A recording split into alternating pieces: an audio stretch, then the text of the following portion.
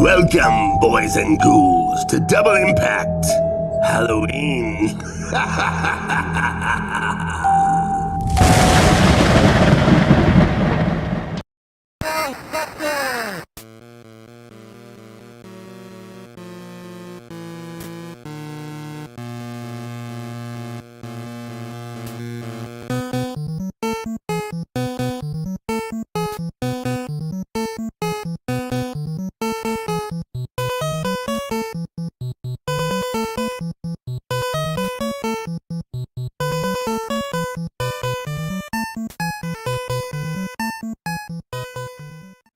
That's a good idea, sir. Well, for once, Commander Cole and I are in total agreement, sir. By the way, I do have 50 gallons of bouillabaisse that I need to prepare by tomorrow. My birthday. Yes, sir, I could do the cheeseburger routine. No, it's not for me. It's the crew. They really love that stuff. So we'll Round one, fight!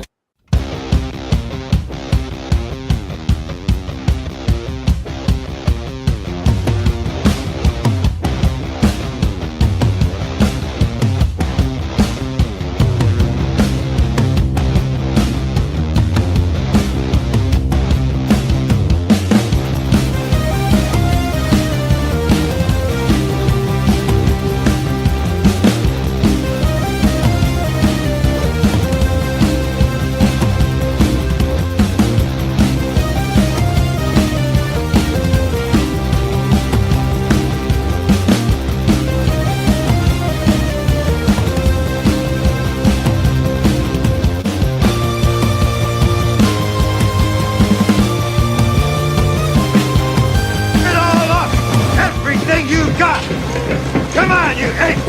You want to live forever?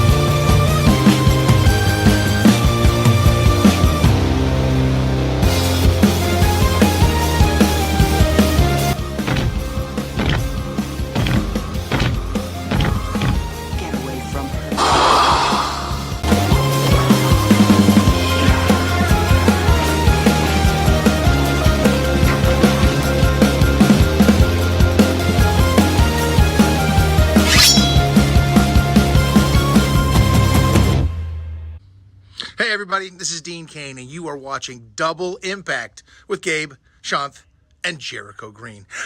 And so am I. Welcome, guys. It's October 25th, and this is my Tyrus Halloween costume. I do have to shave my mustache for Halloween. I don't want to shave my mustache, but I will. I will to honor Halloween. Guys, it's Ghostbusters tonight. It's going to be amazing. It's going to be a lot of fun. This is a child's WWE or WWF championship belt. I did order it from Mattel on Amazon.com. Welcome in the panel, the great Shantan Jetty and Jericho Green. Gentlemen, how are you doing this evening? Fantastic. Great. And to me, it will always be the WWF. That's right. Amen. The World Wildlife Foundation or Federation? What if it was Wildlife Federation and they were wrestling the animals? Yep. You know? That would be even better. Wildlife Wrestling Federation. That's the only way to make the WWF better is to bring in nature. When Silverback breaks out of his cage at the San Diego Zoo this Saturday night. It's a steel chair match. Right. Between Hulk Hogan and the Silverback. Now, very, very unevenly matched fights. Could you imagine an actual elephant against an actual chimpanzee or tiger? That would be great. Well. No, you'd have to do like 10 chimpanzees and one elephant to make it kind of kind of fair. Eventually, there'll be 10 red spots on the ground, but I think just to make it, just to make it, a little more interesting. Yeah. Or 5 chimps and a tiger. How about this? 50 tigers, 1 hippo. It's not going to go well because those things, let me tell you, folks, those things, they're vegetarian. They seem to kill us for sport. Those hippos, like, they're just like, hey, how you doing? Yeah, that's, the hippo. Actually, the hippo kills more human beings than any other animal in Africa every year. And crocodiles in the Nile. That's right. Yeah, because crocodiles are like, stay away from that freak, man. Yeah, get the fuck away from these things. Don't let those little twitchy, cute ears fool you. Those things will bite you in half. I've seen the videos where at the zoo where they'll throw like a whole watermelon in its mouth and it just bites it like a breath. Buddy of mine got his hip crushed by a hippo. Not even kidding. Spring break in college down in Cabo, dude got smashed.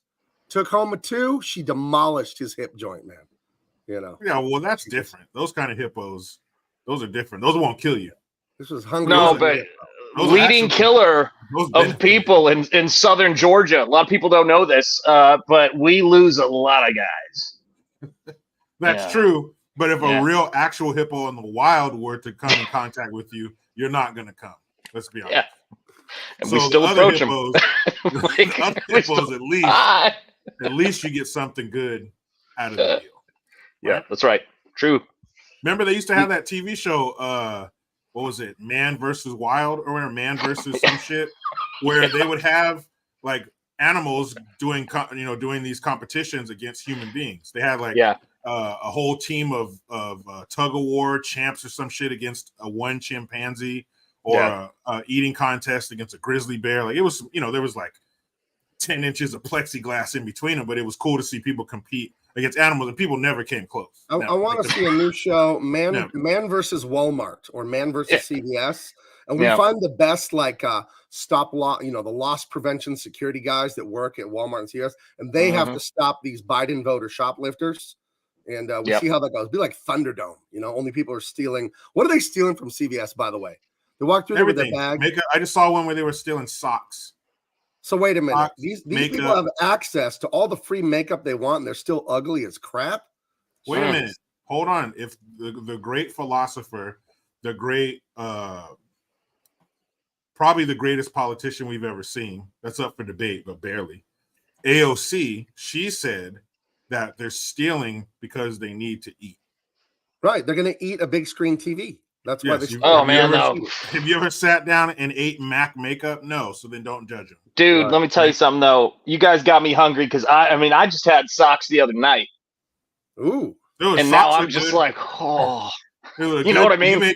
You make a good batch of socks. They're good 2-3 days. Mm-hmm. Remember? Yeah, you got to brine them though. When your grandma would roast all those socks on a Sunday, man. Yeah, but here's the question.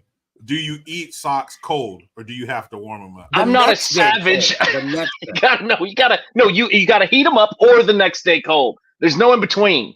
Yeah, all right. I'm a next day cold sock kind of guy. Oh man, Thanksgiving socks. That's like a week of eating, man. I love it. But then you gotta take all the other sock dishes out and line them up on the counter just to get to the socks in the back of the refrigerator. That's right. But it's worth it. American problems, right? We have too much food, too much socks to take out of the fridge. Yep. Speaking of America, Jared Weaver, who's a great history buff. I met Jared in Irvine about a month ago. He came in from the great state of Texas. We had lunch.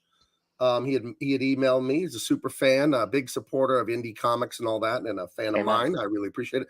And we met at the Irvine Spectrum, which is a bougie mall. If you want to know where all the conservatives in California live, we all live in San Diego, and then we live in Orange County. And what you'll notice about those two places is they're very safe and successful.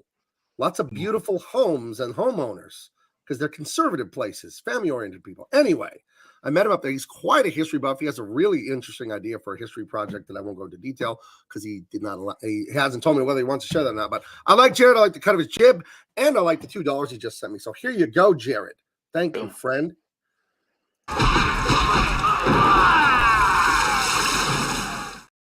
Something I saw this weekend, we were coming back. We went back to where we used to live before we moved up here. And we're coming back home, and we stopped in a place called Stockton, California. I've we been through promised there. the kids. I shook with my son, so I had to do it. We shook on it that on the way home we would stop at a Halloween store so they could get their costumes. So we go to the first one we could find was in Stockton. And the GPS took us all the way through town. And then when we left Stockton, we're like, why didn't it just take us on the highway to this exit? But anyway, we're going through town and we noticed how clean it was. I mean, the trash that people may throw out of their cars that kind of builds up along the curb and stuff like that. There was none of that. There was no trash on the sidewalk. I mean, maybe the pieces of trash you saw you could count on both hands. I mean, it was a very clean town, and it tripped me out because Stockton, I think, is number 10 for top 10 most dangerous cities in America. But I don't know if we were rolling through the good side or what, but it was a breath of fresh air to see a town in California that clean, a town that you don't expect. I mean, yeah, you go to certain town, really nice places. Yeah, it's going to be cleaner than the average, part of town. But I was shocked. It was a very clean place, and it's a shame that I'm blown away by stuff like that today. It's hilarious to me. I would drive up to Hollywood a lot a few years ago. My daughter lived there the year before COVID doing stand-up there. My daughter, the roast battle champion of San Diego. Anyway, yep. Shout out Minnie. When you go from San Diego, you go to San Diego, then you drive through Camp Pendleton Marine Base, and it's like where all the Marines go. It's huge. It's many, many miles long. It's gigantic, hundreds of acres, maybe thousands. It's a giant place. So there's no homes for a long time after you leave San Diego. Then you get to Orange County, and it's like one of the most beautiful places on earth. Orange County is huge. That's where Disneyland is, all that stuff. Disneyland's more in the north end of Orange County, but the southern end, my goodness, Laguna, all this stuff. It's just beautiful. But as soon as you leave Orange County, you can like see it on the freeway on your way to Hollywood. The minute you're on the 5 freeway and you cross 10 feet forward into LA County and the highway falls apart. There's junk everywhere, barbed wire, spray paint, mattresses, entire burned out like cars and shopping carts on the freeway. And 30 feet away, it's Orange County. There's more lanes. When you're in Orange County, the freeway is 8 lanes. You go to LA and it shrinks down to 6 lanes or whatever. There's more traffic. LA, one of the worst cities on earth. Absolutely one of the worst cities on earth. Yeah. Ugh, disgusting. Yeah, these notions of California being this clean place because it's California, man. Throw that shit out. These highways are disgusting in some of these areas. And I noticed something, Gabe. In Southern California, you guys call it the 5. Up in Northern California, we call it I-5. Right. So that's a specifically Southern California thing. We say the. When you talk about a freeway, you're going to take the 15 and get off on the 78. And it's always the rest of the country, I think, says I. We say I-5. I-95 when you're driving to Florida and all that. But here in SoCal, you say the. And if you don't say the, we know you're not from here. So it's the 5, the 15. It's the. Here, up here, we say the 101. And that's it. Everything else is Highway 1, or we just call it by the number 156, 68, 152. That we don't use the as much as you guys do down there near Smelly. Yeah. Well, in Chattanooga, we always referred to it as, you take the road. Right. Because we had one. I mean, that was in the 80s. We got it, which we were. And everybody celebrated when you guys got that. Yeah, that's right. You keep going, and when it hits pavement again, you're there. Yep. You were Yankees. and if you go past the burnout tractor man that shine with the bullet holes in it, you went too far. Yeah, if you see Roscoe and the Junkyard Dogs, you gone too far. You went too far, brother. Mark's Music Obsession. Remember, for 5 months. Thank you, friend. Generally, you don't see that kind of behavior in a major appliance. That's Egon Spengler, right? Great movie choice for the Halloween list. I love it because it's a fun one. It's a fun one. And here you go, buddy. I'll give you a booty for this. Shake, shake, shake. Shake, shake, shake. Shake your booty. Shake your booty. That's how it is, guys. That's how it is. Yep. Word. You guys show us loyalty, we show you that ass. That's the deal. It's very transactional. Well, then that's the deal. Yep.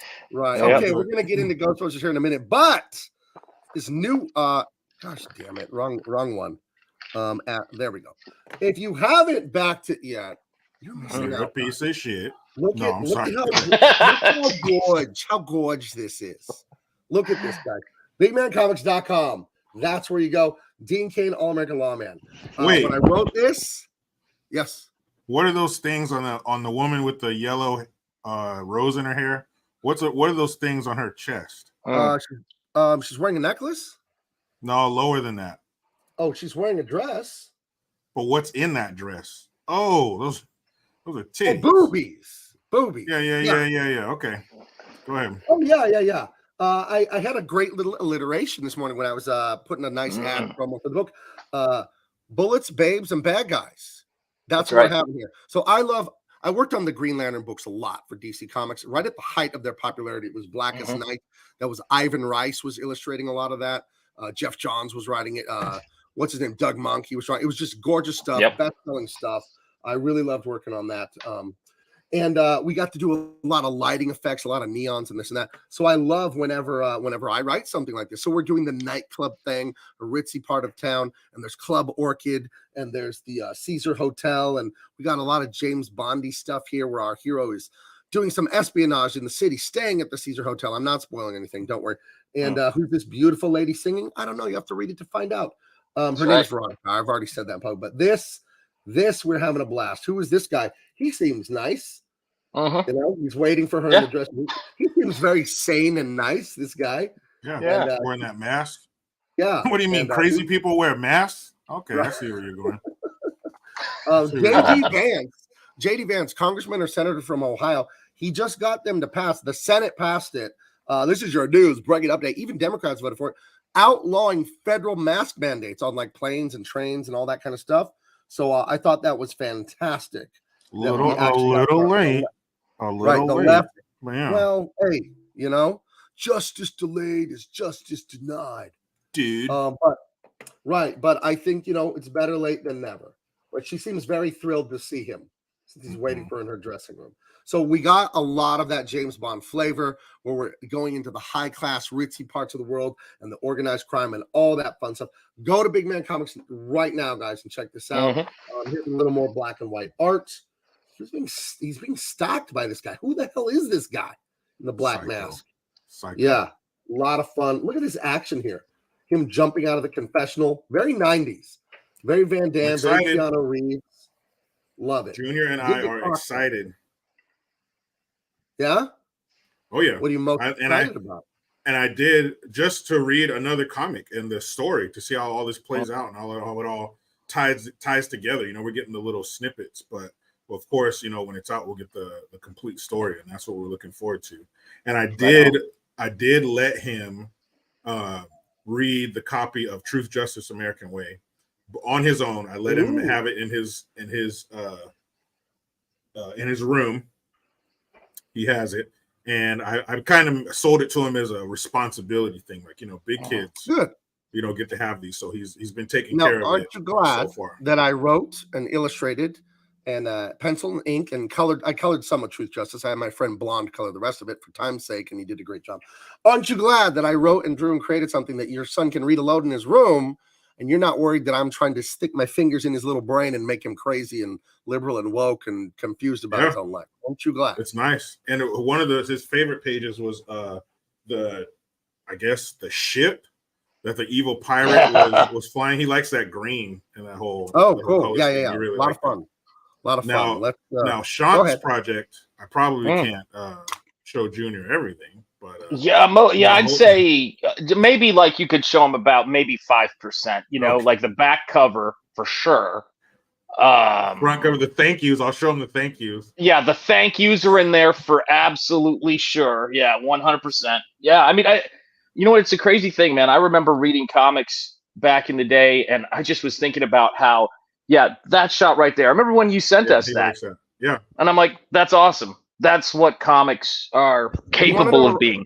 You want to know a writing trick? Everyone in the audience, when you see this, you're gonna feel something, and I'll tell you it's a magic trick, and feel free to use it in your own writing. I'm gonna write a comment, and then I'm gonna put it on the screen so you can actually see it. It's a visual aid. So that robot there, that giant whale, that the Davy Jones, the evil criminal at the beginning of the comic, His whale is Mhm. called Killer Whale. I remember I was doing seated rows. That's a back exercise. You sit down, and you pull on the cables to work out your back. I was doing seated rows, thinking about writing this story and characters and stuff. There's Davy Jones, the cyborg eco-terrorist pirate, and he's destroying the city because he hates all these polluting humans. But the name of that robot that he fights is Killer Whale. Now, when you see WAIL with the periods, you're like, oh, what is this an acronym for, right? Oh, and this is a writing trick. I'll tell you what whale stands for. Nothing. Okay. I don't know what it stands for. But the point is, when you do something like that, when you write, it creates a whole huge, rich history in the reader's imagination. This is less and more. This is like using negative space in drawing. You know what I mean? Yep. This is who was it that said, I can't remember his name, but he said, leave out the parts people don't read when you're writing. Yes. And you get the joke, right? So when you leave things to the audience, the imagination, that subconscious part of the brain, that's purely abstract, purely animal, thinking, instinctual thinking, and it's always perfect emotionally. You don't have a low budget CW imagination. None of us do. Everyone's imagination is industrial light and magic quality because it's just a feeling. So the feeling you get when you see Killer Whale is a perfect feeling of your head of mystery. There's an organization. What is this? So that's a little writing trick. Feel free to use it. So Absolutely, man. yeah, that's a good one. That's a trick that I like, is the fake history where you mention something, some lore, and you don't explain it. When you explain it, you ruin it. So yeah. Is it world building? Yeah, you could say so. Sure. Yeah, absolutely. Absolutely. Oh, and you've put this comment in here twice. So I'll address it, Miguel. Did you know? I'll say it in nerd voice. Hold on, because this is a very nerdy comment, Miguel. So I'm going to roast you. Did you know that Dan Aykroyd originally conceived the Ghostbusters to star John Belushi, John Candy, and Eddie Murphy? Thank you. Dang. That would have been amazing. That would have been that would have been totally awesome. That's a hell of a lineup. But I love Blues Brothers. One of my favorites. We will review that. And I love John Candy in it as the sheriff. He's barely in it, but he's great. And he has that scene in the theater where the Blues Brothers are singing with Cab Calloway, and he's been after them, and he's going to arrest the Blues Brothers. But he sits to watch the concert, and he's asking all the deputies, orange whip, orange whip, orange whip. He's asking them all if they want. He can go buy an orange whip at the drink stand. Because I mean, they're not going anywhere. They got every police in the state in that building. They're standing in the aisles. They're at all of the exits and the entrances and the back and the front. So hey, we might as well get a free concert before we send these guys to the booty house. That movie right there. Again, another movie I do not have to watch. We could do that movie right now just from memory.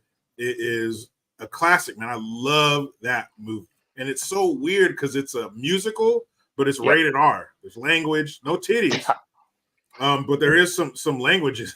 What about the sister sliding back the top of the stairs? That's worth an R rating, period. Fucking door closes. Before the nun, there was Blues Brothers, man. So you guys know Tom Bones Malone, the trombone man from that movie? Yeah. Apparently he lives here. So I spoke at the San Diego Gun Owners Symposium this Saturday. I gave a really well received speech. I had so much fun relating the culture war to why your rights are disappearing. And there's a direct connection. And as soon as you hear it, you're like, oh, God, that's true. But most people don't think about it. Politics downstream from culture. But anyway, one of the gentlemen I talked to, we exchanged phone numbers. We're going to do some stuff, me and him. But he knows Tom. He's friends with him. And he said Tom just performed locally, I guess, and he tours around still. I didn't know. My goodness, he must be 70-something, near 80, right? I mean, that's Dan Aykroyd and those guys. Because I was looking up, doing some when I was watching Ghostbusters. On Amazon, you can go down and it's has a little breakdown, little history on each actor. And I was looking. Why the hell can't I remember his name? But Egon, Harold Ramis. Harold Ramis. It said that it showed his date of birth, and he would have been like 76, 77. Yep. Wow. Today. So I think they're all kind of in that almost 80 range. But man, if we could get that guy on that episode. I'll ask because the guy really likes me. They came and saw my speech. The kindest comment I got after the speech was, these are all gun people. These are all boomers, Fox News, like 60-year-old men, with a little bit of a gut and stuff. And, military patriotic t-shirts, and they're there to learn about guns. And there was an attorney there that is suing the state of California, and he got a ruling again last week that the assault weapon ban in California is unconstitutional. So we are gaining our rights back here. They overturned the magazine ban, the 10-round magazine ban. There's an injunction, so you can't run out and get a big one yet, but it's on its way to all being overturned constitutionally. And that attorney was there. There were many great speakers there. The sheriff was there talking about getting concealed carry permits. I'm very proud to be part of the San Diego gun owners and support them. But Gabe, I'm concerned. Hold on. At the end of it, what happened to Sean? You didn't have to go, Sean. I said, hold on. I didn't say leave. I'm fucking out of here. I'm done. He's like, you know what? You don't want to let me talk? Kiss my ass. You died. Right. Yeah, I'm fine. No, I went to go hit a button and it took me to the next frame. Oh, damn. Go. Sorry, I interrupted your flow. Go. No. It's all right. So I took questions at the end, but the nicest comment I got, and what I want to do with everything we do with entertainment and all this is make a difference for people. Yeah. And one of the guys, these older boomer, like gun supporter guys, he said, I was looking at all the speakers and you were the last one I was interested in, but I checked it out anyway. And this was the best speech I heard all day. So I was very happy about that. And it got me another speaking engagement. I'll be speaking to a local Republican women's club. I'll be speaking to them. That'll be interesting because I usually approach things from a very masculine, fatherly husband point of view. And I want to learn from these ladies too. You know what I mean? I want to learn because I always address men and what men should do and fathers should do. And it's like, that is a little bit of a blind spot for me. Is talking to women more. I'm sure they're nice, but bring mace. Okay. Bring mace and really have your wedding ring where people can see it. Because I don't want to see something happen to you. You know what I'm saying? Be careful. And remember what Poison said. Never trust a big button to smile. Right. Never trust a big button to smile. Me and the crew used to do her. The crew used to do her. I'm so frightened of that, man. The crew used to do her. So guys, if you love what you see here, you will love ordering this book. Order it today. I can't. Comes with my highest recommendations. Unsurprisingly, this is a fun book. We're having a blast. Oh, and one more thing, just so you know, because in crowdfunding, you hear from customers, and thankfully, I haven't had to hear from this because I haven't done this sort of thing. But you hear people say they're not happy with books being late and this and that, and that's 1,000% understandable. I think late books, unless it's force majeure, you know what I mean, like some disaster and something's like beyond their control, I think late books are unacceptable because it's indulgent and laziness. But here you go, proof positive. Every one of you that's giving me a dime, we are up to page 50 on Inks already. We are well ahead of schedule. And not only is your 80-page comic not 80 pages anymore, it's 112. That is my way of fighting Joe Biden's inflation for you. You paid for an $80 comic, and now you're getting one that is 22 pages longer. At least it might get a little longer because I'm making this thing as long as it needs to be to serve the story.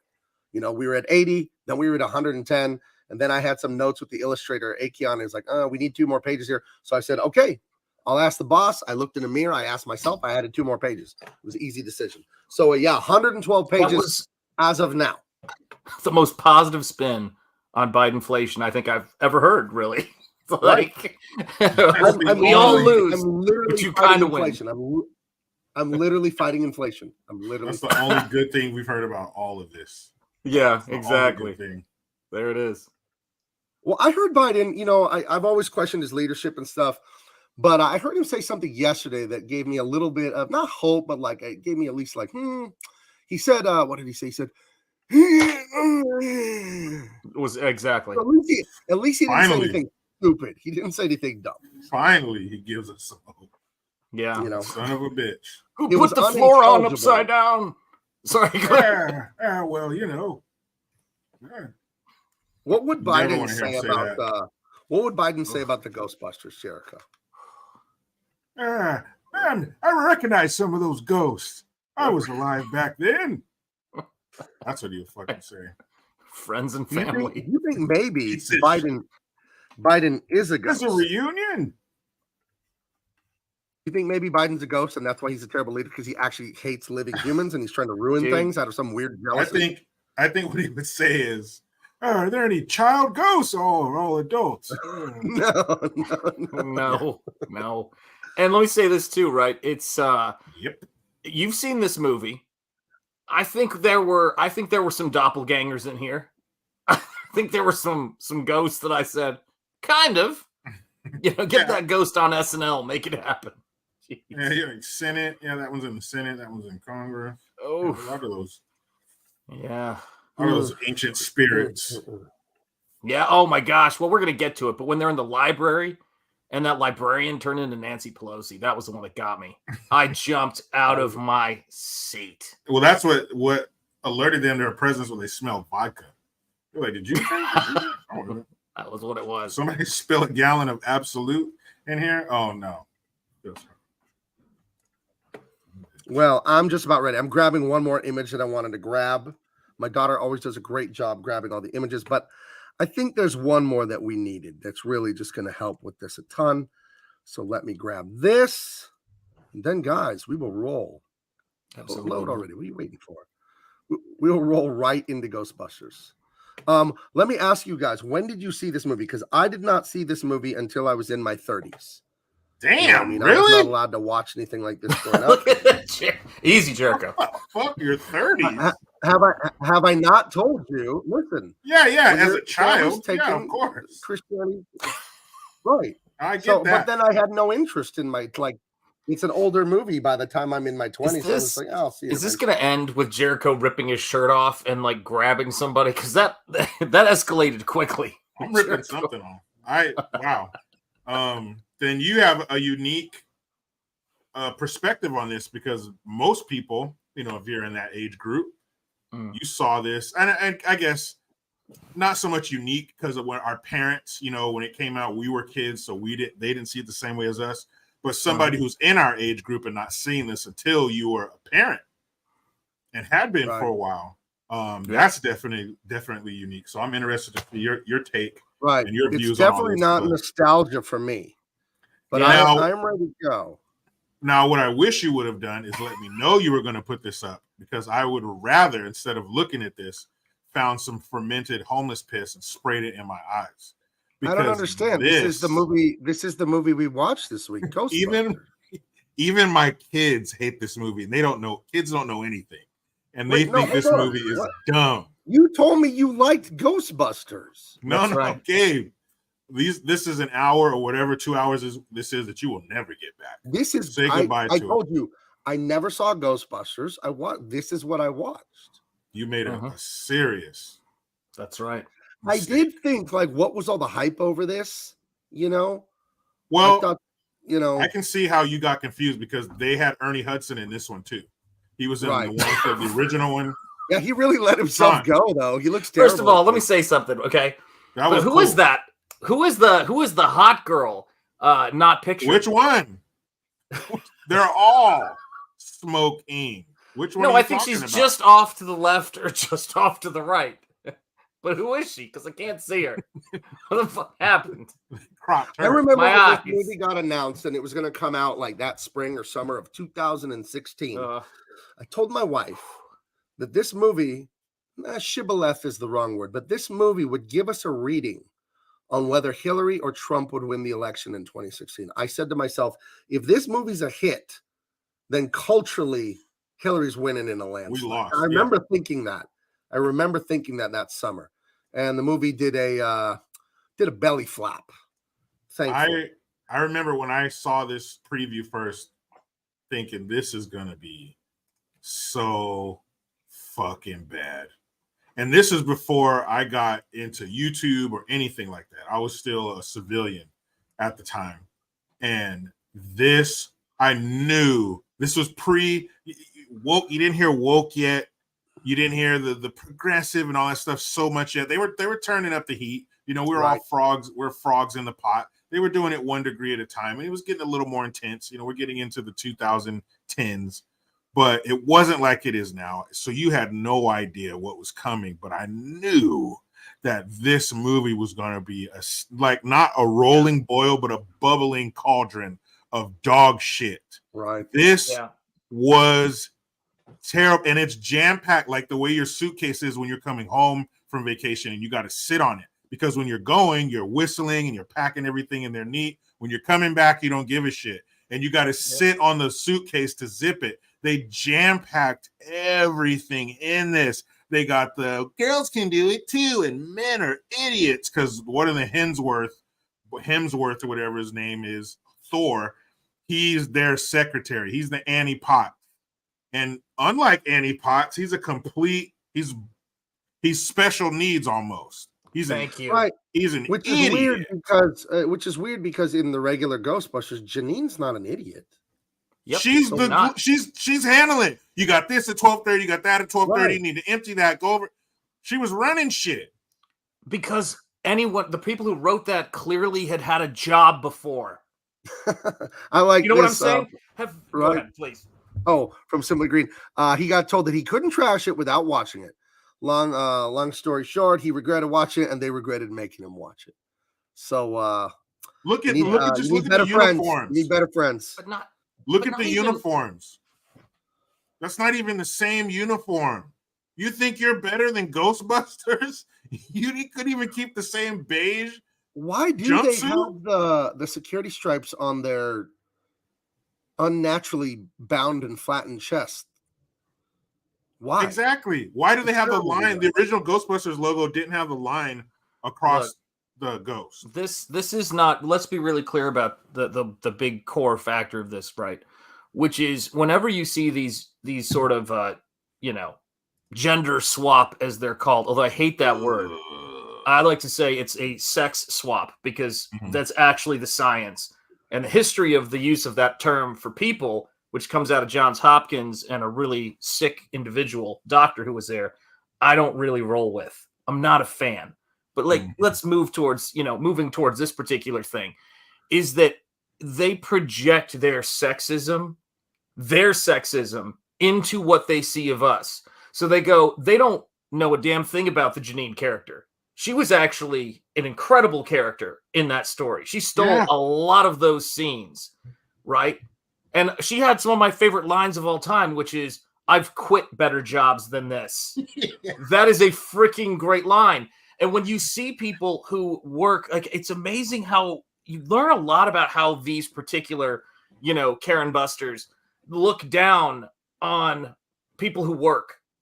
Do you know what I mean? They look down on working folks so freaking much. It's embarrassing. You can tell they've never had a job before. You cannot work in an office, not know what you're doing, and last for 5 minutes because that's the center of where things happen. You know what I mean? And it's just, it sickens me because, the idea is, right, that these roles are malleable, that you can just flip them and it doesn't change. It's like, look, you can see it from another perspective. No, you have to violate both sexes when you do that. And it's twisted, man. Absolutely twisted. Charlie Stevenson, I don't mean to disagree, but I got to correct your comment here a little bit. You say modern feminism is just revenge. No, modern feminism, they think they're getting revenge. It's really just ingratitude. It's brattiness. Yes. It's Lisa Simpson. It's a whole great world you've been given by men, women, and working together, men and women working together. It's a whole great world, and you have the ideology of a teenager, like, that's what we have for dinner, and I don't want to go to bed at 10, and blah, blah, blah. It's just, they think they're getting revenge, but no, they've only been blessed and cared for and provided, protected. So they're foolish, and pranks on you guys. I didn't watch this movie. I don't know if any of you figured that out. I did. Yeah. I did only because I like to watch bad movies. I like to watch just terrible, awful movies especially ones with a lot of money behind them. It's one thing if it's an indie flick and you got $28, that's one thing. But if you got like a Netflix kind of budget behind you, or Sony and all these giant movie companies that we all can hear the theme songs to in our head, and TriStar, Columbia, New Art, or New Line Cinema. So when you have money like that, and then you have A-list stars, you have the hot stars at the time, and you still serve this fucking rotten bologna sandwich. Melissa McCarthy, the girl from fucking not Ernie Hudson, Liz Live, yeah, whatever Jones, the girl on the Leslie Jones. Melissa McCarthy's entire career is being fat and falling down. It's funny when a fat person falls down. I told my wife that, and she's like, "Nuh-uh." And then like a month later, your wife's like, "You're right. She's so annoying." Yeah, they are what was hot at the time. This is what, 2016, and it's Bridesmaid and Chris Hemsworth, whatever he is, the hot British dude. He was hot at the time, and it sucked because you're not you're not focusing on creating a good movie. You're focusing on lecturing. And nobody wants to hear that shit. Nobody says, "Nah, guys, I don't want to go to the party. I'm going to stay home and listen to my parents lecture me all night." No. This is the liberals' idea. It's a beautiful Saturday in Southern California. The sky is blue. It's 73 degrees as usual. I take my wife into the theater. These moral scold leftists, they lecture me and my wife for 2 hours during a movie, and then we walk out and go, "Man, we really got to get our act together. Those girls are right." That's their dream. That's their fantasy of what they're doing with their family meeting. We No got to one's start caring over a now. new leaf guy. Because They don't care. They don't care. This is the thing, guys. This is the thing that makes me fucking want to scream. They don't give a fuck if the theater is empty, if they don't have to see it. Do you have any idea how demented that is? Because I worked in a movie theater when I was a kid. Like, that was one of the jobs I had when I was growing up, picking up, trash after movies were done. And I just thought to myself, do you guys understand why you see, there's a great movie theater near us, collapsed. Comic shops collapsed because they said, we can't sell this shit. And people laughed in their faces, the big studios.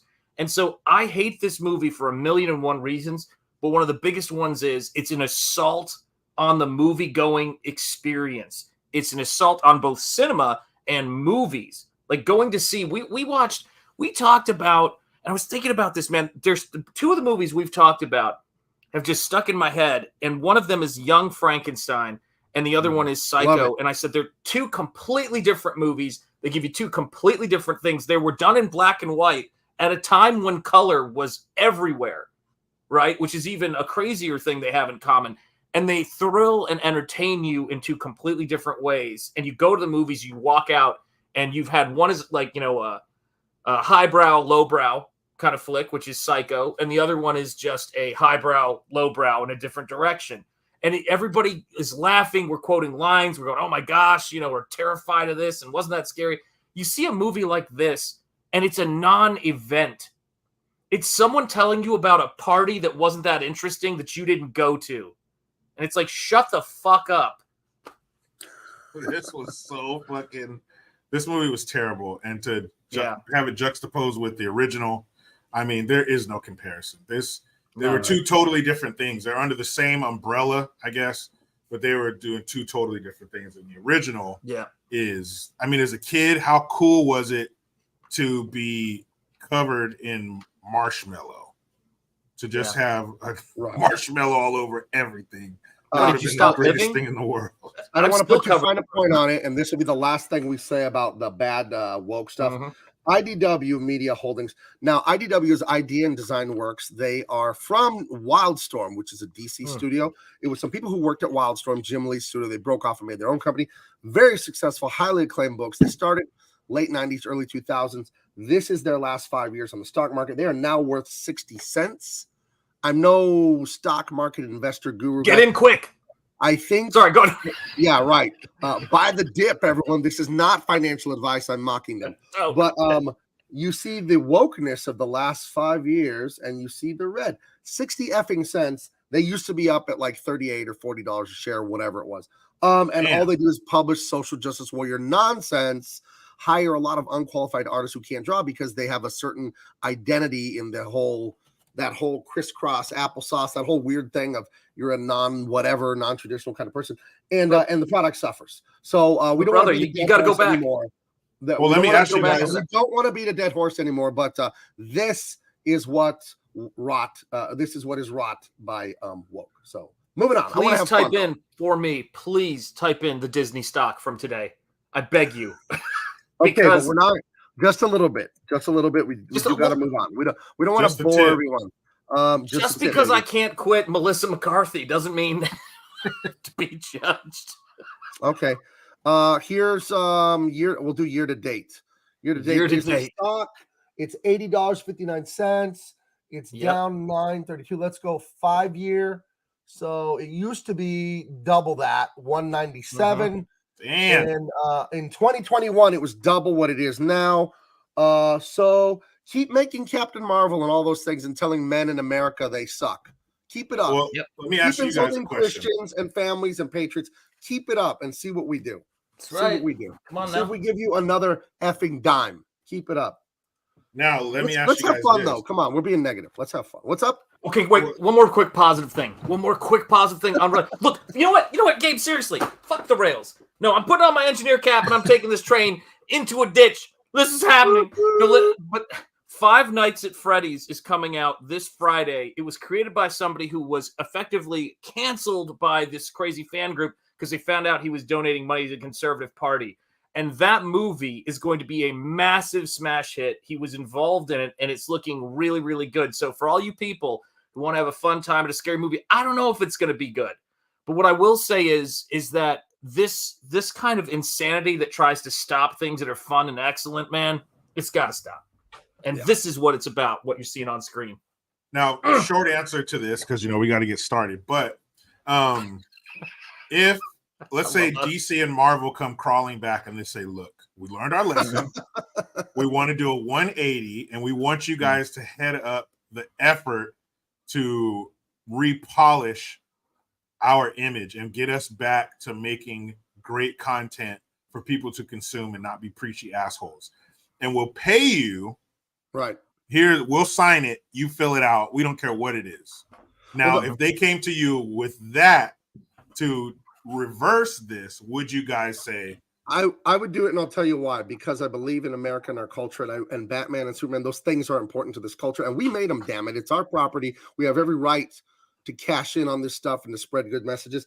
But the money doesn't concern me so much. Money, whatever. I can make money. I have money. I would want them to pay me a lot. But what I would want more than anything is the best entertainment lawyers in the world to make sure this thing is written so nobody can bother me at all. No one can have a say. No one can disagree with me. No one can. But we need more representation, actually, for this race or that race or blah, blah, blah. I saw a guy. He's a famous YouTuber. He's an Asian guy, real fat face and like glasses. I forget his name. He goes to like Pro ZD or something. And he's wait a second. Amazing. Sorry, go ahead. Amazing voice actor. He's an amazing voice actor. And Jericho he's an Asian fella. He's an Asian fella, but I don't know his actual country or like origin of his family. But he's an Asian guy, and he was saying some woke shit about basically people should only do voice acting of the race they are. Oh. That's stupid and dumb and discriminatory. So, and he was saying he got auditioned for a really prominent show doing voice acting, a cartoon where you're not going to see his Asian face. And he read all the parts, and they only offered him an Asian part. And he told his agent, well, I'm grateful for the Asian offer, but what about this or that or the other? They're like, no, those are white characters. They're not allowing you to try out. And everyone on Twitter is laughing at this guy like, that's exactly what you wanted. But it isn't. What you wanted is white people aren't allowed to do these. That's what you really wanted. You're just too much of a pussy to say it. That's what you wanted. You wanted racism against white people, but you couldn't just say it. And then when it came and bit you in your own ass, you're like, oh no, the consequences of my actions. So I don't think we should talk on that topic. Racism. We were really off on a racism jag and a woke jag here. So.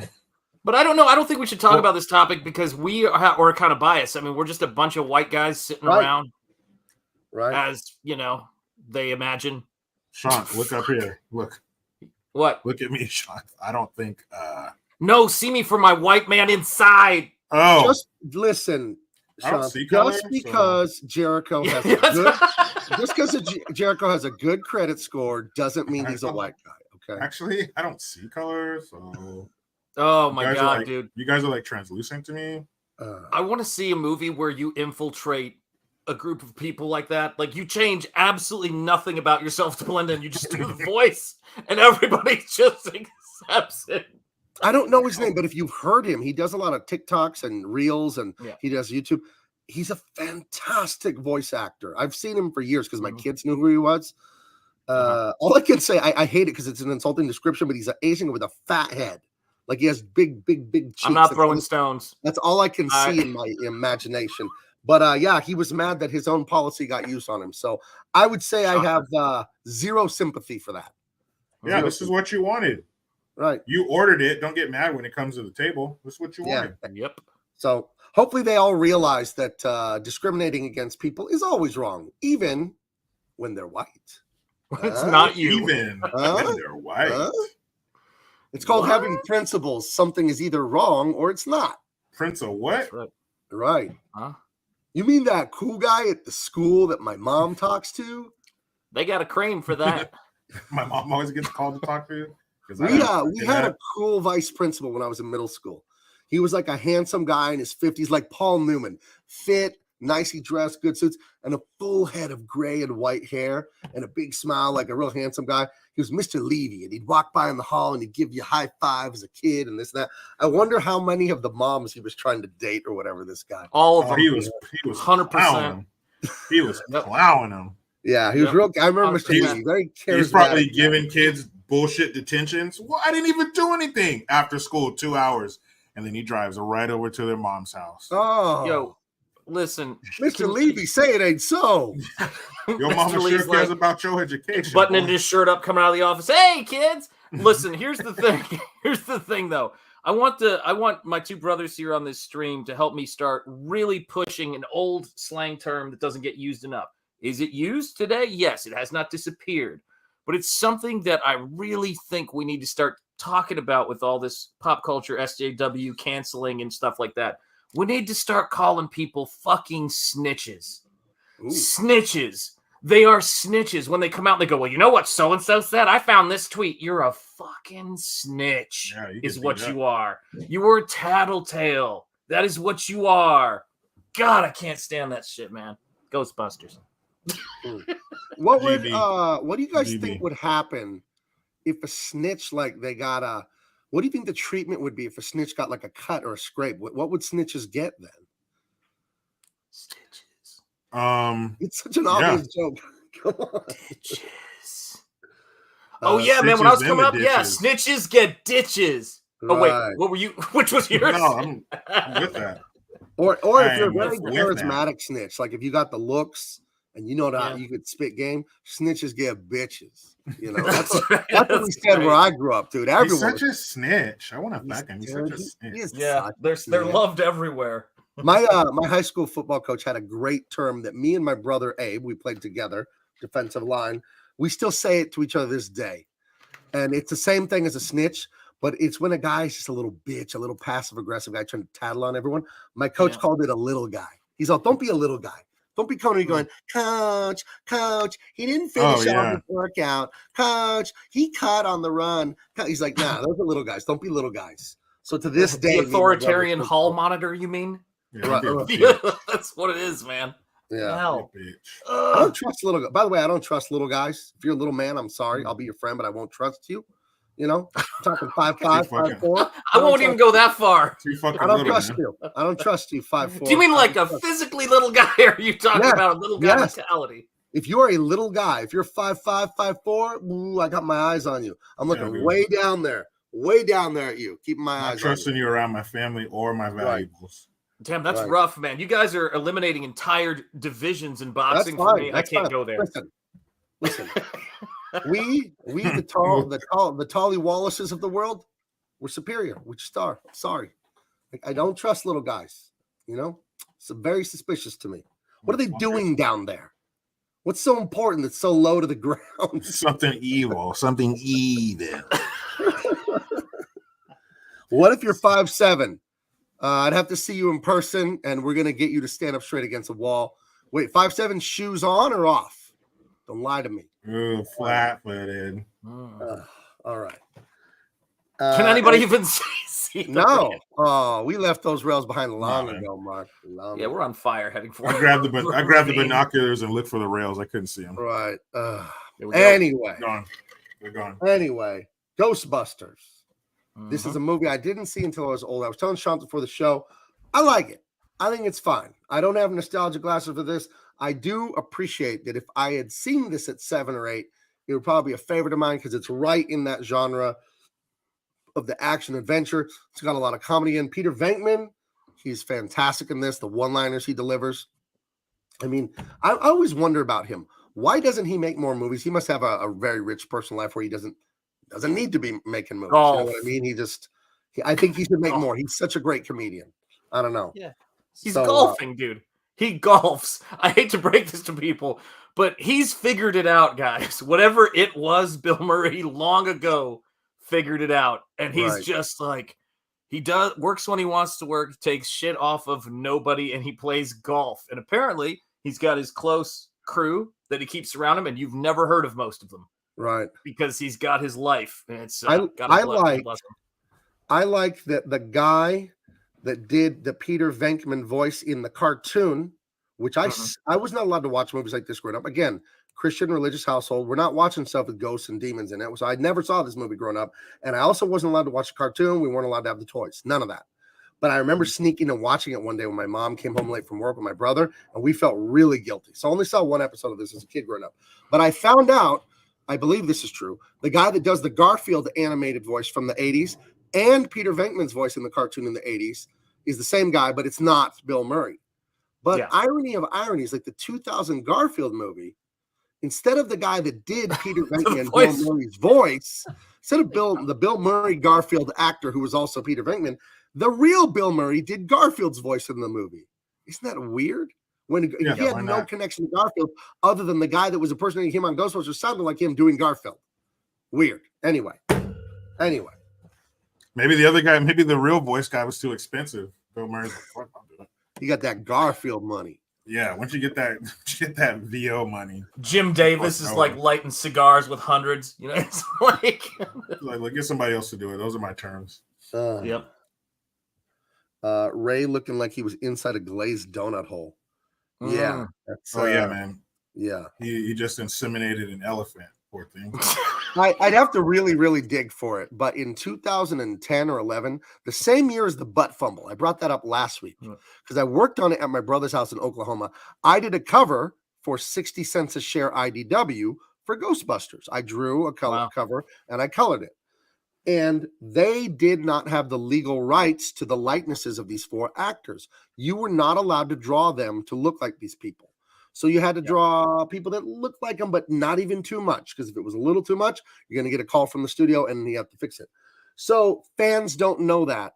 So I only did one cover. My buddy Nick painted so many gorgeous Ghostbuster covers. And he's an amazing painter, Nick, like just outrageously talented. But it never looked like the actors. And I always hated that fans would get a hold of these comics and think we just couldn't do the likeness. And that isn't true, damn it. You didn't have the talent. I can do a likeness, damn it. We were not legally allowed to. So there's a little behind the scenes. How weird that they could get the license from the movie studio for the movie, but not the actors' faces. How bizarre. Like, no. It's either the movie or the face. One or the other. Yeah. So you can do their faces, but they can't be called the Ghostbusters. They're called like the Spectre Zappers, man.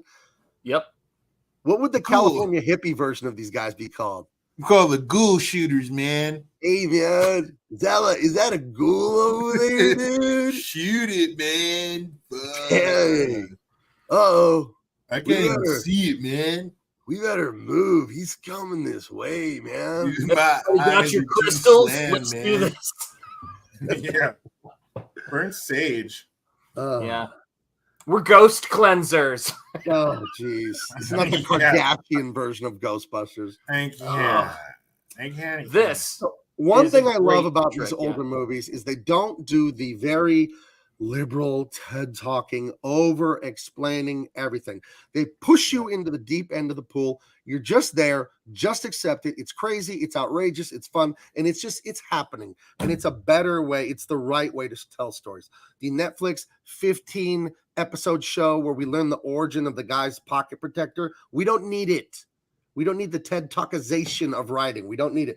Ghostbusters just pushes you into this world where you have these academics, these scientists, professors at this university, and there's a ghost in a library. He's just there. He's throwing the Dewey Decimal System cards everywhere, and it freaks out the lady there, and they get the call that they're going to need to go check this out. What were you going to say about this, Sean? No, I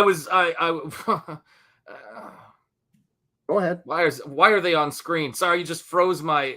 There you go. No, I was going to say that, first of all, only savages would mess with the Dewey Decimal System because it's a big enough pain in the ass, in general. But I just love the way that they would do things like that, where they would take, reverse a shop vac or whatever, and just like blow those cards out of there for that effect, that practicality. It's great, man. Right. Yeah, that it gives it that vibe. And scary as hell as a kid too, because I mean, you don't. Like there's no CGI, so somehow like what you're seeing is real. to a certain extent. That was just crazy. This is very, very very detailed observation I had about this. But the cards as they come out. Okay, so youngsters, when you looked up a book in the old days, wait a minute. We had these buildings called libraries. The government would pay. This is wild, for tons of books. The bigger the city, you could have multiple libraries. You have giant libraries, thousands and thousands of books. Small city, maybe you have a little library, but there are books there. You go there, you give them your name and your address and all that, and they give you a little card. And you could borrow books for a week or 2 or 3, and they'd let you borrow like 5 to 10 of them at a time. You could borrow DVDs and VHS. You could borrow all kinds of media. It was amazing. You could read the daily newspaper. They would have the newspaper in the library. It was awesome. So the way you'd look up a book in the library, they had another thing called the Dewey Decimal System, and you have these little drawers, and they have cards. And you pull them out, and you look on these cards, and it was a whole numbering system of where you could find the book on the shelf. It was insane. Yep. And on the spine of the book, there'd be a little code. It would be it'd be nonfiction or fiction, right? And then it would also, it could be art, history, different things like that. And then it have a coded number. And these cards were your thing. Nowadays, I imagine, I haven't been to a library in years, probably over a decade. I would imagine it's all digital, right? It's all on a computer. You go look up where the book is in the library. But in the old days, there were cards that some nerd had to organize. But you can actually they focus a lot on the taking out of the books now. It's just by the librarian removing books that are deemed problematic. So it's a little different now. Right. Classics, those kinds of things, they got to go. Right. So there's some ghost throwing the cards everywhere. The Ghostbusters come in to check it out, and it's really bizarrely dressed ghost trying to read to a bunch of kids in the library. It's very disturbing. It was almost like a drag. Never mind. No, it looks like more like Nancy Pelosi, this ghost. And these 3 nerds, it's everyone here minus the black guy. He's not part of the team yet. What? I just said black guy. We were talking about the movie. We were talking about the show. Wait, what? Oh man. Everybody, I never understood why Winston wasn't just part of the crew from the beginning of the movie. I don't get it. Because they're all academics. I could talk about this all day. That makes it even worse. They're saying the black guy can't be an academic? No. Guys, I'm sorry. Maybe we watched a different movie, but the academics were a bunch of dumbasses in this. The whole point of this movie is they had to go get a real job. So finally, they get this guy, one of my favorite lines in the flick, and he comes in, and they're like, you may have to do this, and this. You know what I mean? And he's kind of like, well, if you pay me this salary, I can handle give anything. a shit. These guys are like going, here we had tenure, we had protection of the university to just fuck off and do whatever we want. You haven't worked in the private. This is my favorite line of all time. You've never worked in the private sector. They expect results. That is what he says. Yeah. That is what Ray Stantz says about the real world versus academia.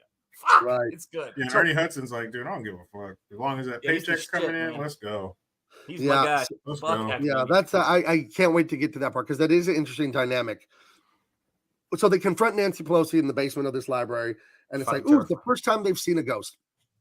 There's also ectoplasm, which is just ghost slime. When the ghosts cross from the ghost dimension to the physical world, somehow they make or bring ectoplasm. They don't explain it, but whatever. I do know in real life, Dan Aykroyd is very much into like ghosts and other dimensions and crystals and all that new agey kind of stuff. I do know that he's spoken about. I've seen interviews where he's spoken about it. But anyway, so we cut to the office of Dr. Egon Spengler, but it's Peter Venkman. This is Peter Venkman. But it says Dr. Egon on the door. Does it really? Oh, yeah. See it at the bottom there? Yeah, that's you're right. Too, but whatever. And just for those of you that don't know, from left to right, you got Peter Venkman, Egon Spengler, Ray Stantz, and Winston Zedmore. And those are your 4 Ghostbusters. So you have Peter Venkman in here doing the telepathy tests and with these students. And he's saying, what's on the card? And when they get it wrong, he electrocutes them. Well, they both keep getting it wrong or right. It doesn't matter. But he tells the girl she's right every time. He tells our curly-haired friend there he's wrong and zaps him every time. And starts making moves on this girl. Because he has plans. Gross, I know. He has plans to smooch this lady and possibly even more. Possibly more than a smooch, if you know what I'm saying. Oh, hold on. Super Chat has arrived. JP Irvine for 2020. Thank you. Damn. Bit off topic. Touch on it now, later, or never. But take this dough. Don't mind if I do. Thank you, friend. What if I told you the world was flat? Love the show. Thanks. P.S. No way the sun is 92 million miles away. No way the globe is moving at 10,000 miles per hour. Do we have an Owen Benjamin fan in the audience? I think Owen Benjamin is hilarious. He's a nut job. He's a nut job, but he is one of the most naturally funny people I've ever seen. Too bad he's mostly canceled. Nobody hears him. I see him on Twitter, but you can't really find Owen Benjamin anymore. He's a hilarious guy. I say that because Owen Benjamin talks about the flat earth and all this stuff all the time. Thank you very much. And here you go, friend.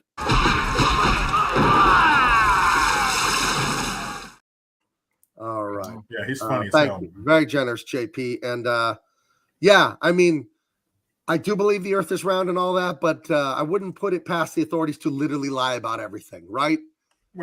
I do believe everything basically from on high. I do. If you don't think now, after the last 6 years of what we've seen politically, if you don't think everything is a lie, I don't know what to tell you. I think they just constantly lie about everything.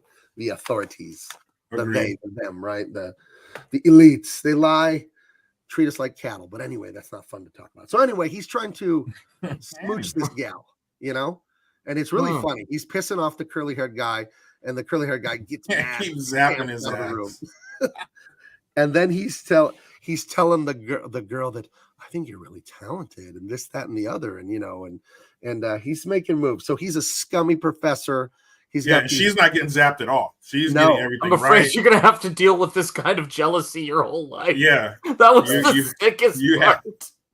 You have a gift. Oh, right. That's what he tells her. When the curly-haired guy gets mad. He has an outburst. He storms out. And then he tells the girl that she's special and she's gifted. And she has telepathy, psychic powers. And she's just going to have to deal with this jealousy her whole life. Yeah, that's all she's just eating out of his hand. Yep. And yeah, he's got plans for her. So we already see what kind of guy this guy is. He's a Lothario, as they say. Yes, he is. He likes that punani. So who comes in? Egon comes in to tell him, or is it Stance? It's Stance. Stance comes in and says, "Oh my gosh, there's a ghost in the library." Oh, they haven't seen the ghost yet. I said they did. They haven't seen it yet. There's a ghost in the library. We got to go check it out. This is finally we get to make contact because all their research, these three dummies, this is what their research is about, and they're so excited they're gonna have proof of concept finally with real data, real evidence, this and that. They meet the lady. She was the librarian who met Nancy Pelosi's ghost in the basement. And she's telling them everything that happened and this, that. And what do they ask her? If she's on drugs or painkillers. They also ask her if she's menstruating. Yeah. All kinds of. I'm not. The other guy, the librarian guy goes, what's that got to do with anything? And he says, back off, man. I feel like she could. I don't know her age. People did look older in the 80s and all that. She probably is menopausal. No, I think she's done. That ship sailed in 1927. Yeah. That's it. She don't got to worry about that shit anymore. Yep. So they get the info from her. They head on down to the I like when people say library. That's always amusing to me. Hate that.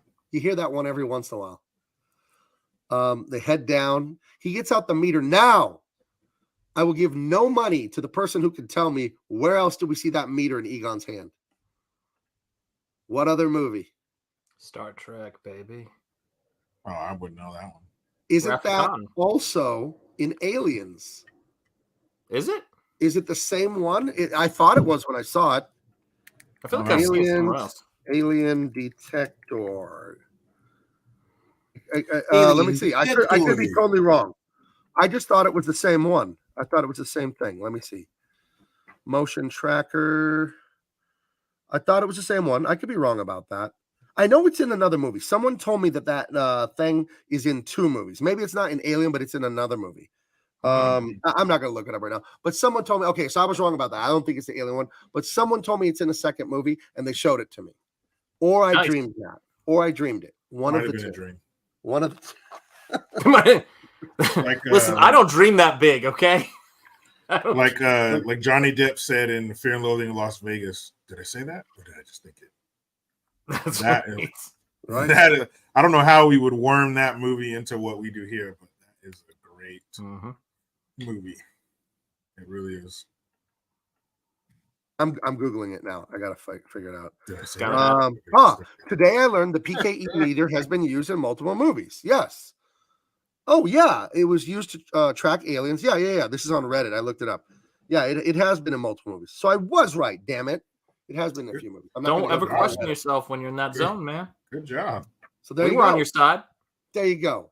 You made me question myself. I like when someone's about to cry and their voice breaks like that. I mean, What do you mean? Not when it's serious, not when it's tragic, but when it's I know. Like someone goes up to Gabe, I just lost my family. Well, it's ridiculous. You know, it's like, God, listen to your voice. You sound stupid. It's like, and you're short right too. now, dude? Go to Just hell. lost everything. Well, when is that? When is somebody's voice crack like that? When it's a positive cry? Yeah. Oh, when it's not Happiness serious, cry. like when they lost a pickup basketball game, or or just when the injustices of like middle school age, where your brother ate the last popsicle and you didn't get any, and you're like, your voice is cracking over a fucking popsicle. So you're laughing at children. Okay. Yeah. Shows up. You guys rolls are gonna up get me filming. no matter what I say here, so that's fine. No matter what. I see how You're on the stand. Yeah, Jericho's like, so when you were laughing at children, Your Honor, I'd like to make sure we enter that into the record. It's like, damn, geez. Have you stopped laughing at children? Yes, I that's still right. do it. So Are you laughing hilarious. at children now, sir? Oh, there it is, guys. Oh, here she is, the speaker from That's California. right. Her earring fell off. Did you see it? Yeah. Just came right off. No, go Right. ahead. Her ear came off. So yeah, they head down into the library to go see the ghost for the first time, and it looks like a nice old like Victorian woman, and she's reading a book, and they're like, "Excuse me, excuse me." And then when I think it's Peter Venkman, Bill Murray, he finally gets the attention of this thing.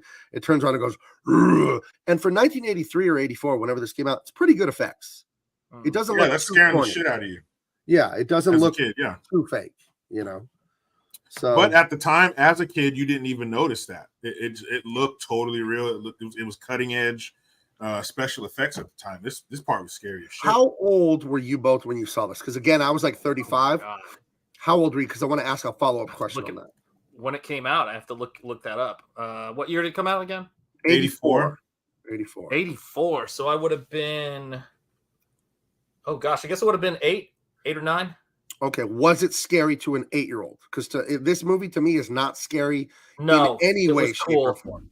It was cool. I was not. Yeah, I mean, that it was a was bit pretty scary, cool. but it was cool. Was it scary to you at all, Jericho? No, I think like Sean, it was a little bit scary, but it was more cool than anything to see a ghost like that in those colors and stuff. Yeah, it was pretty cool, especially when she was just floating there. When she was just floating, and then she was like, "Shh." Yeah, that was a little scary, but it was really cool to see that shit. This ghost should have need the kente cloth and then take a knee for Black Lives Matter. That's true. For 8 minutes and 46 That's right. seconds. Yeah. Well, if you think about it this way, man, think about seeing this movie as a kid, right? And you're an artist and you draw or whatever. I was drawing every creature in this movie for years, like the terror dogs or whatever. Those things were awesome. In fact, in my book Nosfero, one of the big influences, everybody cites every influence. Like they'll go, oh, like he moves through things. Is it like Lockjaw? And I'm like, no, it's not that. And they're like, I'm kind of Hound of the Baskervilles, but the big influence everybody misses is those terror dogs from this movie were a big influence on the Phantomas, the giant dog in Nosfero. Love the design, man. Beautiful. Yeah, that stocky, muscular kind They're of like build. apes, man. They're like running after you, like you're gonna Yeah. get killed. It's scary as shit, dude. Yeah, this shit was cool, man. This was a really cool movie. I'd only seen this movie once before, like 10 years ago, and I didn't realize those dogs, when they caught the people, they turned them into the dog, right? I thought the dogs rounded them up and brought them, and then when I watched it again like 3 or 4 nights ago, it was like, oh, they like turn them into the dogs. Yeah, they turn back into the dogs once they're right at the altar or whatever, the throne of. Yeah, Gozar the Gozerian. Yeah. Good evening. Are you a god? Your methods are sloppy. You are a poor scientist, Dr. Venkman. Yeah, but the kids love us. That was the best line Right. ever. So here's where they get the administrator shit cans them. The Ghostbusters, they're out on their ace. Get out of here. Yeah, they're not. Their research isn't bearing the fruits that the university thinks they should be, and so this guy seems to be like he has been waiting to kick these fuckers. off of the campus, and so he now has his moment. You are gone. You get nothing from the university. No money, no nothing. You have no. He tells him like you have no place here anymore. So like finally, you hacks get the fuck out. I have 9 pregnant students in my office, Dr. Venkman. It's like a scene, you know. And 8 of them are from me. that's actually the true administrator. Yeah. Then we get a very 80s scene, where they go in and they get a second or third mortgage on Ray Stance's house to finance their Ghostbuster business. They're going to open a Ghostbuster ghost catching company. That's what they're going to do now. They've been talking about it, but now they're going to do it, and they don't have any capital.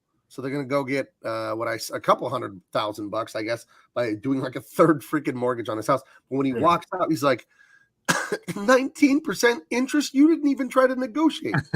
And I'm just like, I forgot. Like, I think my parents bought the house we lived in. We finally bought a house when I was like in 4th grade. I think the interest rate was like 14% or something. This is like 1988 or something like that. Yeah. And that's how it used to be. I think rates now are just over 8% now, right? Yeah, So, which is still outrageous. It's going up too. So yeah, weren't they around 2 not too long ago? Yep. So I mean, they were 0 forever, you know.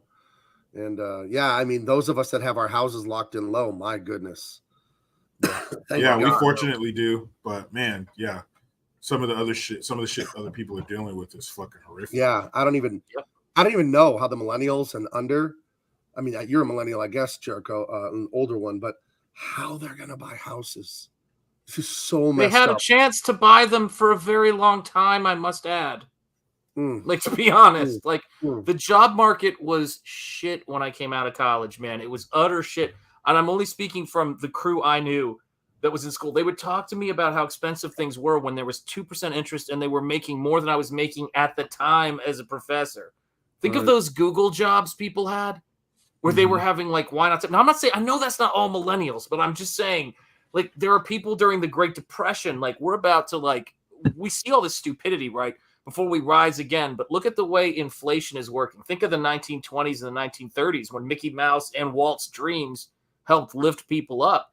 I got to tell people this all the time, man. It's like that's people waiting for things to be perfect to do things like getting married or everything else. Oh, man. You'll never do it. If you wait, never do it. Do it. You got to just do it. Right. You know, it's you notice a fear-based way to live life. You're like, you want to do it, and there's guaranteed no danger, no failure. And it's like, there's no such thing as that.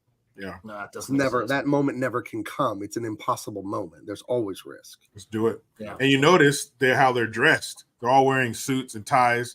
You know, this was long before the days of doing shit online, you know, or whatever, sending in paperwork or fax or whatever. These guys had to go in, sit down, and impress somebody to get a third mortgage. And he tells them, he's like, it's normal for people to have 3 mortgages on their house nowadays. No big deal. Right. And they get to the place, which is an old fire station.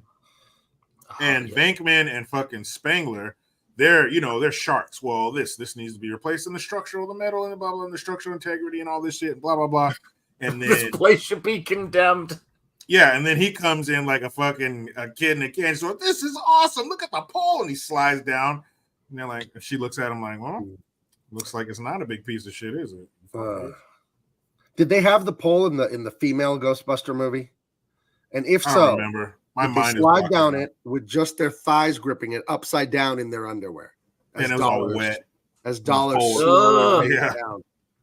Snail trail. No, I want to see either one of those bitches naked. That shit was disgusting. It was so fucking stupid. Would you be more scared of that, or would you be more scared of this? Them. Okay. Leslie Jones? Come on. I'd rather fuck with Grace Jones than Leslie Jones. Leslie Jones is an ugly bitch. Just like Fred Sanford said, you got a face that should be used to make gorilla cookies. God. I've seen better faces on a can of Alpo. Oh Lord. So yeah. Lucas Letterly, Gabe, you need 3 big finger rings that say big on one hand and man on the other. That'd be great. That'd be fantastic. Yeah, I think. Hey, buy Dean Cain All-American Lawman. Buy it, and I'll buy those rings eventually. Okay. You should Takes get money. cock rings that say Hey, listen, that. guys, it takes money to buy frivolous jewelry that I don't need. Okay. So if you want to help me buy nonsense that I don't need for a lot of money, come on, buy the books. That's right. Yeah, help me out. Yeah, You buy the books. I buy the shit. Grill. Come on. Give What me is grill the money. point of the grill? Does anyone know what the golden teeth with Just diamonds? are for? opulence. It's just showing you that I have so much money that I wear. How it in do my you shut mouth. your mouth without hurting your teeth? Is it rubber? Oh, in they the have mouth, them like a now. rubber mouthpiece? No, it's smooth. Their grills have come a long way. Now they're like teeth. They wear them all the time. Eat with them. All kinds of shit. Makes me I'm very not a happy. grillologist. Very So happy. go ahead. Do you know, Jericho? Do you know? And I'm asking you because you're black. Do you know anyone that has a grill? Hell no. Okay. Yeah, you should have said yeah, but they're white. That's the reality of it.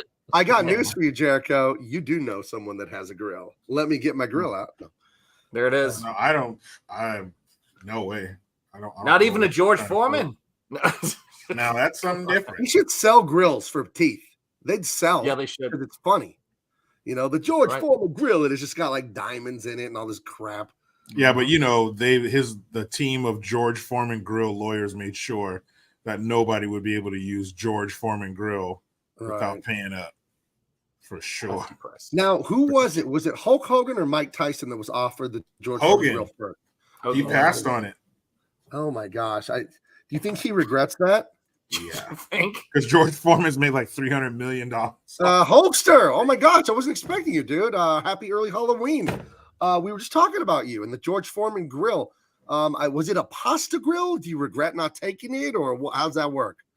Yeah, I made a lot of bad business deals in the past, brother. The rigatoni, then the grill, brother. Was that the worst mistake you've made business-wise, or have you made worse? Oh, I've made much worse deals than that, brother. These are the ones you just know about, brother. Oh my goodness. I'm trying not to think about it when I'm riding on that red and yellow Harley, brother, down the PCH, brother. Is that what you do to like clear your mind and de-stress? You're just going down PCH on that red and yellow Harley. That's how you like get it out. That's your thing, man. That's right, brother. That's how I get all that flour off me, brother. The cars behind me are like, I flour everywhere, brother. I ride that red and yellow Harley, brother. Oh, well, you missed out on the George Foreman grill, which should have been the Hulk Hogan grill. But if you could have any sort of kitchen gadget of your own, what would it be? What would it help people do? Would it change lives? I'd probably want to get like a Hulkster spatula, brother. I like flipping things, brother. What's your favorite thing to flip? A lady over, brother. Who's gotta have to... Now, hold on. People are very divided on it, almost 50-50. Which side do you flip them to which side? What's your favorite? You flip them from the front to the back or the back to the front? What's your go-to? Well, I like to keep them on their toes, brother. I like to surprise them, but I'm usually a back to front type, brother. Oh, okay. I like to smack it up, flip it, rub it down. Oh, no, brother. All right. Well, that's very interesting. The Hulk Hogan spatula. Are you working on that, or is that just like a pipe dream, or what is that? No, I got a lot of prototypes in my garage, brother. I really can't walk around because I got Hulkster spatula prototypes everywhere, brother. Oh, is that the stuff that, rest in peace, Macho Man was helping you with before he passed? Yeah, we were working on a lot of things, brother, but a lot of it was based on like alcohol and hats. You know, you got the beer cans, brother, and you put them in there and you drink at your favorite game, brother. But ours was like a steroid water juice mixture, brother. Sounds intense. All right. Well, say hi to everyone for us over at Pasta Mania. Kids eat free on Tuesdays. Don't forget, guys. Hulkamania, thank you for being our sponsor.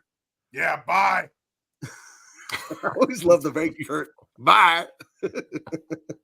You have to love it, man. He's a busy man. We had a question. Should we ask him? Oh, he's gone. He's gone. We'll ask him next time. The grill deal or accepting the Mr. Nanny script. I didn't even know about Mr. Nanny. Oh, the movie we need to watch? Oh, it's a bad one. Oh, we don't need to watch it. What is it's Hulk Hogan, early 90s or late 80s, maybe. The biggest thing in the world, and yeah, he's watching these two kids, and are they a handful. But eventually they understand each other and they become friends. You know the arc of those shitty movies, right? I don't have to listen to you. You're not my mom. Well, listen up here, brother. I was left in charge, brother. And they pull pranks and shit, shaving cream, all this stupid shit. Is there anything less dignifying than having to explain yourself to an elementary school age child? To someone you could pick up and throw to the next county? Yeah. But you know what? Those movies nothing to you, Junior. Usually those movies, when it's a guy like Hulk who's an athlete, a big muscular guy, they're usually something that has to do with a bully where he helps the kid, he shows up, the kid, he's standing behind the kid, but the kid doesn't know he's standing behind him and the bully runs. Yeah, you better get out of here. And then he turns around and it's, hey man, what's wrong, brother? That kid bothering you, brother? Some bullshit like that. And then they're cool. Then they're not being a little shit. That's the lesson he teaches children. The violence solve things according to these large heroes. It does. Really, violence does solve any problem you have. I mean, historically, it has settled things. That's for sure. Yeah, pretty big things too. Yeah. Pretty big. A couple of them, the world was involved in. Yeah. Hulk Hogan in a tutu. All right. Yeah, that's true. We're reviewing this movie. Yeah, and that too. So that's the little boy. The little girl. She probably has some kind of recital, and so he puts on a tutu because her dad's not there, so somebody's got to help me. Hold straight. And I've never seen that movie, but we've all seen that movie. We're gonna see it. We're gonna see it, but first we're gonna see No Retreat, No Surrender.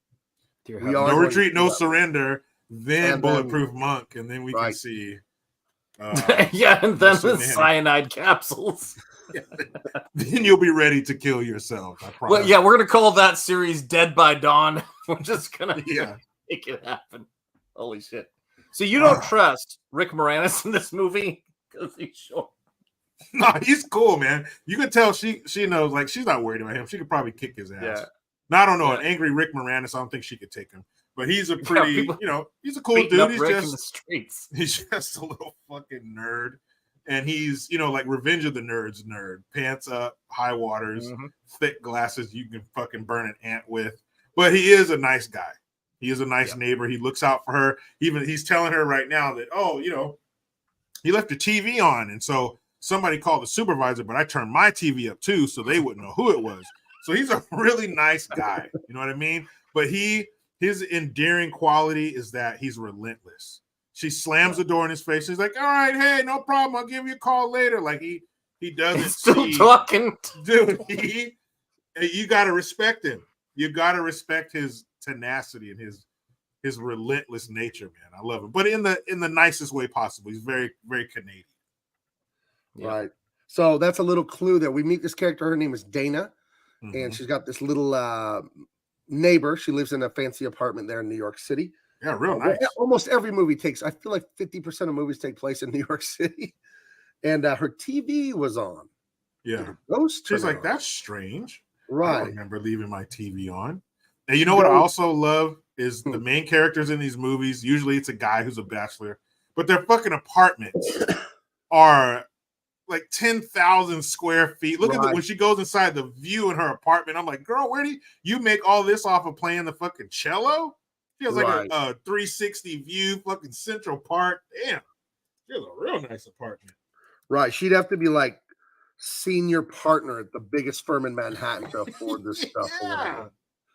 But the guy in these movies, it's usually a lot of brick in his apartment. It's like an old converted, fucking factory or something. And a lot of cool memorabilia hanging on the wall and shit. I love how they design these.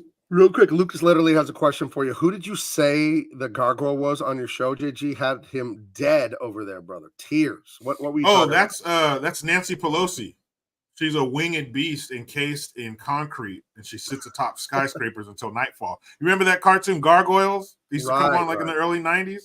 That's how they were. They were in concrete until nightfall, and then they would break free, and then she fucking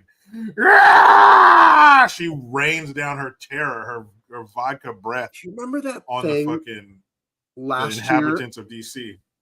That thing last year at her house where the police were called, and there was like a naked man with the dude hit her fucking husband in the head with a hammer. Dude knocked him out with a hammer. Was it like her husband's gay lover or his They say or he was friend, just somebody. He was just some crazy guy who ended up at her house. But it's weird because if you know anything about that, area, Sausalito is where she lives. If you ever want to get a nosebleed, look at the median home price for a house in Sausalito, where Nancy Pelosi lives. I was just there last September. There were no homeless people to speak of. It's such a ritzy area. They don't have any homeless people. There are no vagrants. So I don't know how that guy would even get there because she lives on the other side of the Golden Gate Bridge. So unless he's coming from somewhere else, how does a vagrant like that get to Nancy Pelosi's house? I heard allegedly it was a little romantic rendezvous. That's what I heard. Allegedly. I don't know. It very well could be. The guy was obviously nuts because he hits him with a hammer right in front of the police. It was caught on their body cam. They open the door and he's standing there, and then the dude just takes a hammer and KOs Paul Pelosi right there, and he's like snoring and shit on the ground. But yeah, that was some wild shit. When I was there, I didn't see any homeless people, any remnants of homeless people. It's a very well-to-do area and plenty of police presence that I'm sure wouldn't allow that shit to happen. So I don't know. Sorry. So Dana goes into her house. She unloads her groceries. She's watching TV. And then when she's in the kitchen, undoing the groceries, the eggs start frying in their own little paper carton they're in, and like popping out, and they start frying on the counter. And her TV was on by itself. So you start wondering, is there a weird ghost? Is there something bizarre going on in her house? Mm-hmm. And then does she have a dream? Oh, she opens her fridge because there's all this weird noise. Yeah, she hears the growling and shit from the refrigerator. Right. And when she opens the fridge, she sees this guy. He's a big dog with a flashlight in his mouth. Yeah, with a fucking mag light in his mouth. Yeah, and he's in front of like a pyramid, and someone says something about Zul, some Sumerian god named Zul or something. And she screams and quickly shuts the refrigerator, and that's the end of it. And then she obviously knows about the Ghostbusters because they ran their commercial, which I think the 555 thing in movies is irritating. Just use a real number. Everything's 555. Quit reminding me that this is fiction. Don't give me 555. Just put a number in there, okay? It's fine. There are girls out there who do not know this, and if you're trying to get out of a bad situation, you want that 555 to be promoted like it's a real thing, Gabe, okay? Because you can find yourself in a situation, of course this is a real number. You see it in movies everywhere. It's 555, and get out of there. Chew your arm off. You got to get out of there. And why 555? I'm sure there's a history to that. But I wonder why 555. Maybe that's the only one that's guaranteed not to be somebody's number. Yeah. But they, 867-5309. Imagine who has that damn number. That poor guy, yeah. What about the guy that has 1-800-MIX-A-LOT to kick them nasty thoughts? Yeah. He's like, I get, yeah, baby got back. Stop fucking calling me. Yeah. She's got a wiggle in her walk and a giggle when she talks. Yes, okay. I get it. Yeah, you don't like none unless she got buns, hun. Yeah, I'm going to sleep. Right. But we had a teacher named Orenthal Jones, some white guy, and you'd be shocked how many calls he got. Is this old dirty bastard? That's fucked up. No, this is not old dirty bastard. I'm a clean bastard. How dare you call me a bastard? My parents. He just grabbed my penis, everyone. Imagine what is the crime? Eating a meal, a succulent Chinese meal. Are you there? Are you there to receive my penis? I see you know your judo well. God. But in that guy's a legend. In the movie, I remember seeing this years ago. They put like a skillet underneath the counter when they were shooting that scene to make the eggs cook and pop out like that. And then I was watching with my kids, and I was like, see how small TVs were back then? We got like a 65-inch or something in the living room. I'm like, see how small TVs were? And you had about 5 or 6 channels. And what happened at midnight? The channel went off. It was the national anthem, and it was either those colored stripes or static until like 6 o'clock the next morning. There was nothing. You had to turn it off. That concludes our broadcast for the day. Thank you for watching KUSI 739 San Diego. Yep, and that was it. Until like 6 a.m. the morning news or whatever came on. It wasn't 24 hours, 5,000 channels. It was there was a time where More you TV had than limits. ever and nothing to watch. How much time do you spend looking for a movie to watch? Actually, I don't watch TV. We don't have any TVs, and we make our clothes out of denim, and our skirts all go down to our ankles. You are aware, though, that there's an invention called the television, and on this invention, they show shows. Right, the greatest. By the way, if Quentin Tarantino has written one single good line of dialogue to address an ongoing problem, it was that. It's like, I don't watch TV. Yes, but you are aware there's an invention called television. And people like, is it me or people who usually say we don't have a TV? They're always like kind of assholes about it. Like they're better than you, like they're elevating above you. I'm better than you. Yeah, I don't have a TV. I didn't grow up with a TV. Well, I mean, too bad. Between all the recycling and helping rescue dogs, I don't really have time to watch TV. All the composting I do, like I don't have time to watch TV. What if someone had on the back of their car a coexist sticker and a dog paw that said in it "Who rescued who"? What would you think of that? I would pit maneuver that motherfucker. That's what I would do. That is fucking... I don't know what Brian's talking about, but he says they offered free sex toys for the dog. I think he's talking about late night TV infomercials. I remember seeing in the middle of the night, these women holding up and analyzing and talking about all the great virtue and benefits of these personal massages. Yeah, these different settings. But that's pretty recent though. Yeah, that was within the last 15 recent. years. Yeah. But back in the day, like in the 80s, like this, in the 90s, TV just went off at a certain point. Charlie Stevenson, Fox San Diego played the Mexican national anthem at midnight.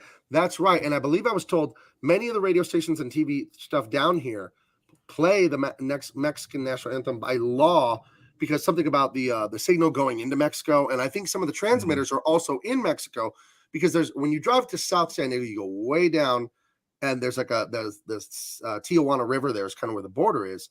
And it's a ridge, and Tijuana is actually a higher elevation than San Diego. So there are radio towers in Tijuana that I think American stations use to broadcast back in California. But if you hear dun, dun, dun, dun, dun, dun, dun, dun, dun, I know the Mexican national anthem because when I was a high schooler and right after, I would be driving around all hours of the night. And in the middle of the night, every radio station in San Diego, they'll play the Mexican national anthem. So I actually know it by heart. So yeah, it's awesome. Useless information in my head, the Mexican national anthem.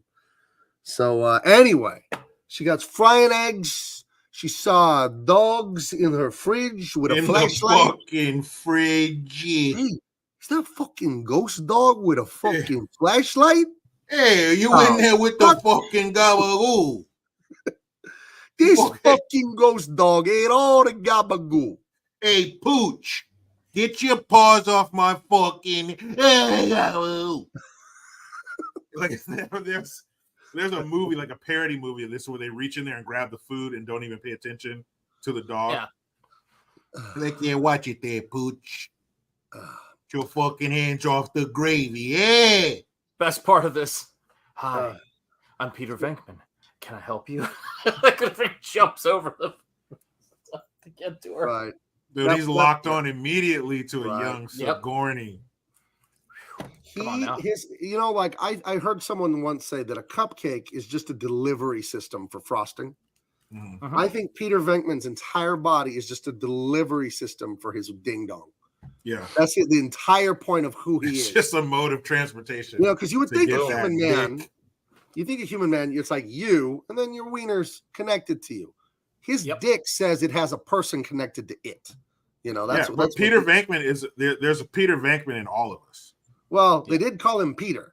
That might His name is Peter. That might be a joke. Dick.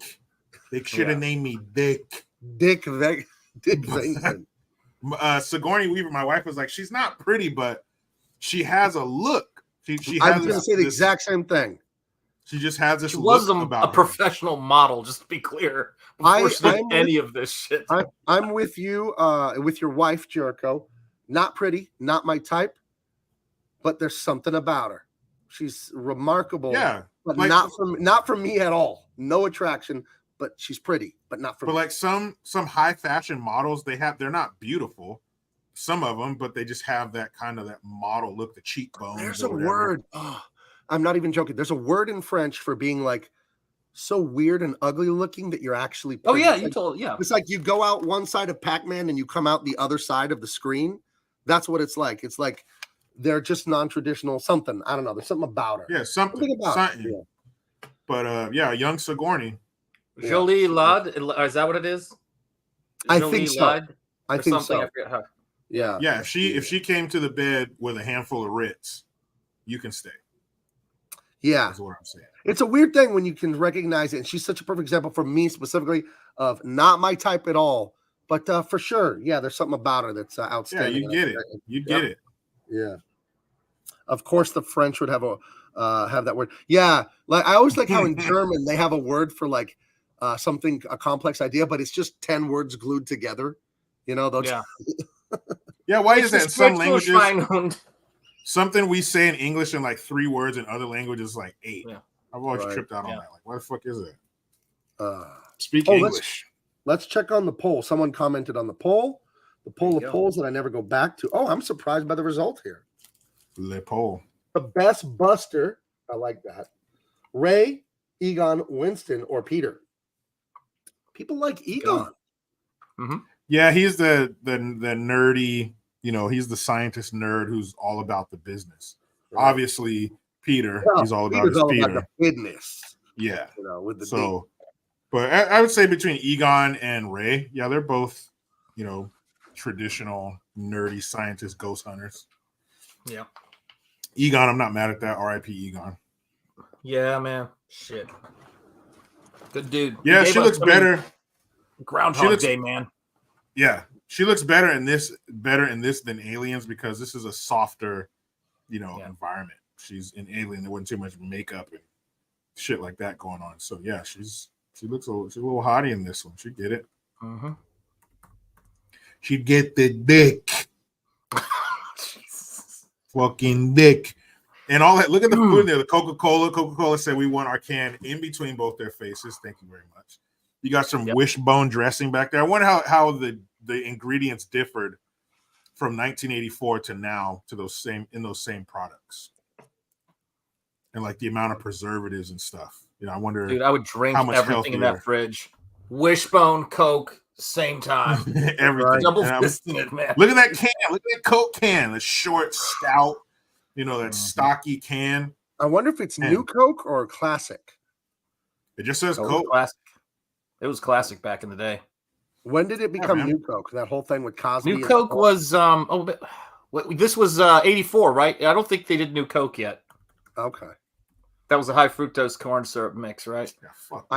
New Coke, it says 1985. Is that what they're saying? Oh, so a year after this, because if this came out in 84, it was filmed in 83 then, if it came out in 84. So so 2 years after they filmed it. Okay. Yeah, look at her. She's very statuesque, very great features, great proportions, anatomy, but does nothing for me, Other than that she's a woman, there's always a baseline. Hey, it's a woman. Yeah. But I don't know. Hole's a hole, right? Yeah. Me and the crew used to do it. Any port in a storm. How do you know? Yeah. Come on. Pure Coke. It was the 80s. Yeah, there's a lot of Coke.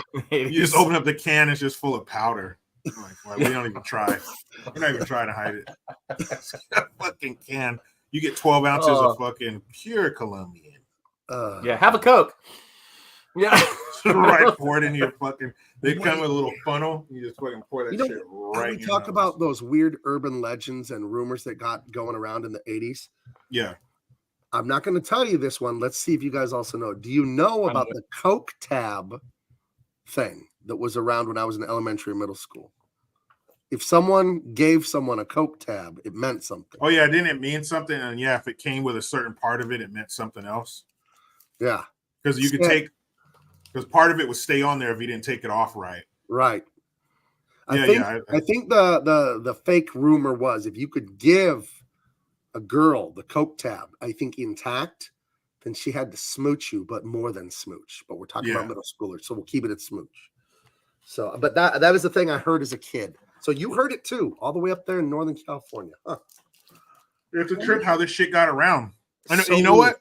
It would travel so fast because I mentioned last time, like Pee Wee Herman, John Bobbitt, these things that would happen to celebrities, Michael Jackson, when his hair caught on fire. The jokes would be around while the shit was still current. I don't know, was that through late night TV or newspapers? Wacko Jacko does it again. But that shit would circulate the fucking country when it was still a hot topic. Like, what's the song? I Pledge Allegiance. We used to sing this in elementary school. I'll leave part of it out. I pledge allegiance to the flag. Michael Jackson is a Pepsi Cola burnt him up. Now he's drinking 7-Up. How the fuck did I learn that song in a week? Jericho, I'm half convinced you wrote that song. I wish I could take written, produced. Isn't that sad though? Don't you think there's someone somewhere going, "That was mine"? Or that song, "A Weembo Way." It was John Bobbitt, "In the Jungle, the Mighty Jungle." John Bobbitt sleeps tonight in the kitchen, the mighty kitchen. Lorena gets a knife.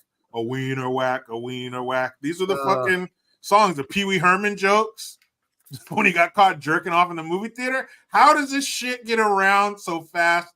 Pre-social media. What movie was he watching, Pee Wee Herman? Did they ever figure out what movie he was watching? It was some gay, it was a porno theater. Oh. So he was watching somebody, do the nasty. I thought he was watching like some, crappy movie in the 80s. Dude, that's why I'm not mad at him. He was caught jerking off in a porno theater. Where you're supposed to do it. Yeah, what do you think dudes are doing in there in the dark watching a porno flick?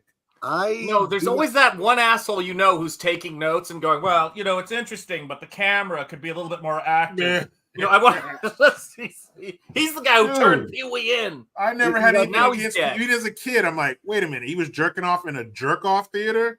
Makes sense. You got the film school reject analyzing the plot to this adult film. He's like, well, the third act was completely unbelievable. Yeah, like that's ridiculous. They're there to sell Girl Scout cookies. He's not going to let him in his home. All right, that's the motivation there is all over the place. I mean, on one hand, she says this, because they're drowning in puss, right? They know. They were worried about how it would affect kids that this guy had done this. And so they told every person in the country and child that he had done this. So basically, these are special kind of stupid.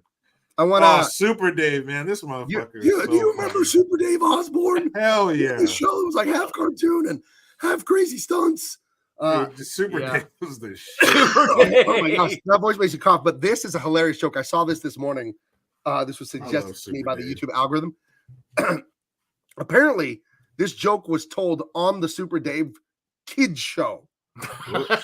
Apparently, because the Super Dave character, this is a show I would watch in middle school, and he would sound like that. So I'm not doing a great impersonation, but listen to this joke. It's a minute long, but it's actually hilarious. You gave Johnny your Can you hear it? Yeah, a little bit. Because he's a great guy and a great winner, and I'd like the people to get to know a little more about you. You're from Baltimore, Maryland? Yes, I am. And what do you do for a living? I'm an electrician. Well, that's great. I can't let you tell who you work for, but in what area do you work? In the Baltimore area. Oh, terrific. And you have a wife and... Wife and 3 children. How old? 11. Is that your wife? You gotta hear the joke this plumber guy tells. It's amazing. His mother Alice said to me, "Super, you've got to pull a prank on Johnny because he loves to tell jokes." And I got one on you. Yes, you did. Do you have a joke you want to tell? Yes, I do. All right, ladies and gentlemen. Oh, Jesus. Yes, I do. Touchdown to dollars contest winner, Mr. John Peterson. You gotta hear this with a joke. There were 2 women, and they went to the veterinarian's office. One of them had a poodle, the other had a Great Dane. The woman with the Great Dane said to the woman with the poodle, "Why are you here?" She said, "Well, my dog's in season, and every time a neighbor comes by, he hops up on the leg. So I'm here to have him neutered, and hopefully he'll stop." The woman with the Great Dane said, "Well, I have basically the same problem." She says, "Every time I bend down, my dog jumps up on my back." The woman with the poodle says, "Are you going to have your dog neutered?" She said, "No, I'm just here to have his nails cut."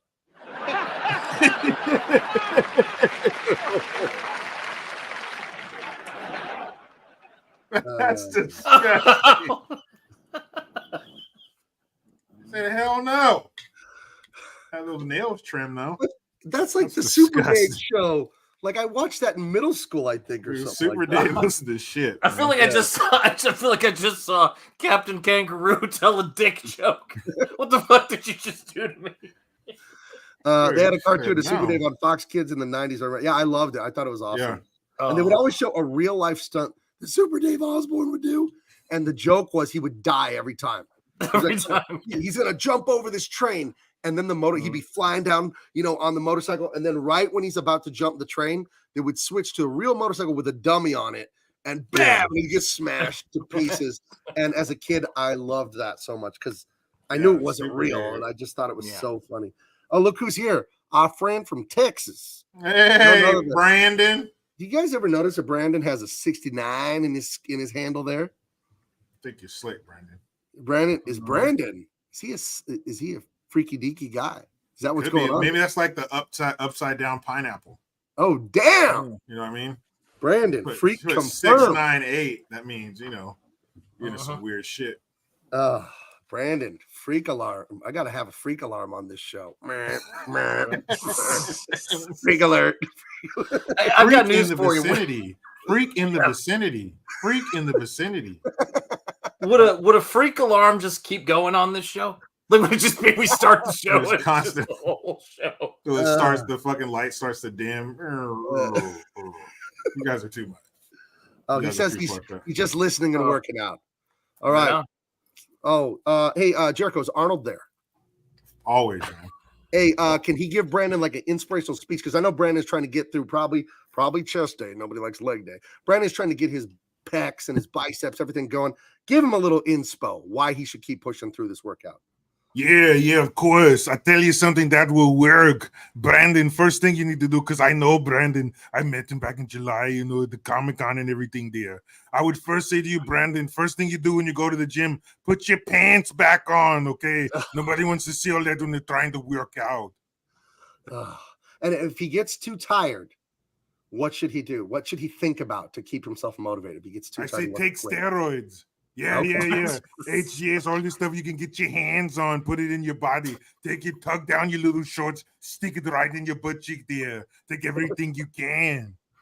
Now, what would you do? What would you tell Brandon? He was complaining to me about this the other day. He called me. He wasn't crying, but, his voice was cracking. It was Brandon. And he said there were some girls at the gym. They like to film themselves for Instagram in real tight clothes, and they were bullying him. He wanted to use the squat rack. And they told him to move, and he had to move because these three girls, they bullied him. What should he do next time these little girls bully him?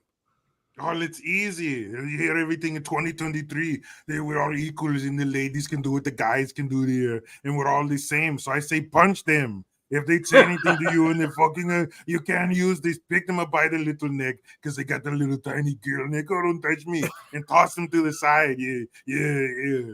All right, you hear that, Brandon? You hear that? And YouTube, we're joking. We disavow any violence ever, no matter what. Yeah.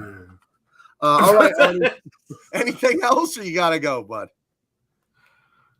No, Brandon, don't you lie to the people here. You're the freak. You're the one in the gym without your pants on, always doing the squats. It's leg day for Brandon every day because he likes to bend over. Yeah. All right, then. Okay, Arnold, we'll see you later. We got to get back to Ghostbusters because, boy, are we taking too long to get through. We're 4 minutes in. Let's go. Let's get through. All right, so they buy a car. They go to a hotel because a fancy dancy hotel has some old ghosts in it, and a bunch of rich old stuffy people are trying to have a banquet, and they cannot have the damn banquet because Slimer, the breakout star of this movie, the great Slimer, is in there eating everything. And, but with the new vehicle, they do the classic rolling it out. They show you it real quick, all fucked up. You got it cheap and everything. And then, the door comes up. It shows you the fender, the lights, and then, and then it comes out and you see the whole thing, the iconic Ghostbusters vehicle. And you can tell they kind of sped up the footage, to get it turning that corner fast. But it's really cool that when they show it for the first time. And then, of course, there's a stuffy, classic 80s, the stuffy, asshole who just, you working class people, get in, get out kind of thing. And he points them in the right direction. And Slimer, he's doing some of the most disgusting shit you can do, eating people's leftovers outside of their hotel room. And Wait a they second. can't have that shit. you can't skip over the line where they're getting on the elevator and he goes, what are you guys supposed to be? Some kind of cosmonauts? And he's like, no, we're exterminators. Somebody saw a cockroach up on 12. And he goes, that's got to be some cockroach. He looks over and goes, bite your head off, man. And they go, hey, you want to get on? He's like, I'll wait. I'll take the next one. Yeah, and he's smoking a cigar. Everybody smokes in this movie. Right. All of I don't think Egon smoked. Does Egon smoke? Well, I know Dan Aykroyd, Bill Murray, Ernie Hudson. They all smoke. The guy's standing there outside the elevator smoking in the hotel. Better times. I know secondhand smoke, blah, blah, blah. But was it not a better world when you could smoke everywhere? Yep. I'll risk that emphysema as a secondhand smoker to have those times back. It was so cool. And it looked like, and as a former smoker, I can spot a real cigarette. It looks like they're really smoking cigarettes in this movie because the smoke they're blowing out, the clouds are real thick. You can tell those bullshit stage cigarettes where they barely blow any smoke out. And these guys were smokers, the mannerisms and stuff. Like you know what it's like to smoke. You know a real smoker when you see one. All right, Jericho. It was cool to see. Here. Stop. The fresh, satisfying I'm flavor. making people smoke. You know, the fresh, satisfying flavor of tobacco when you inhale it deeply. You can smell it. You can feel it. You can almost hear it. You know, it's absolutely delicious. You can. It's a total sensory event when you smoke. The lighter, the smell of the tobacco. First, you pack the cigarettes. There's a whole packing ritual. The tobacco. Yeah, you're packing it tighter. Come on now. You take that plastic off. You pop that carton. And there's a little foil paper over it or something. You open that shit up. Grab a cigarette. You smell that tobacco, and then you get it. And I don't know. You pick which side of your mouth you hold it in, and then sparking that lighter. When you take that first drag, you can hear the tobacco you hear a little cracking sound. Oh man, it's an event. And then that first pull, there are a few things in life like your first cigarette of the day after you've been sleeping all night, and you get up. That jonesing wakes you up. Man, that first when it hits your lungs, man, something to it. It sounds something about it. Sounds like it's good you quit smoking. It sounds like it's good. I'm telling you. And after certain events, you eat, after sex, drinking while you smoke, it's a whole thing, man. It's a lifestyle. Yes. Never got into it. Well, lucky you. But as a freedom-minded person, I say smoke them if you got them. If you're of age, I don't think it's healthy or good. But I see old people that smoke, and I don't see old people that are fat. So, you know what I mean? Smoke cigarettes. Start smoking cigarettes. That's what you're saying. I'm not saying you should smoke. I'm just saying people can have much worse habits. I'll tell you this, and I'll stand by this. I would rather a relative of mine smoked than was like addicted to porn or Mountain Dew or something like that. That's going to kill him way faster. Well, why wouldn't they do all three? I mean, listen, if you love America, embrace the power and God, I feel itchy. Let me tell you something. Yeah, cigarettes are great. But here's the thing, right? I don't like cigarettes. We're not saying that, YouTube. I love them. Oh, and with a Zippo, if you liked your cigarette with a Zippo? Dude, I have a Zippo still. What do you think, Jericho? We've had this conversation, and we started the exact same way, Gabe. We look dead into our ocular lenses, and we say, God forbid. And we mean it. We're like, God forbid, catastrophe strikes. God forbid, I have nothing left to live for except cigarettes. I'm smoking. I will be living for cigarettes. Know that. Like I never left. Never left. It's like a bike. I'm telling you. Oh, man. Never forget how to ride a bike. Huh? When I was in like my 20s, when I would be partying, going out to the clubs and shit, you wake up the next day and that first cigarette after you just like still got that liquor taste in your mouth. Yeah, I don't do any of that. No drinking. Not anymore. No drug, none of it. No smoke, no booze, nothing. No Not drugs. anymore. No. Yeah. But when I did, I did.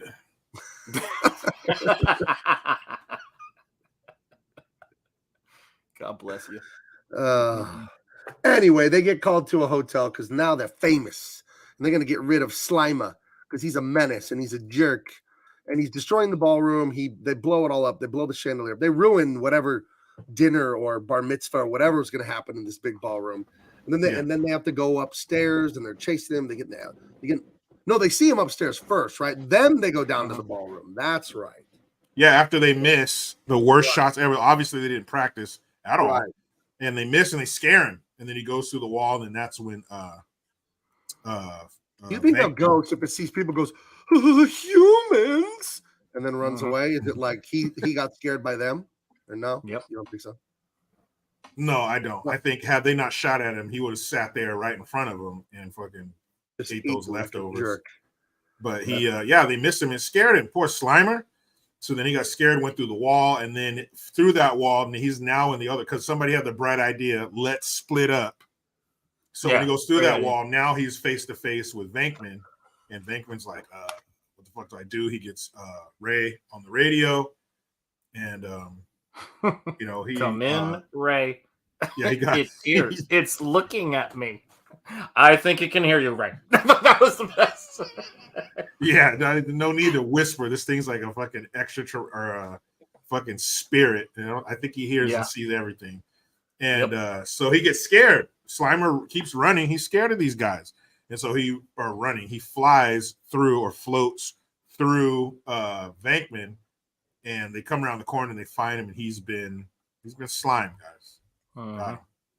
Now, I want everyone's opinion on this. Okay, we've got Slimer, who was a breakout star because it's a bit of a cute design. But I was familiar with Slimer from the cartoon that I snuck and watched once or twice as a kid. I remember that one. And then when I finally saw the movie, I was very disappointed that the cartoon Slimer is way better design than the movie one. I cannot stand the nasolabial fold and the philtrum on this guy. For those of you at home who are not illustrators, this line, nasolabial, that crease right there, the philtrum is the dent under your nose here. I can't stand. Oh, it's terrible looking. It makes him so ugly, which I think is the point. As a kid, I thought that this one was very cute and charming. The cartoon's going to be more. Where do you come down? Which one do you like better?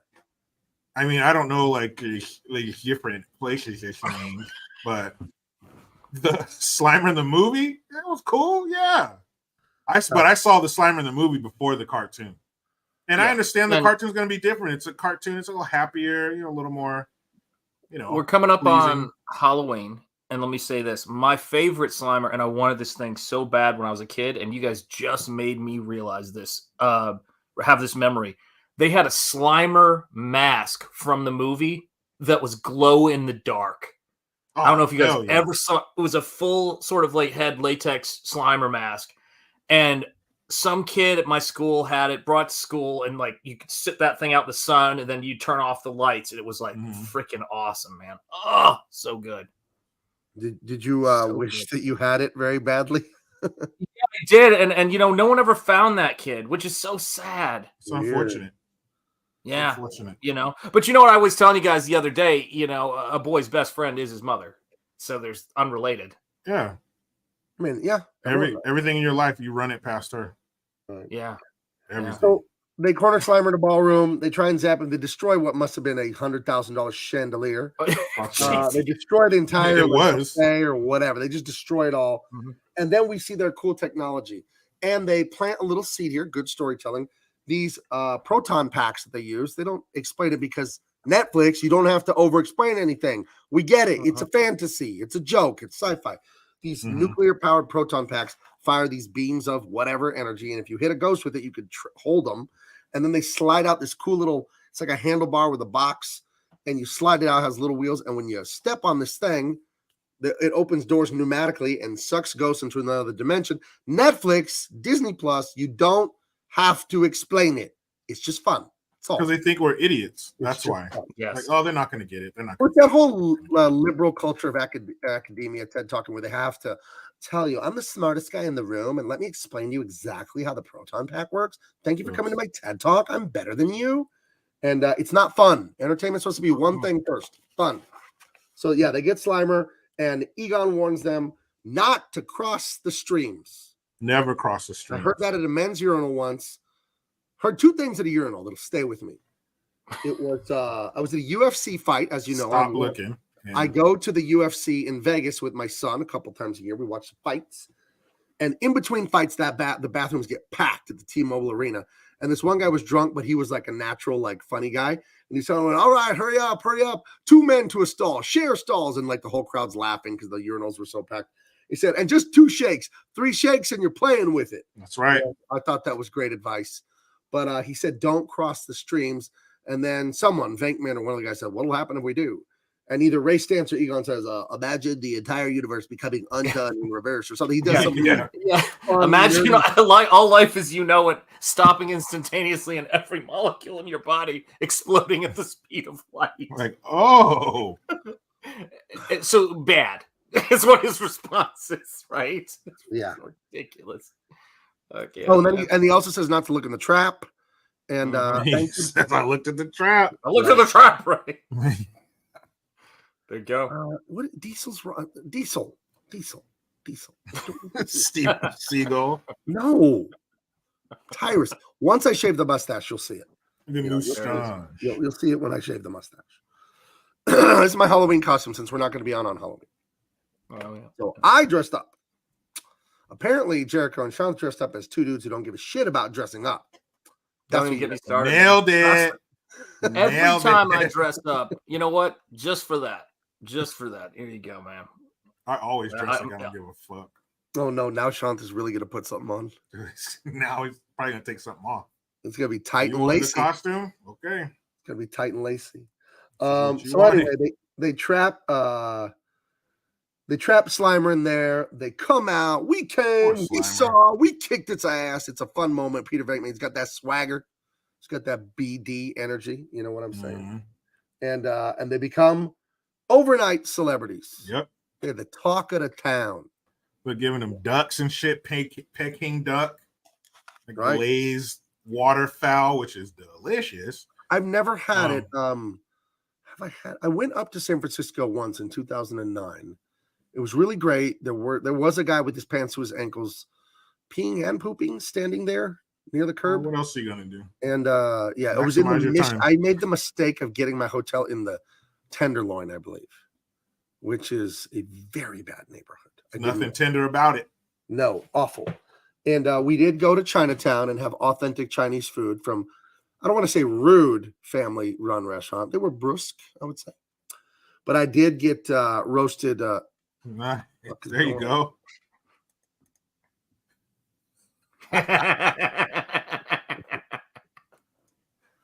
Okay. You look less scary that way, Sean. Right. You feel better now? I feel wonderful. That's what you wanted. Is that mask you said you found at the park in the bushes? No, it's the mask he found when he was hiding in the park. Oh. I think he froze. Hold on. I think I might have the scariest mask All right. of all time. Be right back. Antoine says he looks like Cecil. See, look, now it's on.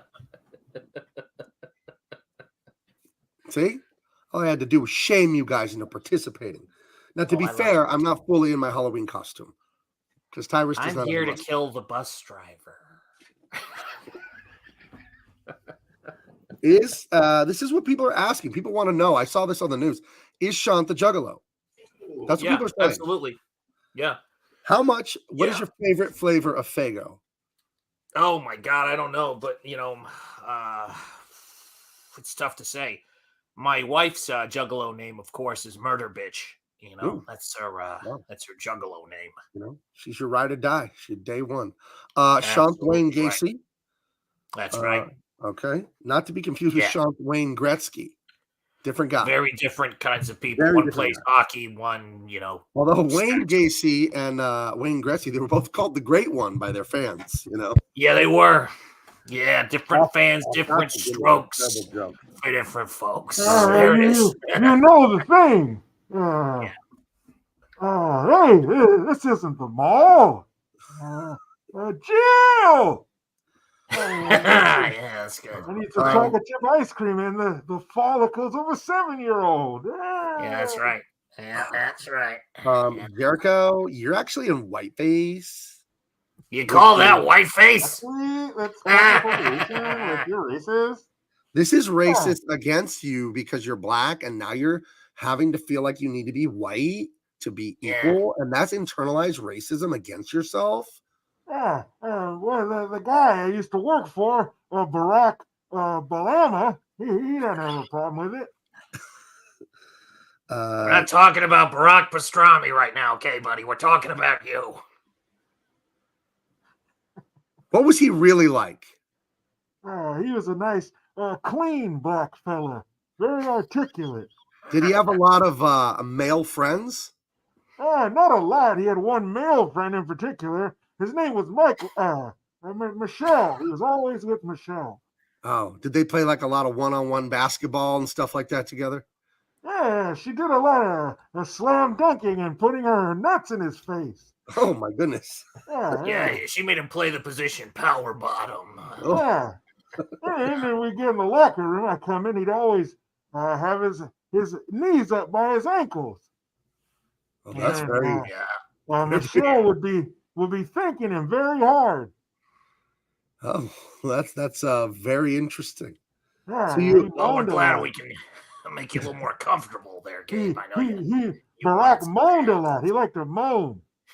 Oh, I see. So we can say you got an inside look at the real. Yeah, Michelle would go in and out and in and out and in and out. You must have worn him out, huh? He must have been tired all that playing they did, huh? Yeah, he'd always be saying, "My stinker, my stinker." They sound like a very loving couple. Did you get that vibe? Yeah. The locker room would smell like foreskin and burnt rubber. You gotta love it. Wow. Anyway. Okay. Well, it's a good look. Thank you. He's the 46th president of these United States. Joe Biden, everyone. That's right. Yeah, I turned 80 in 1946. You're right. Now, people were saying, people were making fun, but I didn't think it was funny that some of the ghosts of Ghostbusters, you knew them in real life before they became. Yeah, the girl in the library, that was my sweetheart. Oh. Now, did you know, were you familiar with our friend Slimer? Did you know him? Yeah. He used to use that slime in a really good way, anyway. What did he do for a living when he was alive? Like, was he like a cobbler? Did he do shoe horsing? What did he do?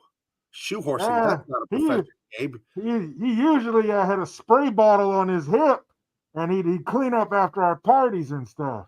Oh. Anyway. You know what? I don't want to know any more about him. Yeah, I think that's where he got all the slime from. Oh, okay. Well, that's starting to make a lot of horrible sense. Yeah. Listen, it's well past your bedtime. Why don't you have a little Metamucil and call it a night, huh? You got a big day of fucking up tomorrow to do. So yeah, I hate that stuff. Jill has to mix it in my water.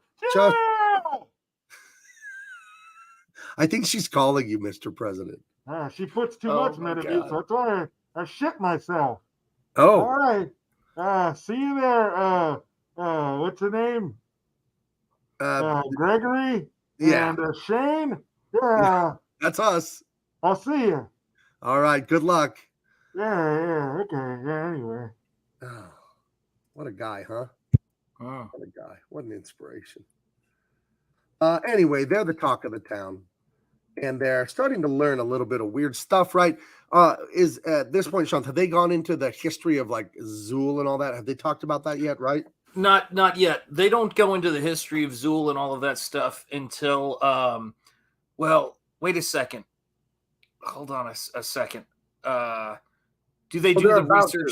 They're literally about because they do the when she says I heard a voice say Zool, and I think that it's when Egon gets involved and Ray stands to. Right. That's when it happens. Right. So the next thing they do is they put out an ad in the paper. And then, because according to this universe, Ghostbusters universe, a black man couldn't have just started off as a college professor. I find that racist, actually. I'm glad they fixed it in the all-female one. Right. Yeah. No, I mean, back then,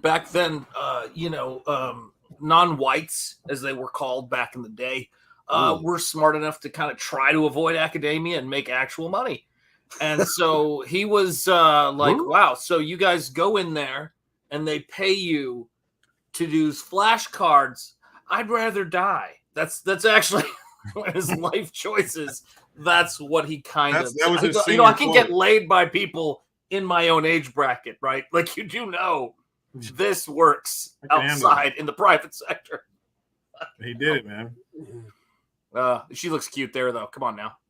Come on. Don't like her. You're never going to convince me. I think she's I less didn't say I attractive. was going to marry her. I just said she looks cute. She's less attractive than that unattractive Bond girl that I was arguing with you two about. Do you want me to throw Leslie Jones up there and let's really get like a scale going here? Yeah. Please don't. Yeah. You know? No, thank you. Now she's not as hot as the girl in the next slide, you know. Oh, there he is. Yeah. Oh, that's not Leslie Jones. I'm sorry. My good on mistake. SNL. So they meet in front of. She's a cellist for the city symphony or something like that, and she's got like a real snooty, like friend-zoned guy that doesn't like him. He's and getting nothing. Right, and Peter Venkman, that's Peter Venkman there in the red. We just have him from the back here, and he's all aloof and cool and flirty, and they're talking, and then her symphony buddy, who you can tell he's in the friends, he's like, who's that? But he's too much of a pussy to do something about it. It's really, I think beta males like that should get what you deserve. You know, you don't want to be brave, you don't want to be bold, then fine, you'll get what you get. You know, and what do we refer to those guys as? Liberals, male feminists. No, in this movie, what's he call them? I don't remember. Who's the stiff? Oh, that's what they used to call guys back then. Who's the dead body? Who's the stiff? Yeah. That stiff happens to be one of the most famous. They cut to him in like taking a nasal inhaler. Oh, that's right. He has like Afrin or whatever. Like, man. Although Afrin's great, dude. You don't even need to use it when you're sick. Sorry, YouTube. This is not advice. You got messed up on Afrin. Don't do that. Nobody should do that. YouTube, we don't endorse that at all. That's bad. Yeah, we don't do that because you're gonna start feeling tingly in the back of your eyes, and you don't need it to go that. I mean, stop it, people. Come on now. I don't want to do that. So back to base. This red thing in the wall, it's a big tank. And that slider trap thing, they stick the traps in this big red thing, and then the ghosts go in there and they're stuck in there. And Netflix, you don't have to explain this. It's science fiction. It just works. And it's just fun if it just works. And the thing I said earlier about your imagination being perfect emotionally, whatever your imagination just fills in the gaps with emotionally, they're not even really words. They're just feelings and ideas. They're like very, very abstract ideas. They're perfect the way they feel emotionally. And that's why that's good writing. Just like my killer whale thing. That's how you write this stuff.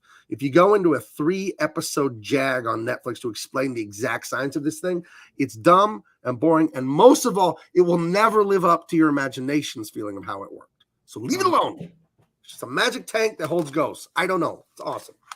So he's showing it to Winston. And then they start talking about what's going on with Zool, the ghost dog in the fridge, and Zool's the master, and then Gozer's the big master, some ancient evil Sumerian gods. They're going to come back to destroy New York and the world. And this guy, Egon, he says he gets all these readings of ghost energy, like their power. I don't know what it is. But again, you don't need to explain it, Netflix. And most of the energy is like this Twinkie. And he says, now the energy reading I'm getting now is like a Twinkie the size of, I don't know, the Empire State Building or something like that. Like something is boiling. The island of Manhattan. Oh, okay. I think he says so. I'm not sure. He says something like that, but I got to say, my friends and I, not that we were smoking cigarettes when we were young. No, never that. But we would occasionally, at a later age, over the age of 18, certainly, take a big drag, and as a smoke this morning, I would go, that's a big Twinkie. And that's a great line because he's explaining it to Winston, like so the difference, and he's like, it'd be like this Twinkie if it was the size of, I don't know, whatever you said, this island of Manhattan, Statue of Liberty, something. He's like, that's a big Twinkie. So it's a fun way to deliver that information. I'm always looking at the storytelling angles and what I can beg, borrow, and steal from other writers who are doing a good job. We cut to the apartment building that Dana and Rick Moranis live in. What is his name, Rick Moranis? Gus or Greg? Or... Lewis. Lewis. Where'd I get Gus from? Goodness. He looks like a Gus. He looks like a Gus to me. Hi, I'm Gus. Welcome to the building. Gus sounds like a nice guy. Right. Yeah. And then you see all that psychic ghost energy getting stronger and stronger at this building is the nexus. And there's gargoyles on top of the building. And all of a sudden, the stone cracks over the eye. And then you see this red glowing. The ghost dog from the fridge is now somehow in the statue. You know what I mean? So it's going to be set free on the town. And it breaks out of the statue and it's going to run around town. And it's got some errands to run for its master, Gozer or Zool. Yeah. Zool is the one that's the forebearer of Gozer, right? Zool shows up and then opens the way for Gozer. Right? Yes, Zool and Vince Corto, Keymaster of Go. But can I ask a question, Gabe? Because now you're older. You said you're seeing this. Yeah. But on an artistic level, did you think that was cool? The idea of the statue and then it breaks open and you start to see that the creature's actually in the statue, or no? Was you like, I don't give a shit? I think it's fun in the campy way. I think it captures the imagination that children have. I think that's a very fun way to introduce something like that. Like and a as a writer, kind of way. As a writer, you have to always solve problems because as a writer, you're like, I want X. Well, you can't just have it. And bad writers do that. Bad writers, shit just happens. Good writers like, well, you need the ghost dog from another dimension. A bad writer would just have him come around the corner. A good writer's like, well, there's got to be some sort of dimensional portal. There's got to be some way the dog gets here. We don't Netflix over-explain, but we have to make it believable to some degree. And this is a great device for that. That these are ancient, maybe evil statues, and maybe there's some magic imbued in them. I don't know. I use my imagination. Netflix doesn't explain it to me. And it feels good to just use my imagination and leave it at that. It's a great way. It's not a great way. It's the right way to write things. So I thought this was fun. That's my very long answer to I thought it was fun. Okay, gotcha. Did you agree? What do you mean? Just in terms of how they? Yeah, well, I can only see it as when I was a kid, and I remember thinking, "Wow, that's so cool. That's an artistic interpretation, and now we're going to see the real thing." And what it got my imagination doing, possibly like it did for the people who went on to go make gargoyles, come to think of it, is I started thinking, wow, what if all of these things that I'm seeing inside of them are these creatures that look a little bit like that, but they're just more realistic. So as a kid, my imagination was going wild, you know? Right. And I think that's you need to be reckless and very open-minded to make good art. You can't virtue signal, you can't validation seek. I think a big problem with leftist SJWs is it's always about performing and validation seeking and saying the right thing to look around and get the approval and the applause.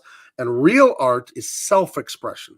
This is what I think and feel. I could be right, I could be wrong, but this is a representation of what I feel. And just be playful and be out there. And I think the insecure, very narcissistic leftists, I think they're like, well, if I say it this way or write it this way, then everyone will praise me and think I'm virtuous. Yeah. And that's why we need a disabled, illegal, immigrant, gay, Blacktino, whatever hero. too That's why much. we need that. So you'll all think I'm great. It's very evil, narcissistic writing. That's too much. Right. The title's too long. I can't. But what's cool about this scene and stuff and a bunch of other ones is all the set pieces they had to build. Right. I don't know what they maybe made this out of, but they had to build this dog. You know, they had to build this thing out of real stuff, no CGI.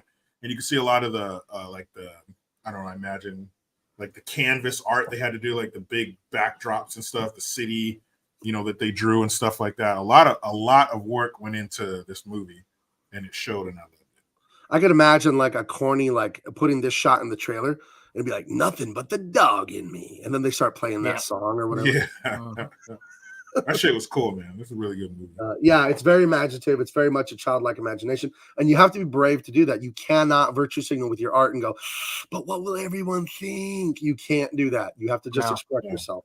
And before you express yourself, become competent. So the things you're expressing are good and of high quality.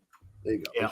Yeah. I mean, you got to have an imagination too. You've got to be able to get out there. Like when we talk about this, when we're on the show and we're laughing and we're joking, and it feels like we're not in the same place. We're like, you guys are in the same state. I'm on a different coast. You've got to be able to be in that space and laugh and have a good time. Now it's the same thing when we're painting and drawing. And sometimes I think everything has to make sense.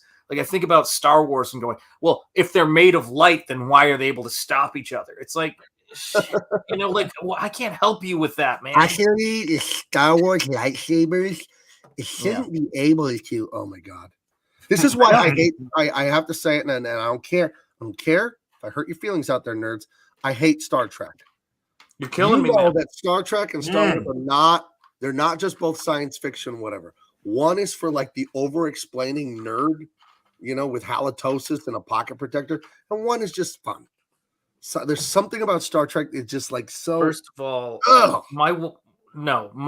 just want to point this out. My wife is a 2'1" Star Trek fan. Whoa! And I feel very attacked on this stream. She is a woman, and that's different. I'm talking about guys. No, she's a 2'1" Star Trek fan. She has to reach with her tiny hands, try to grab the Star Trek Blu-rays. Wouldn't that be scary if I showed up at the con and she was sitting on my shoulder one time? That'd be a trip, man. Oh shit, she is 2'1". She's We'd like, never I have forget something that. to say to you, Gabriel. Pick me up. Pick me up. It's fine. Throw me at him. I said I don't trust little guys. I didn't say I didn't trust little women. Little women are No, beautiful. then that's cool. Then we're good. We're good. Little guys. Lock on. I don't trust you down there, little man. What are you up to down there? You little fucker. Show me your hands. Why don't you drink your First milk of all- like your mom told you to drink your damn milk? Now you're 5'3". Now you're 5'3". It's what you wanted. You gotta watch Strange Brew, and you'll understand Rick Moranis. You gotta watch. Little guy. I don't trust him. I don't trust Rick. fair enough. Moranis. On the screen, though, Fair he's fine. No, little guy. Don't sneaky. He's a little Just in sneaky life. guy. Yeah, well, Sigourney Weaver, she's like, 6 foot or something 6 like that? feet. Six Right. even. She's a tall one. She's a tall one. So Yeah. poor Rick. Missing Jetty is a triple, says Charlie Stevens. I mean, The trouble with tribbles. Yeah. Oh my god, you just killed me, dude. Love it. I think okay, he's defending Star Trek is the shit. I'll say this: the show Star Trek, the Star Trek itself, the show, is a lot better than the fans. I think it's the Trekkies that annoy I think me. you're digging like you're like going, it's not Star Trek I hate, it's you. Well, it's you. No. I'm sure there are normal people that like Star Trek. I've never met one, but I'm sure there are normal people that like Star Trek. But the fans, the people, Sean, there are people that get married wearing Starfleet uniforms, dude. Come on. I'm not showing you my wedding album. Come No, on. I'm kidding. Come on. Let me tell you this, man. His career. Oh man, that was. Let me say this though. This is the craziness.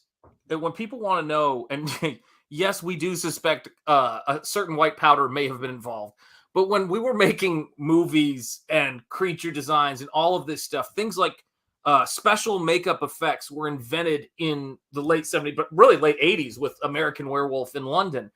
And this was just a time of creativity that we have not seen in so long, because there's a sameness.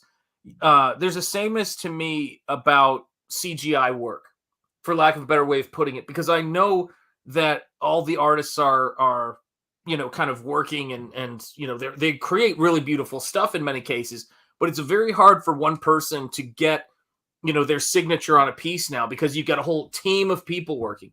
When you're sculpting a werewolf, or you're sculpting these creatures, or you're doing stop motion, the limitations you have drive it to have some kind of personality. And if you look at the cast of this, Louis Tully is supposed to be this kind of wormy little guy. Well, you've got a guy who's a really good actor, actually, because he used to play Strange Brew to this, and he's able to play this character. You look at Egon, and he's this tall, skinny guy, at least in movie one. He's this tall, skinny guy, and then you've got Bill Murray, and then you've got Dan Aykroyd. Everybody is interesting. The creatures are interesting. It's so much. It's better than what we've got, and we can watch it anytime, man. Yeah, awesome. Real quick, Brian is making my point. Star Trek sucks, so does Star Trek. So, Lord helmet. Yeah, we gotta get to that one.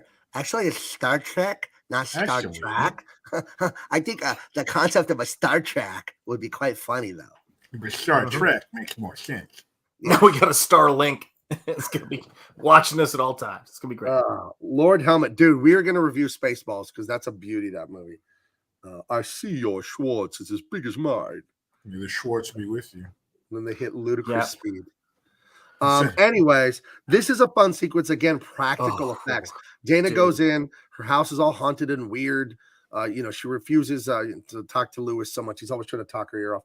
And they do a really fun thing where this monster starts coming through like the door or the wall or the fridge. Like you could see it And obviously they're using like a big silk screen or rubber. So there's claws and a face and all that. It's all practical effects. And then these hands come out of the love seat or whatever that she's in. And they grab her and lock her up. The fridge opens and she gets sucked into the Zool zone or whatever. Yeah, that shit was scary. Those hands coming out of the seat. That was some scary shit. As a kid, that was scary because as an adult, it's not. But I could imagine as a kid that'd be freaky. Hell yeah.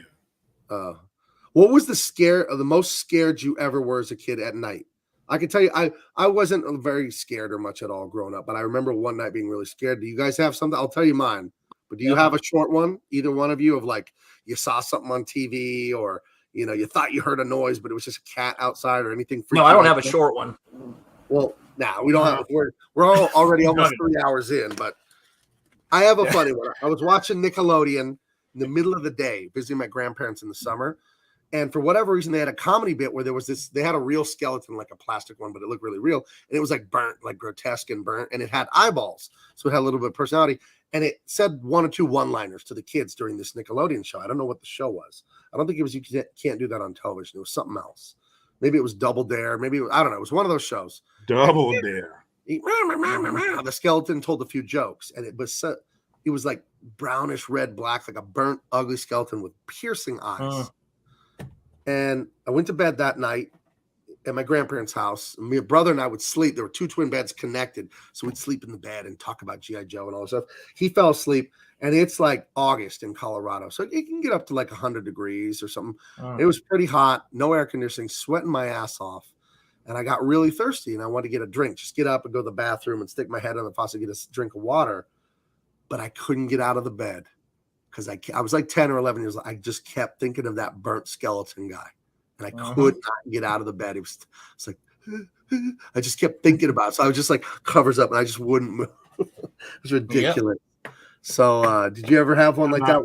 You watch something you shouldn't have, or a cartoon, and then you just I remember I was watching this movie called Pumpkinhead, and it was like it came on late at like USA Up All Night or some shit, and the movie was over, and I didn't think the whole time. I didn't remember that I had to walk through the house in the dark because just where the light switches were, there was no light switch from the den that I was in to the stairs that I had to go up. But the light switch at the bottom of the stairs, which was crucial, was right by the entrance to the living room, which was completely black. So I couldn't see what was in there, but I had to turn the light on because I had to go up the stairs. So, man, I would turn that corner at about 197 miles an hour, dude, hit that fucking light switch.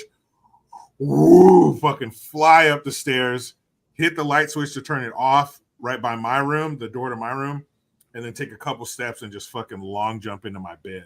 That's something funny. For sure was under there that was gonna grab me, and I would fucking jump in my bed and pull the covers up like around my face until I, fear wore off and I finally fell asleep. But yeah, plenty of times doing that shit. No, that's I did. That's mine too. Yeah, you saw this when you were a kid. When I was way too young, nobody was minding the store, man. Holy shit. My brother was screaming, crying at night. My mom's trying to calm him down. And we're like 10, 11 years old. And he had been somewhere and saw, I guess, a low budget horror movie called Hotel Hell. And it was like a psycho movie where like there's somebody in a hotel murdering people or something. And I guess the part he couldn't get over is like the lady or whoever the killer, they had a panel in the floor. They would open up into the person's room and go in there and kill him or whatever. And you cannot let little kids watch freaky stuff, man. Oh man. So yeah, nothing was scarier than that shit back then. Yeah. But this was a pretty scary part too, because this is like some like zombie demon shit. Like they're coming up out of the floor or whatever through the chair and grabbing her. That shit was scary as fuck. Yep. Right. So she gets sucked into the Zool zone. It's like Bill O'Reilly's no spin zone. By the way, name in town if you wish to well pine. We love those aerobics workout clothes from the 80s, man. That's what we said was wondering hot. what was going on with the crotch being pink and the legs being blue. It's like, oh, that's a 80s workout clothes. That's right. You got it. That's right. Yep, I thought it was a bizarre shadow. I was like looking like that's very weird. Yeah, I just kept staring. I just kept staring. Trying to use my mind powers, Lewis, with this woman is hilarious. I like this. It's a little bit of character. Here's another writing tip about character development. You don't have the characters say who they are. You have them say it through their actions. Show, don't tell. So he's like an accountant or something like that, and he throws a party. But he says in order to make the party like a write-off or a business expense, he just invites a bunch of his clients instead of friends. Dude, and he So they're also partying with, like, tells everybody's retirees and- private financial business Right. to everyone else in the room. Right. He's just like, I'm like, dude, it's so uncomfortable. Right. And Good remember God. those ghost dogs are on the loose. They just got Sigourney, and they're going to turn her into a dog, I guess, or eventually turn her into one of them. And they're after him too. So I guess these two are going to be the representatives to unlock the dimensional gate to let the evil Sumerian god Gozer back in to help Zul, to help Gozer come in and destroy New York City. I think that's what's going on here. And meanwhile, Louis Tully's throwing this corny party. And is this girl like a girlfriend of his, or just like a friend? Yeah, that's his girl. Yeah. Because she tells him, "I'm gonna leave." If she's not his girl, he definitely wants her to be. Because she's like, "I'm gonna leave." He's like, "No, let's dance. Come on." Like that's what's so endearing about him. That's what you have to respect about him. He's persistent, but look at him. The girl's like 4 inches taller than him, blind, got some big titties on her. He's winning. You know, even though he's a little nerd or whatever, dude, he was winning until that frame right there, Jericho. Until the demon dog came out. All right, who brought the dog? Yeah, so then the dog shows up. It's in the coat room. He throws a coat on its head, and it ends up breaking out and demolishing everything. And it eventually chases him down to this fancy restaurant. I used to know the name of this restaurant. This was like a world famous restaurant at the time. Very expensive place. A real place, at least in the 80s. I have no idea if it's still there. It looks like this was in New York. Yeah, I'm thinking because it reminded me of the restaurant scene from Trading Places, but that was in Philadelphia. But it had like that big glass, it had the big window and stuff like that where people could look in. And that's when Winthorpe was standing there all sad and looking inside, and it was raining and nobody was paying attention to him, and his girlfriend had moved on and shit. But it was it had the same kind of look, obviously in two different cities. So Dammit is saying that's a famous restaurant at the Four Seasons Hotel. Well, there you go. There it is. So on the Village Green. Okay, yeah, that sounds very familiar to me. Could we not, just from the angle inside the restaurant, not see the dog, or nobody could see the dog but him? Because from inside the restaurant, it was. Looking out, you just saw him, just going down to the ground, but nothing was on it. People seem to be getting moved by the thing, though, and I think everybody at the party saw it. That's something. It's busted through the fucking door. So why can't these people see it? We need a Star Trek nerd to explain the science of the dog to us. Yeah, explain the Ghostbusters lore. Well, see, the dog's actually only visible to the person it's trying to catch. Something like that from a Star Trek person. Any Star Trek person want to field that? Please feel free. Yeah, please. Yeah, but everybody saw it. Like you said, everyone saw it at the party. French Laundry. There's Gavin Newsom right there. No, Gavin Newsom is the demon dog from hell. My favorite thing about my governor and your future president, Gavin Newsom, going out with all the rich. Sorry. It's going to happen. I don't support it, but it's going to happen. I mean, if you can't tell, I don't know what to tell you, but it's going to happen. He was in China today acting like he's a president, talking to like President Xi or whatever in China. But my favorite part of during the lockdown, when they're forcing people to stay home and do all this stuff, Gavin Newsom's at the French Laundry, the hardest restaurant to get into in the country, one of the hardest in the world. And I remember, allegedly, YouTube, the tip, not the bill, the tip on the booze paid for with your tax dollars, because it's government people going out to eat. You think they're spending their own money? The tip for the booze was over $3,000. That's how they are living, while other people are losing their jobs because everything's shut.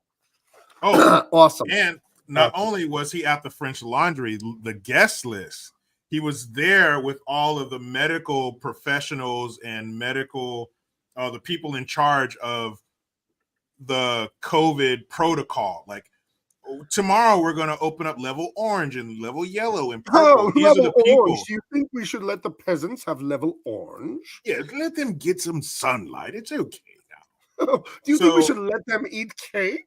No, of course not the cake, but give them some sunlight. Let them go back to the parks with their little crumb snatchers. Unrelated, I'm kind of excited to see Napoleon. Fucker. Fucking scumbag. We're locked down, can't do shit. And then when he got caught, when they called him out on it, he says, "Yeah, you're right. I should have made a better decision." Yeah, that's what they always say.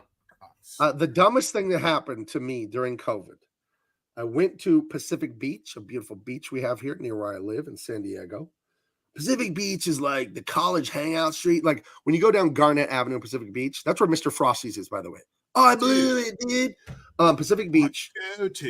Every business on Pacific Beach is a bar, tattoo, yoga, sushi, over and over and over and over and over on Garnett Avenue. Yeah, it's just all the college kids from UCSD and SDSU. All the college kids are there every night, getting drunk, partying. But I was at Pacific Beach with my wife because we were allowed to go to the beach. We're down there, sunset, this and that, and we're sitting down, enjoying the weather. And a police officer comes by on a little 4x4, like a quad, says, "You can't sit." I'm like, what are you talking about? You stand here at the beach, but you can't sit. That's the level of dumb that we got to.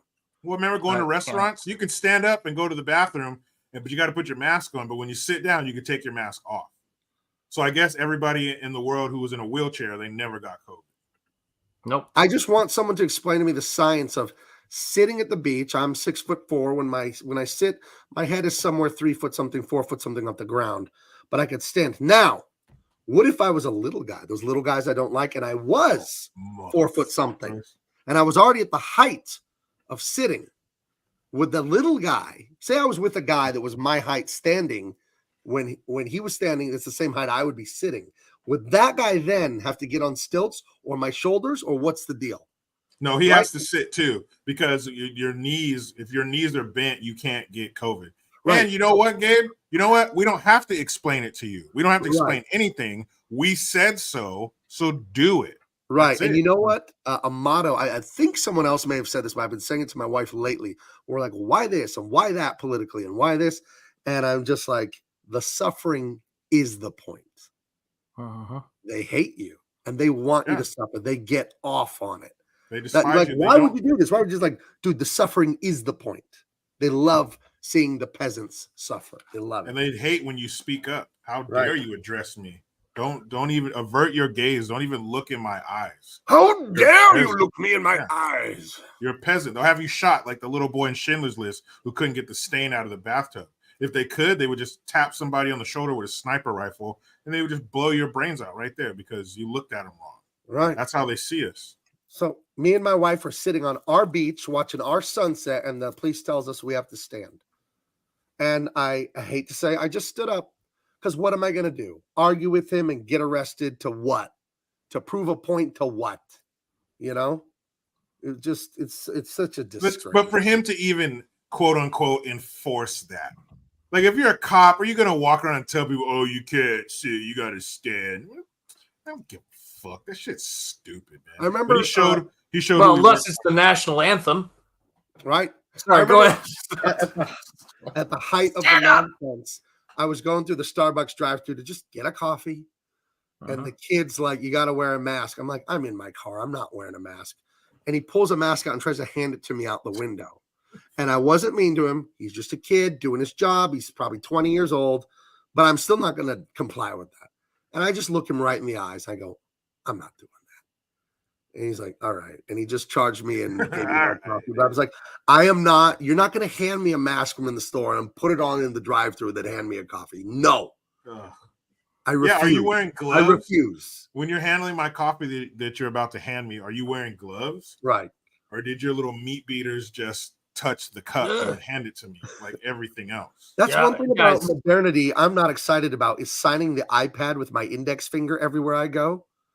And all these mofos that also signed it with their finger. Oh, I go straight to the sanitizer. And this is pre-COVID. I wash my hands when I got home and I use hand sanitizer. I keep it in the car even before that bullshit. Right. Because people watch for 5 minutes. You'll sign a contract with Perel to make sure you have something. People are disgusting beasts. Wait, so do you, when you go, you do the hand sanitizer like right after? Do you have it with orange juice or like what's your thing? I usually put them. We'll talk later, but I usually put it on my hands. I don't think you're supposed to. What? Yeah. But then how does it get the bad things? Well, I mean, they're on your hands. You just, Sean, man. No. No. Disavow. Don't do that. Disavow. Don't do that. But basically, this tying it into the whole sweet and sour sniffles lockdown bullshit. This beast is what you're going to turn into if you took. Wait, go back. Is that the one? The other one you just showed? No, that dog that's about to eat Rick Moranis. That's what you're going to turn into if you got. What the about shot. her? What is she about to eat? Come on now. Speaking of this, okay, Some fucking dick. So now she's no longer Sigourney Weaver. She's Zool, the ghost monster. Yeah. There was a scene earlier in the movie when they first became the Ghostbusters. They were getting famous. All this fun stuff was happening. Dan Aykroyd is laying in bed, and a pretty-looking ghost woman materializes over his crotch at the foot of his bed. Yeah, fast forwarded that part with the kids. And undoes his belt buckle. It is a dream. Pans up from his crotch. It is a dream. Yeah. Oh, I mean, sorry. And then he's just like smiling. And I'm like, where did that scene come from? It has nothing to do with anything. It doesn't have a story. It's like he just is getting a little work done by a ghost whore. Well, this was the 80s. So Can I just say somebody something? probably That was the thought whole a good point of the idea. movie. I fast forwarded the movie till I got to that point, and then so here's a little trivia for you: who played the ghost floating girl? The floating John Ritter, head giver. No, the same girl at the beginning of Romancing the Stone. Oh, really? Who is in that movie with the wet shirt in the Western novel that she's reading? Ooh. Same lady. Oh, she's just a scumbag. She's always doing Yeah, I shit know. like I that. can't stand her. I wish she'd come over here right now and I would sit her down. Chastise that. Would you that put her lady. across? Would you put her across your knees and just give her a good, discipline? That's how it would start. Oh my God, it would be an instant pretzel of knees. Yeah, she would get. Do you feel like would it get took a while? It'd take a while for her to learn her lesson. Exactly, she She'd would get it because she's after- been very, very naughty. You've been naughty. After multiple tongue lashings, I think she would. That's right. Get the point. Come here, white devil. You've been tried- very naughty. Come You're on, trying, to naughty, make fun of, naughty. you're trying to make fun of the Indian accent not being sexy, but I'll remind you, there are over 1.3 billion Indians. So Yeah. that, Somebody's that finding voice- that Also shit authored sexy. a little That book voice called must Kama work. Sutra. Yeah. And everybody's like, what are those Indians up to? I don't know. Look at the population. Yeah, the they're opposite of fucking. what the fuck we've been up to lately. There's nothing on TV to watch. They're fucking. No, That's you can regular. multitask. Put the TV on her back and just lay into it. Yeah. Look Get at her. that good Listen. angle. One of the most romantic ways to approach her is to say, take. Just right at her. Take. One word. T-A-K-E. Take. Get That's it. it. It's working on somebody. Over a Yeah, billion these people gulab there. jamun have got to go somewhere. I'm going to put my roti in your tikka. Listen, you're about to get hit with a dosa if you know what I'm talking about. Got to get some of that jazz. That's right. Here's your raita. Sorry, guys. It's occupational hazard. All right. So anyway, Peter Venkman goes over back to Dana's because he is trying to score. He gets there, but the ghost dog has taken control of her, turning her into Zool. And there's Zool, and then some other person is the other ghost dog, now controlling Tully. And when those two get together, they will open the gate for Gozer, So to believe, speak. right? Yes. And guard it at the same time. Right. Yeah. And those two have to get together like doing it. Yeah. Like doing it. So And the at best that part of that scene, go for it. So she's floating. The time is getting closer. It's starting to have an effect on her. So she's floating, and he's tripping out, and he gives her, what did he give her? Thorazine. Yeah. Yeah, He he gave just her- carries stuff to knock women out on his Yeah, person. he's the whole like time. fucking grabs a roofie stash. I like how and they gives just it to her. gloss over that plot point with Yeah, Peter he Venkman. said she's sleeping right now. So I gave her 30 cc's or whatever. Can Gave I her ask you a fucking- question? Is a ghost doctor, Gabe and Jerko, in your experiences, is a ghost doctor qualified to dose a person unconscious with Thorazine? And where the fuck did he get it from? Was I'll it tell you his this. dating kit? I feel like some of those ghosts used to be his living patients, and he may have made exactly right. He may have made a boo-boo or two. So yeah, think about he has this little kid. This is like an episode of Scooby-Doo. If you were a ghost buster and you wanted ghosts so you could bust them, so you could make money, wouldn't you also want to make ghosts by killing people by accident with Thorazine? But I think in New York more City, money. with the millions and millions of people who have died there, probably you're good. You got a good supply of ghosts. I think everything's above board with Dr. Venkman. I think he's just a little horn dog. That's all. But he knocks her out because she's floating. Hey, it's an unwritten rule. If somebody's floating, give them drugs. Knock them out. He also, first of all, he comes to the door and he goes, yeah, I'm here to, she goes, are you the key master? And he's like, no. And then she shuts the door. Yeah. He knocks again. She opens. He goes, are you the key master? He's like, yes. And she goes in. And when she's floating up in the air and he gets under and he goes, please come down. She goes, rawr, the cuts. And it's like, fuck, what was that? Yeah. Man? Holy shit. Dana's gone. Dana's no longer. Yeah, Dana ain't with us. And she's like floating and shit. So he makes her pass out. So then we catch up with Lewis, and he's just running around the city trying to find her because he knows they got to get together and do their thing and bring Gozer. They got to bring Gozer through to this dimension. And so he's talking to the horse trying to get information. And the guy is a horse and carriage. And the guy's like, hey, don't talk to the horse. I'm the one that makes the decisions around here. And then his eyes get red, very Teen Wolf when he's like, give me okay. I am driving us off the rails. I saw Teen Wolf for the first time ever about 2 weeks ago. Oh, really? What in the hell? What a terrible movie. Come on, man. Unbelievably bad movie. Surfing on the van, on Styles' van. That movie. But again, Gabe, you're not seeing this. Literally doesn't have a plot. It doesn't have a plot, that movie. But he you're becomes seeing a wolf this and wins a fucking basketball game. Chubbs, it listen, doesn't Chubbs. have a plot. You're seeing this as a fully formed, educated adult. You've got to eat this whole bowl of Jello. What do I gotta do? Hold the Jello right in the shirt. Let me tell you something. Those were good times in America. Yep. And I were not influenced to do things like that from watching a despicable picture. Give like me that. a keg of beer. That movie was unbelievably bad. Holy shit. It was 1985. What can you do? But There's as a so many child, good movies in the 80s. So many good movies in the 80s. and we saw those as well. But Teen Wolf, that was a classic. Yeah, it's weird that nobody addresses the fact that number one, werewolves exist. Period. Let alone that's not the part that gets me. Would have been a shorter movie. The National Guard would have came in and shot that motherfucker. The part that gets me is that a short guy, like Michael, you know how I feel about short guys. And a short guy's good at basketball. I refuse to accept that premise. Prince was good. I at will basketball. believe that he's. You got a werewolf. Muggsy Bogues. Those are Muggsy. Bud Webb. Those, both of them. Those are the 5'3". exceptions that prove the rule. But no, of course, no, not normally. But they have the ability to be good at basketball. Manny Pacquiao, best left-handed artist ever.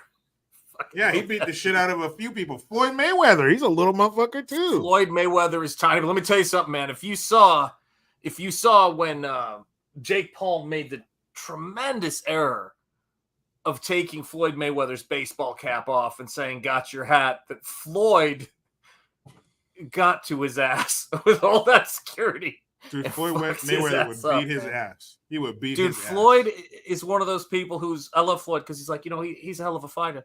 Like whenever he talks about someone whose ass he just beat. But Floyd, like I watched this video of Floyd fucking with this YouTuber in the ring, and it's hilarious, man. Yeah. Yeah, Teen man. Wolf, Teen Wolf.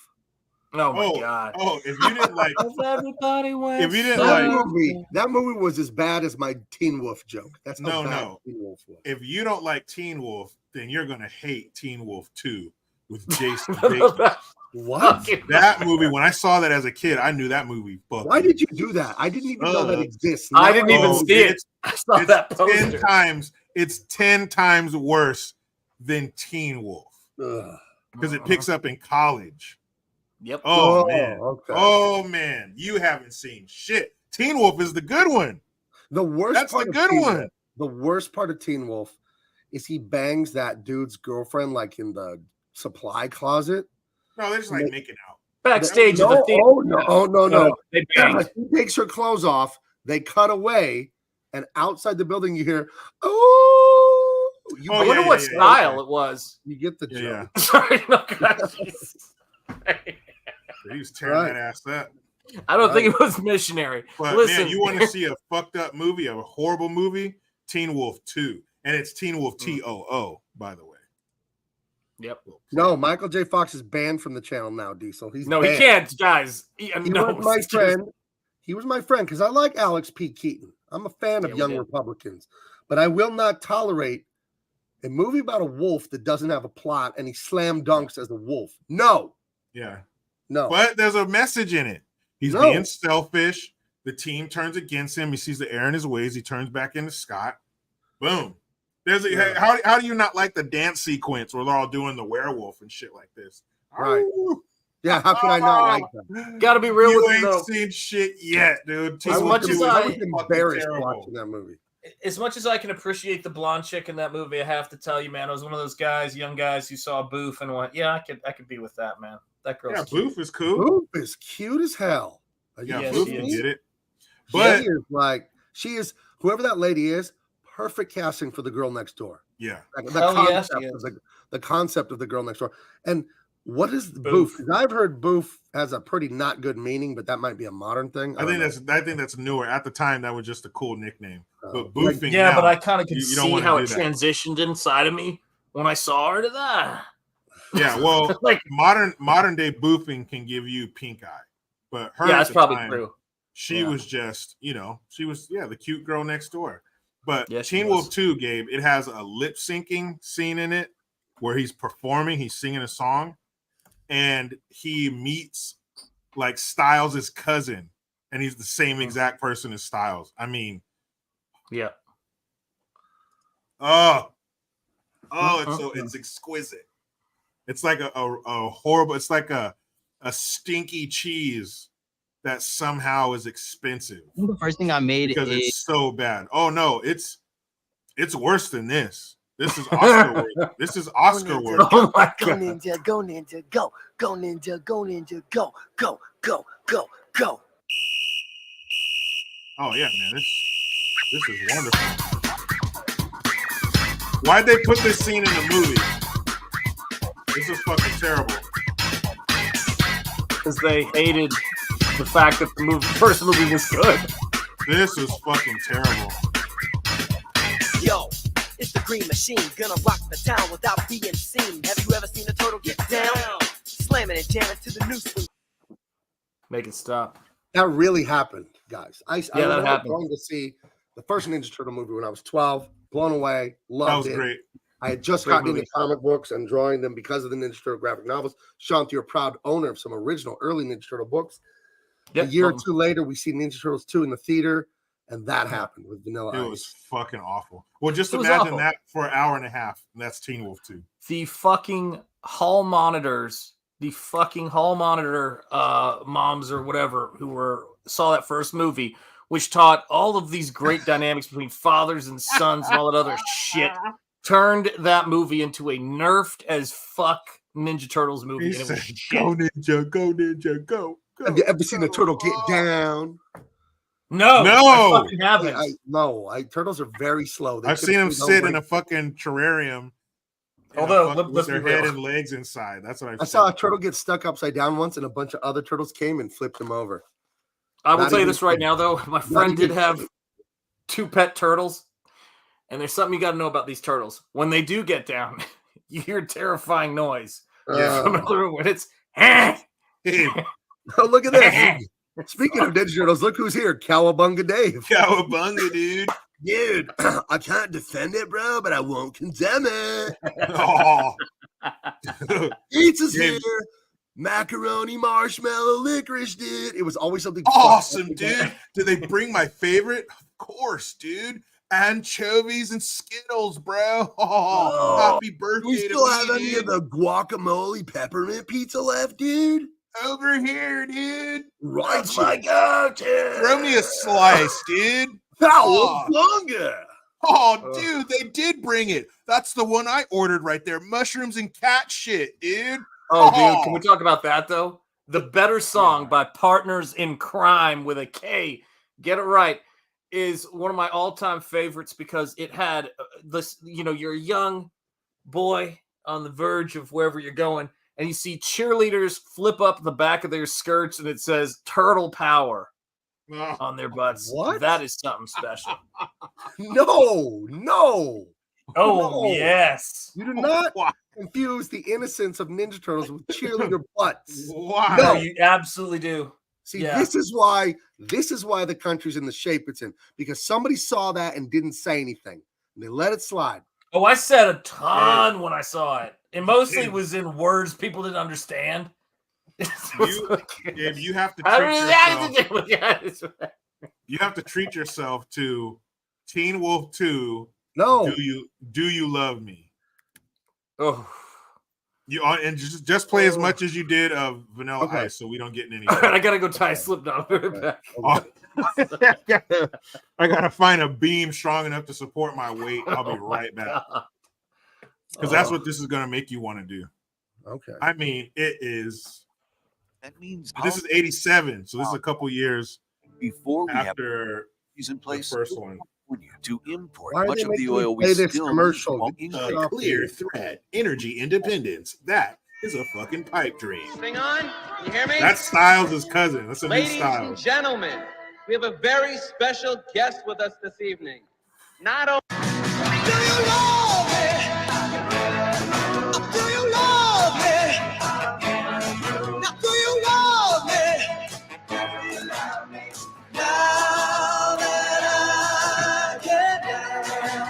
And this is like day 3. He just got there.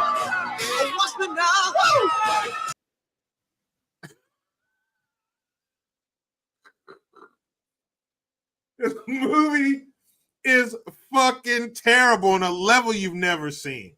Never. Jericho? Yep. I'm here. We're friends. But I'm pushing it. And we're not, that bond is strong. We're not going to break it. Please.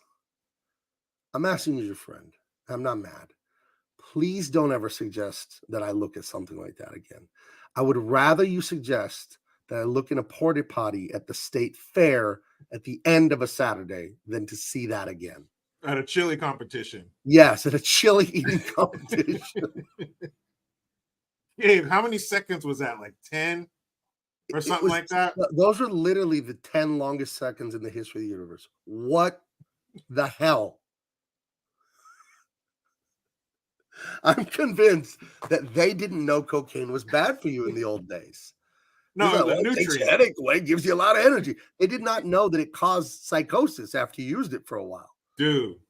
Oh my gosh. I apologize for everything I said about the original Teen Wolf. It gets no better. I can't do it. I can't watch it. It was awful. You know what secondhand embarrassment is, right? Like you feel embarrassed for that. I can't believe that. I can't believe Jason Bateman shows his face in public after doing that.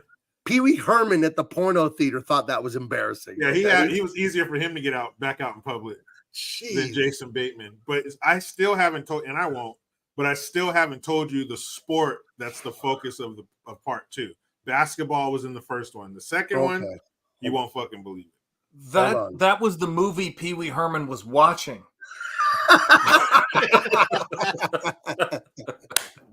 He's like, you either turn this shit off or I'm going to start jacking. There's the Shant the sniper that I know and love. Thank you. God help You us either all. turn this off or I'm going to pull my dick out. Yeah. Yeah, dude. It's was that the threat Pee Wee Herman gave to the theater? Hey, all right, here he comes. The word of the day is he's like, hey, you turn this shit off or I'm pulling my dick out right now. Oh my God. And then they're pulling him out in handcuffs. He's all, they thought I was kidding. They thought I was kidding. Did you see that shit? Yeah, man. That was 10 seconds. You don't want that. You tell him I'm coming. No, but anyway. How is that real? I really do. I joke about it a lot with my kids when we see old stuff from the 70s and 80s. It's just wacky. And the running joke in our house is they didn't know cocaine was bad for you in the old days. Yeah. You know, they There's just no doubt. thought it was fun. It was a party drug, make you feel good, then you're fine later. Well, these were the biggest non-believers I've ever seen in my life, because that movie was Shit right there. Not only did they think cocaine wasn't bad for you, they thought it was good for you. It was a nutrient. They added it to the fucking food pyramid. Holy shit. Toward the bottom. Yeah. I can't believe that's real. I feel like you set this up. Why is he singing? Why is he singing? I think this. There's no such thing as Teen Wolf 2. Jericho won the lottery like a week ago. He paid a bunch of people to make that, edit it, make it look like it's from the 80s, planted it on YouTube, and then brought it up during the show today. Hey, this is a random clip that I have. That's what I think is actually going on. No, Gabe. Gabe, what you didn't see No. was the part where in the same scene where he jumps down, but then they do the reverse footage where he jumps back up, and you can totally tell it's in reverse, like a bad kung fu movie. Yeah, no way. They did that. No way. Yep. He jumps off the balcony and then he reverses back up to the top where he started. My God. It is. I'm gonna go find that clip now. I'm gonna find that part, and then we're gonna rush to the end of this movie. But I'm gonna find that clip. It's too sweet. It's like biting into a dessert that is just too sweet. This movie, it's too much. It'll make your teeth hurt. It's too fucking much. Dude, he jumps down and then it reverses and he goes back up. It is the corniest shit. And this is off the heel. This is 2 years later, so 1987. This is a big time movie. This ain't no bullshit, and this is what you did? Oh my God. Oh yeah, it's in this scene. It's probably the whole scene. And he jumps down and then he reverses and goes back up. I think it's after he's done dancing down there with the women. And this is like Grease. Like they're in like, poodle skirts and shit. And I'm like, what the fuck is this? Lord help us.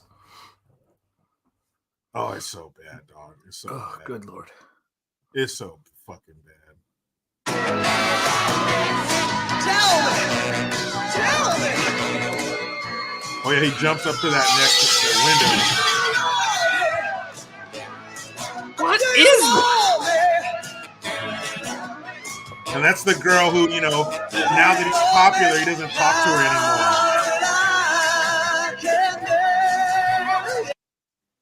anymore. Oh, You're muted. You're muted, Gabe. Can't hear you. So anyway, classic. He's a nerd. She's a nerd. Then he gets popular, forgets all about her, doesn't talk to her, and then he sees that they're assholes and tries to go back. And you're an asshole. For those of you guys just tuning in, this is the director's cut of Ghostbusters with the werewolf sequence restored to its original, digitally remastered. Yeah. Oh, it's bad. Wow. He's jumping up to the next level and it's backwards and it's just no thanks. I'll find it. I'll find the timestamp. Text it. That's gonna be we need that cut into the opening of the show. Because it's fucking diabolical. What the F, dude? It's of the John says it's the teeth drilling cut. Drilling cuts. You get, Can you imagine if there was a sadistic orthodontist? He would, the dentist that I gone to here in California, world class, super rich neighborhood today, all the latest equipment. I got a crown. I got a root canal and a crown in the same day. I didn't have to get the temp and come back a week later and have it put on. They made it in a lathe out of enamel, like in half an hour. They made the tooth. Yeah. And they had all just high-tech place, awesome place. And they had a TV on the ceiling. I think a lot of dentist places has that. So you can watch. They'll give you little earphones. You can watch a movie or whatever while they're working on your teeth. But what if there was an evil dentist and he only played dog shit movies like this? Wow. So he's poking around your mouth. He's cutting you a little bit. He's hurting you. And he's making you watch that, No, as he's cutting you, you're going, I'm sorry, I can't take it more. Can you please turn that shit off? Yeah, all the work better be free. If you're playing that shit in the background, There's only this in the Marine. Yeah, I can't. Would you be better? Oh my gosh. Anyway, Louis Tully, he's now the key master or something like that, or he's the Gatekeeper. He's the Key master. Yeah, key master. Yeah. So she's the gate, and he's the key, and the key goes in the gate. Everyone gets the joke, right? Everyone's been to middle school and knows those kind of jokes. Oh yeah. Anyway, let's see. So yeah, he's running around town, looking for a lock for his key. And he does get picked up by the Ghostbusters. And even though he's like an interdimensional ghost dog monster, he's very nice to them. He still has Lewis's weird, like socially awkward personality. But he also does very strange things, makes weird noises, just starts drinking the unbrewed coffee water. Yeah. And he's talking about being the servant of Gozer or something like that. And Egon and Janine are kind of putting it together, listening to him talk. And I think at this point, Venkman has contacted them, right? Or are they looking for Venkman? I don't remember. And there's another plot where like this EPA supervisor, a guy from the city, he hates the Ghostbusters for like no reason. He hates them, and he wants to shut them down for polluting with their ghosts because they're not following the pollution guidelines. They don't have the right permit or some blah, blah, blah, blah, blah. So it's kind of a boring, businessy, governmental intrigue going on here. He harassed them, and he comes back to their headquarters with a police officer and a city electrician and says, "You're violating rule XYZ and this and that and the other, and I'm shutting you down." So he shuts off that tent, put all the ghosts in like an idiot. And he even says, "Well, I want to know what you're doing in here." Like such a sniveling. What the fuck do you mean? Get the fuck out of here. But there's always that guy. There's always that guy in these movies, a city official, who wants to put a parking lot on where the community center is. There's always this dude, and he plays it perfect. The EPA. What? The EPA. My name is Templeton Peck, and I work for the EPA. And that's because I want to know what I'm curious. Yeah, he's such a freak. Oily. I heard people are having fun here. And I wanted to piss on it. It's like, you guys in there having a good time. But yeah, he plays it perfectly. Absolutely perfect. What a joy. What a complete joy. Fucking asshole. What do you care? We're helping. We're getting rid of ghosts and we're making money. But they turn it off and all the ghosts explode out of the top of the Ghostbusters fire department. Right. Oh, and just in case you're wondering, I think, No, go ahead. I was disappointed by this shot. This is me being very picky as an artist. When the ghosts escape the fire department, they just come out as this pink energy. It's a lot of money. It's a hard special effect. I get it. A lot of animation would have need to be done. A lot of puppets, a lot of hand drawing. But instead of these streaks and glowing balls, I would have liked if it was actual ghosts. I'm not even kidding. I saw this shot and I'm like, if it was nowadays, they'd have the technology to make this better with like flying ghosts and faces and fangs and wings and things. That would have been cooler, but they did what they could do. And overall, effects are great. No, but they're ghost. That's Ghost Cain. I don't know if you know what Ghost Cain is, but that's it's a kind of cocaine that is what ghosts look like. And it gets you fucking. John is right completely. So the social justice warrior of the film was the EPA inspector. Yeah. I heard you had success and fame, and I wanted to see what I could do to stop that. Yeah, is that laughter I hear in there? Have you guys achieved things and gained respect that probably should be mine? Let me shut you down. You know what? The term or calling somebody a wet blanket, that really doesn't resonate until you've had your washing machine break with a load of blankets in there, and you got to pull a wet blanket out of the washing machine. Right. Thing weighs like 100 pounds. Like they truly are wet blankets. They just weigh everything down and they just squeeze the fun out of everything. And I don't mean an old squeeze it commercial. That's what they used to say, squeeze the fun out. Yeah. But yeah, they're just a fucking drag to everybody. Right. But so this is what happens. Is bureaucracy fucks it everybody. And you get a real fun shot afterwards. The ghosts blow the front off of her apartment. So she's just standing there like a second after the shot, it zooms out. So she's on the ledge of her apartment that does no longer have the facade of the building there. She's open to the air now. They blow up her apartment. So that's what 500-600 people dead down below. Probably, yes. And then you get a really fun scene. This is something out of Scooby-Doo or just a kid's imagination of the city starting to be overrun with ghosts. Slimer comes out of the subway and starts eating all these hot dogs out of a cart. A guy hails a cab. What could be more New York? Hailing a cab, the businessman, 1980s, Gordon Gekko. Greed is good. Getting in the cab, and this is the cabbie. Take me up to 97th and Broadway or whatever. And You know who designed that? This would Rob be a nerd thing. Rob Bottin. Bernie Wrightson was one of the artists on this. You can totally see it though, right? I can see that it looks now. like a Bernie Wrightson zombie monster Frankenstein. Yeah, he was one of the concept artists on this flick. I actually thought for years he designed the terror dogs, but he said he didn't have anything to do with that, but more of like the monster zombie creatures. But look at how awesome that looks, man. That's just great practical. Yeah, effects. Bernie That's so Wrightson, one of the absolute legends of our business. He did the great Frankenstein book. You want to see some Bernie Wrightson really quick, Jericho, to blow your brains out? This is just blow my ass. Blow your well, I'm gonna blow your ass.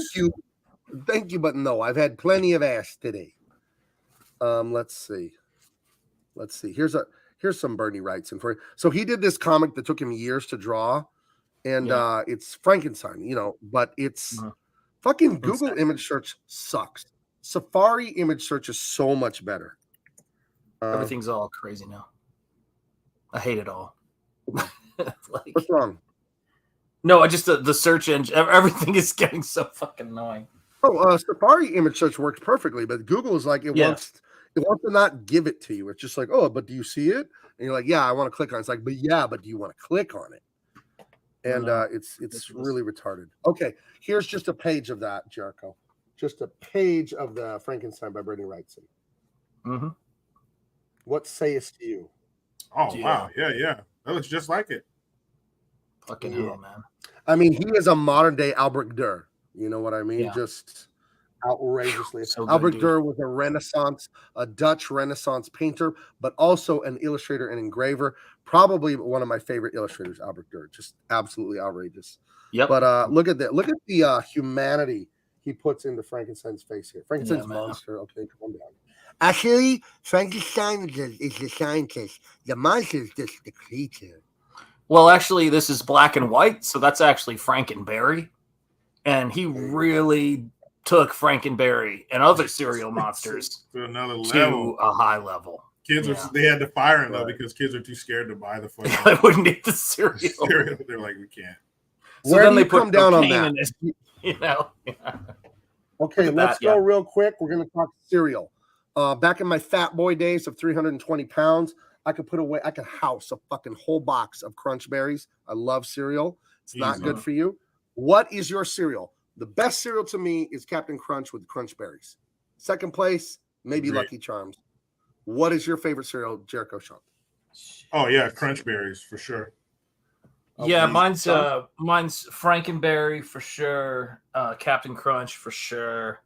But then there was all the weird cereals in the 80s, man. Like I used to love Donkey Kong cereal. Don't know if anybody remembers the video game cereals, man. Ninja Turtles, get ready. It's an attack. A crunchy snack attack. A crunchy snack attack. Do you remember the Ninja Turtles song for the Ninja Turtles? No, but it's like I'm the master rapper, and I'm here to say I love Fruity Pebbles in a major way. Do you remember that shit? Yeah, everything had a rap to it in the 80s. Do you remember the Sog Master was Captain Crunch's enemy, and he would make your cereal soggy? And it was like a 3-part commercial in 1986 or 87 to be continued. And you could mail away for a Sogmaster action figure. And I love the Sogmaster and his design. It was, I thought it was so cool. And there were these commercials. Oh, here it is. The Sogmaster. This is him right here. He was the enemy of Captain Crunch. Yep. And he was going to blast what they say purportedly was milk all over Captain Crunch. You know, come on now. That's a lot of Come milk. on now. I just don't understand why the Sogmaster smoked a cigarette every time he attacked. He fucking climaxed. Oh no, make it stop. So they're ghosts, the cabbie, and then they're laying out this. I love And they're this. in jail with blueprints. Right. Blueprints. Why the hell did they get arrested again? I forgot.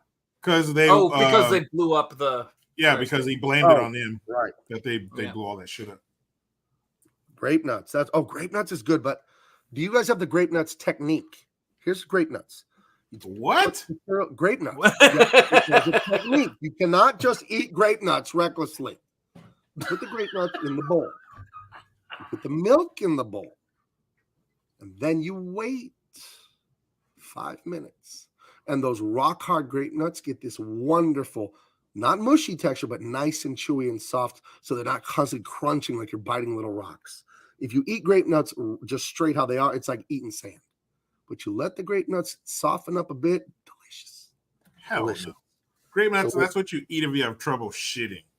Grape nuts with the spoon of sugar top, delicious. Fucking oh hell, that's gross. Yeah, that's some rough stuff, man. But let me tell you this: what I love about this, the sequence when they blow up the fire station, that was so great is the part where he goes, or when the cops come to arrest him, and he goes, they did this or whatever, and the guy who's calm the entire time, which is Egon, goes, "Your mother," and just tries to grab the guy. But they're in here and they're talking about the the Gozer worshippers and like how they've built this thing and how it's going to do this. And I love at one point Peter Venkman asks a question and Ray Stantz looks over and goes, "You never studied." That's just dude. He fucks with him too. He fucks with Venkman, or not Venkman, Ray. He fucks with him like throughout the movie, and it's cool. He's not like picking on him, but he's always like fucking with him throughout the movie. He even smacks him in the face later on in the movie. And this is where I really felt like there's no way you cannot be a Winston fan, because he goes, "Now you're going to go before the mayor and say some moldy Babylonian person is going to take over the city." He goes, "No offense, guys. I got to get my own lawyer." Fucking come on. That was genius. The fuck, no offense, man. Guys. Dude, Ernie Hudson, man, is the shit. And again, Ernie Hudson will stay gold in my book, period, because of his work with Brandon and the Crow. Like, that's, to me, end of story, man. Yeah, he's it's fucking like awesome. he's the shit, man. Period. Yeah, Ernie Hudson's a shit. I like him. Yeah, and I see your point Great why actor. he wasn't a Ghostbuster to start with. It does make that nice point. It's a very subtle point that the Ghostbusters are dummy academics that have never really worked a day in their life. Yes. They went to high school, went to college, they went to graduate school, and now they work as graduate professors or whatever.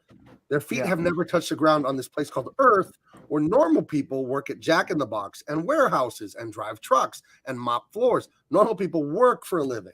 And like one of them, I think Peter Venkman tells Ray Stantz, "You've never worked in the corporate world. They actually expect results." That's such a great thing to say about best academics. part of this movie before this was and it's a subtle scene, but it guys, I tell you what, I always talk about Winston Zeddemore, and it really pissed me off because they were like, "Oh, no one wants to be Winston in Stranger Things," and I'm like, "What the fuck is wrong with you guys?" Because he had this line when they're going across the bridge, and he says, "You remember them talking about that verse in the Bible about the dead rising from the grave?" And he's like, "Maybe the reason why we're seeing all of this stuff is because the dead have been rising." Like, it's just really great. Like, who else could have fucking delivered that line with that clarity? Like, Ray quotes it like an academic. He goes, "I remember Revelation and behold," and he goes, but he brings it back down to this is some shit. And he's the person who is the most fucking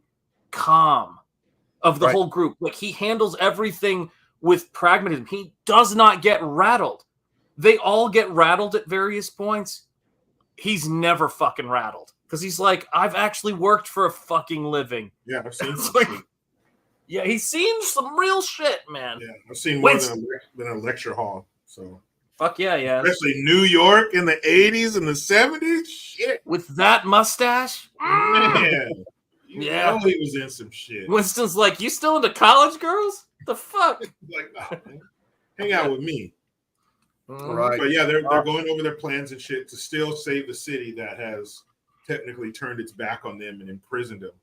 And then they obviously find each other and they get their fucking through. So what I was thinking, and out of all the times I've seen this one and the second one, and the most recent one with their grandkids, is pretty fucking cool. They did a good job. I heard that too, yeah. They did a good job. Oh, that one wasn't woke or anything? No, it was Oh, good. good. I feel like I don't feel. I know without even researching. The 2016 woke Ghostbusters ruined the box office for the 2021 or whatever that I guess wasn't woke, right? Because it was like, I'm not gonna go see another one. Look at what they did with the last one. That's how I feel. No, it was good, man. No, I think it did okay. It ruined its box office. It didn't ruin the movie. It ruined the public's perception of what they were going to see. It's it's tough because that was during the authoritarian lockdowns. So all movies during that time period have a little bit of an asterisk by them. True, you know what I mean? But it's I think that the audience reaction to it and the casting reaction to it and the what they did a lovely because a tribute to Harold Ramis, which you wonder how the hell are you going to do that? You know what I mean? Like what they did it was great. They handled it well, and him not being there, being in the movie, and it was good. It didn't have any woke bullshit in it. I watched it with my family. It was a good movie. It's what the 2016 one should have been. But out of all the times I've seen the first two Ghostbusters, what occurred to me last night had never before. So is Lewis the father of the baby in the second one? Oh, damn. Because it could. Okay, never mind, because it doesn't pick up right after this. So never mind. But it just made me think, like, is that the father of her baby? Because the second one, she has a little kid. But the baby's pretty young, though. He's like a year old. So I don't know, maybe. Yeah. I don't know. But they definitely just got done, doing the mattress mambo. Yeah. And we know what that can bring about. So now they're out of, because shit's getting crazy. They got the zombie cab driver and shit. So we need these guys. So they're in the mayor's office. And this guy, I can't remember his name, but he played the classic New York mayor, even though he's a little guy. But that's what you need, that little short, fiery kind of Danny DeVito, scrappy. Hey, fucking New York. Like he probably goes down on the street and has a hot dog from a fucking vendor or a slice. He's like a real gritty New Yorker. So they did good casting all throughout this movie. And so and Ernie Hudson is telling him, hey, man, I've seen shit. He's like, hey, yo, and he even tells him, like, hey, man, I'm not one of these fucking crazy scientists. I'm like you. I'm a regular New Yorker, and I've seen some shit that turn you white. So let me tell you, he says he gives legitimacy to them. People don't fucking get this character, man. I could do a whole video on this guy. He's the audience character you can relate to. That was what I thought he was when he came on the scene. You can relate to Dana. And you can relate to him. Everyone else you enjoy, like they're all, characters. And Bill Murray's a star. But the thing about this shit is that he's the shit that the audience wants to say to the Ghostbusters. Like he's the common sense. And if it wasn't for him, and actually if it wasn't for him, I don't think it would have given Peter Venkman the opening to step in and talk about the voters. It's almost like he takes the lead off of Winston going, the fuck are we talking about? We're talking about this shit nobody believes in. And he's saying, let's talk about odds, probability, political capital, right? And then he can only do that after Winston sort of throws it down and says, what the fuck, man? Look, I don't give a shit about this. Real quick, I found it. This is near 13 years old. It's good, but I'm much better illustrator and colors now. But here's the cover I did for IDW for a Ghostbusters comic. And we were not allowed to do their likenesses. So we just had to do a guy with a little bit of a pompadour for Egon and do a guy that was a little pudgier than the other guy for Stance. And you know what I mean? A guy with a little bit of male pattern baldness for Venkman, and then just a black guy with a mustache, but he doesn't really look like him. But yes, that was the cover I did for IDW. The week of the butt fumble with Mark Sanchez, the New York Jets. That Thanksgiving, I was at my brother's house for like a week, and I was working on this while I was there. So I did this cover for IDW many moons ago, 13, 14 years ago. So I finally found it. Plush for $2. He says he sees spit that will turn you white. Winston. That's right.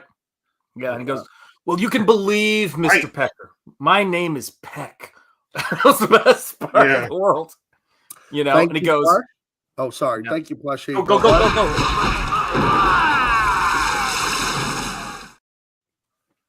There we go. Everything was going fine until the power grid was shut off by Dickless here. They caused an explosion. Is this true?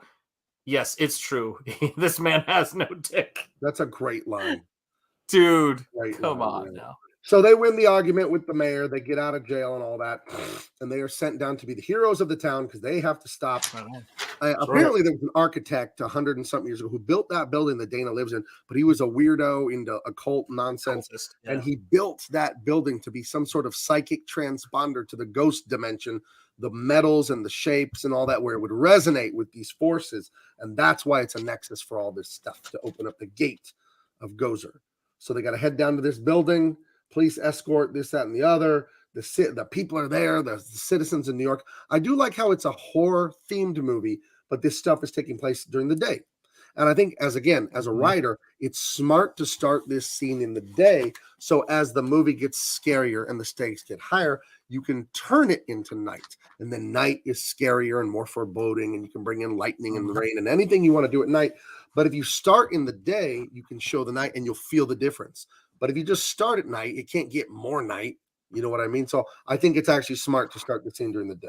So always, if any of you out there want to write, obviously the only way to learn to write is to write. But another thing, analyze good writing and think about it backwards. Why did that work? Why they got A result is good. What was A, or they got X result? What was A, B, and C that added up to that? It's all math. So just do the math backwards and you see good things in writing. Like enjoy the scene and go, okay, how did they get here? Because that's what writing is. It's problem solving, logic problems. Anyway, they're going to face the huge challenge here, looking up to the big foreboding building. The crowd has their back. And then things start to go crazy with the psychic power. The ground opens up. Cars are falling. And the Ghostbusters fall into the earth. They fall into the sewer or whatever. But then they come crawling out. So they're okay. And they're done. Yeah. They were just talking. And he was kind of like, you know what? You are right. I guess Marxism is bullshit. And she's like, right. Never saw it that way. Yeah, this had a very deep conversation. I like Intergalactic Transmitter saying, holy shit, this can be argued to be an analogy for the illegals in New York and the libtard mayors. Yeah, that's true. Yeah. Right. I do like that Eric Adams. Is that his name? The New York City mayor? Yeah. Constantly complaining about how they're at their wits' end financially, emotionally, every way, that all those immigrants in New York are just stressing the shit out of the city. Yeah. But they're still a sanctuary city. Yeah. And it's like, yes, in El Paso. We want a border, not because we're racist, but because we can do math. Yep. And if I have enough food or money for X amount of people, guess what? I don't have enough food or money for X amount of people times 2. It's just math. It's not racism. Can't do it. Yeah. Or are numbers racist now? It depends on who actually, you ask. yes, they are.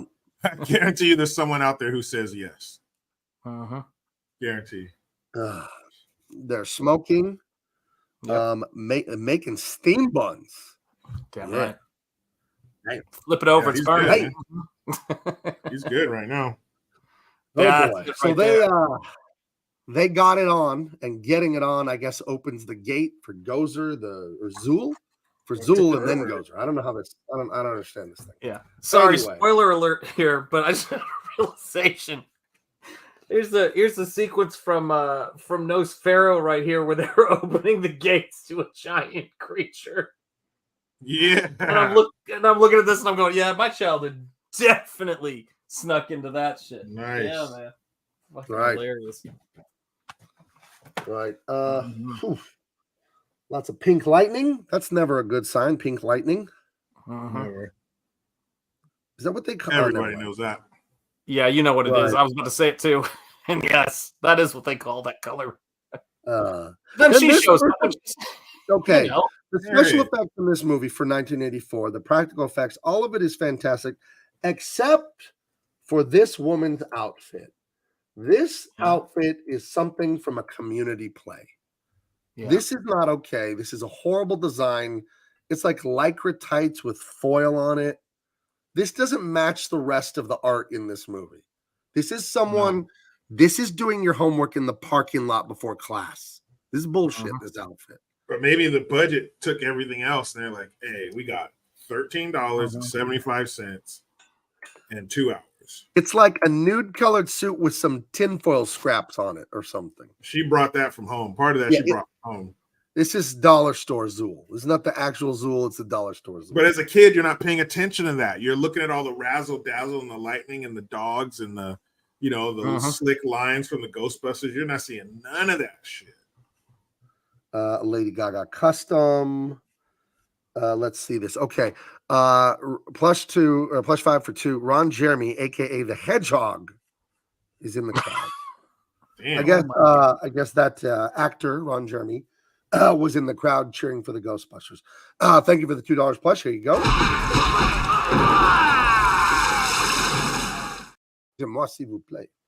This cannot be right, okay? I just saw an article that has left me reeling considering our conversation on the stream. That it was rumored, according to the site, that one of the first people they considered for Gozer was Pee Wee Herman. I'm not kidding. No. Are you a god? I loved the Pee Wee Herman show. I was like a 6th grader when that came out. Yeah, she was And an acid trip. Globy spinning, Mr. Windows grinning at the. Oh, me and my brother had a fucked up version of the song, and I almost said it. At the something magic screen. I'll just say something magic screen. And he had all the living furniture and all that.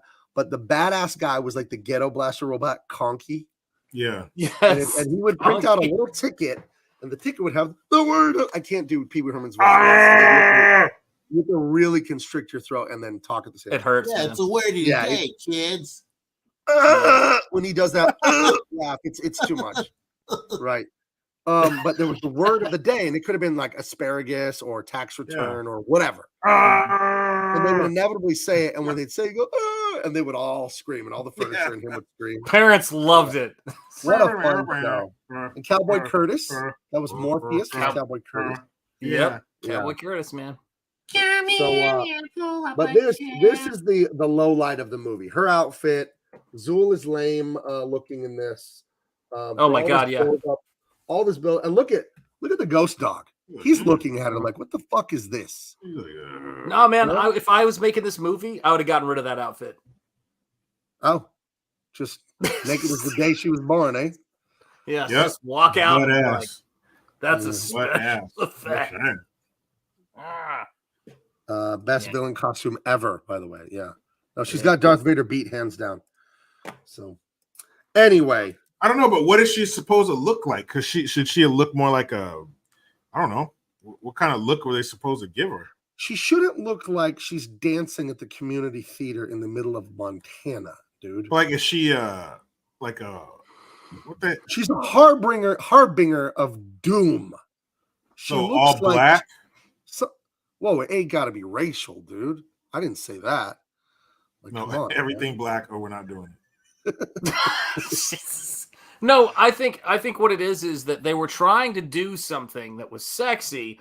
Unfortunately, we'd gone pretty far in our music videos at this point, and it's really tough to figure out. Like, you can tell they had creature designers on this show, but that the costume designer was dressing a lot of regular people. Yeah. And so this is the only true costume in this flick. If you really think about it, it's the only true costume design. And this, to me, is like a costume design by somebody who doesn't know how to create fantasy costumes. That's my story, and I'm sticking to it.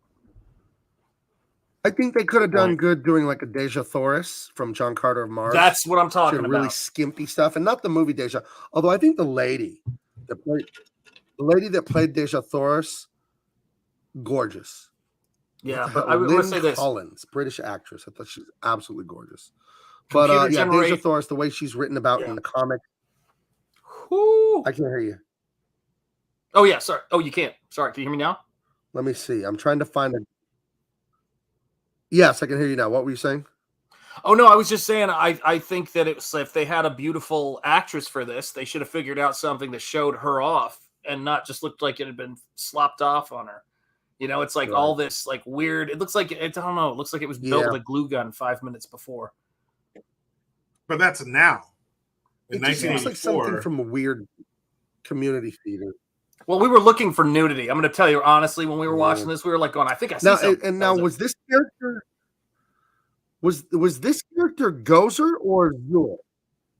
This is Gozer. That's Gozer. I thought Goza was a man. Okay. Come on, say it, Okay. Winston. Okay. You know, that's what it is. Yeah. Winston knows. And then they go, it's whatever it wants to be. To be, yeah. Well, whatever so it is, he- it's got to get by us. And they send him up there. They're like, "Go ahead, Ray. Go get her, Ray. Go get her, Ray. Come on. Talk to her." And he gives her this very, corporate kind of, "I'm Ray and I represent." Goes to the Gozerian. Good evening. Yeah, I represent the city, county, and state of Yeah, New York. fully elected representative of the city, Yeah. county, state of New York. Ray I hereby banish you forthwith to the Like, nearest I'm Ray American. Stamp. Are you getting enough fiber in your diet? He's like just Yeah. hitting her with this nonsense. Or And she to the says- nearest convenient parallel dimension. Yeah, they're all good job, Ray. Good job. That'll do. That did it. He goes, Yeah. "Are you a god?" And he kind of looks and says, "No." Then die, and fucking electrocutes them all, and then they all almost fall off the building. They like go almost to the edge of the building, almost fall off. And then Ernie Hudson says, "Next time somebody asks you if you're a god, you say yes." They Number almost one fucking line died. in the movie for me and my friends. That was the line that was the quintessential Ghostbusters line. We go, if someone asks you if you're a god, you say yes. And then his head pops into frame, and then it pops out of frame. Yeah, he's like, "I don't want to fucking die again. So disgusted. next time, give the right answer." And I love the eyes, all Yeah, red the and eyes- shit. That was pretty scary. And then there's like Christmas ornaments and shit on there. You know what I And would have done so- instead of the packing bubbles that are on her? I would have done, since it's Sumerian, we're talking Middle Eastern, right? Mesopotamia, Middle Eastern. Yeah. I just quickly Google image search Egyptian queen. I would have done themes with the blue and the gold, and it would have been metals. It would have been golden stuff and jewelry, not what looks like modern plastic products. I don't know. Yeah. I don't know. That's what I man. mean. I was confused, or I didn't know like where she was from. Like, is it like an outer space thing or what? Like, what kind of direction should they have gone? But if it's something like that, yeah, they could have done a much better job. Yeah, there's nothing phallic about any of these things in the 80s. That's what I like about them. Yeah. Very wholesome. There's don't No cross sex, the streams. no drugs, none of No that. drugs, yeah. Yeah, Yeah, that very hairdo not. is. Someone said earlier, I thought it was David Bowie. Yeah. Yeah, with that hair, Right. it's a very contemporary hairstyle too.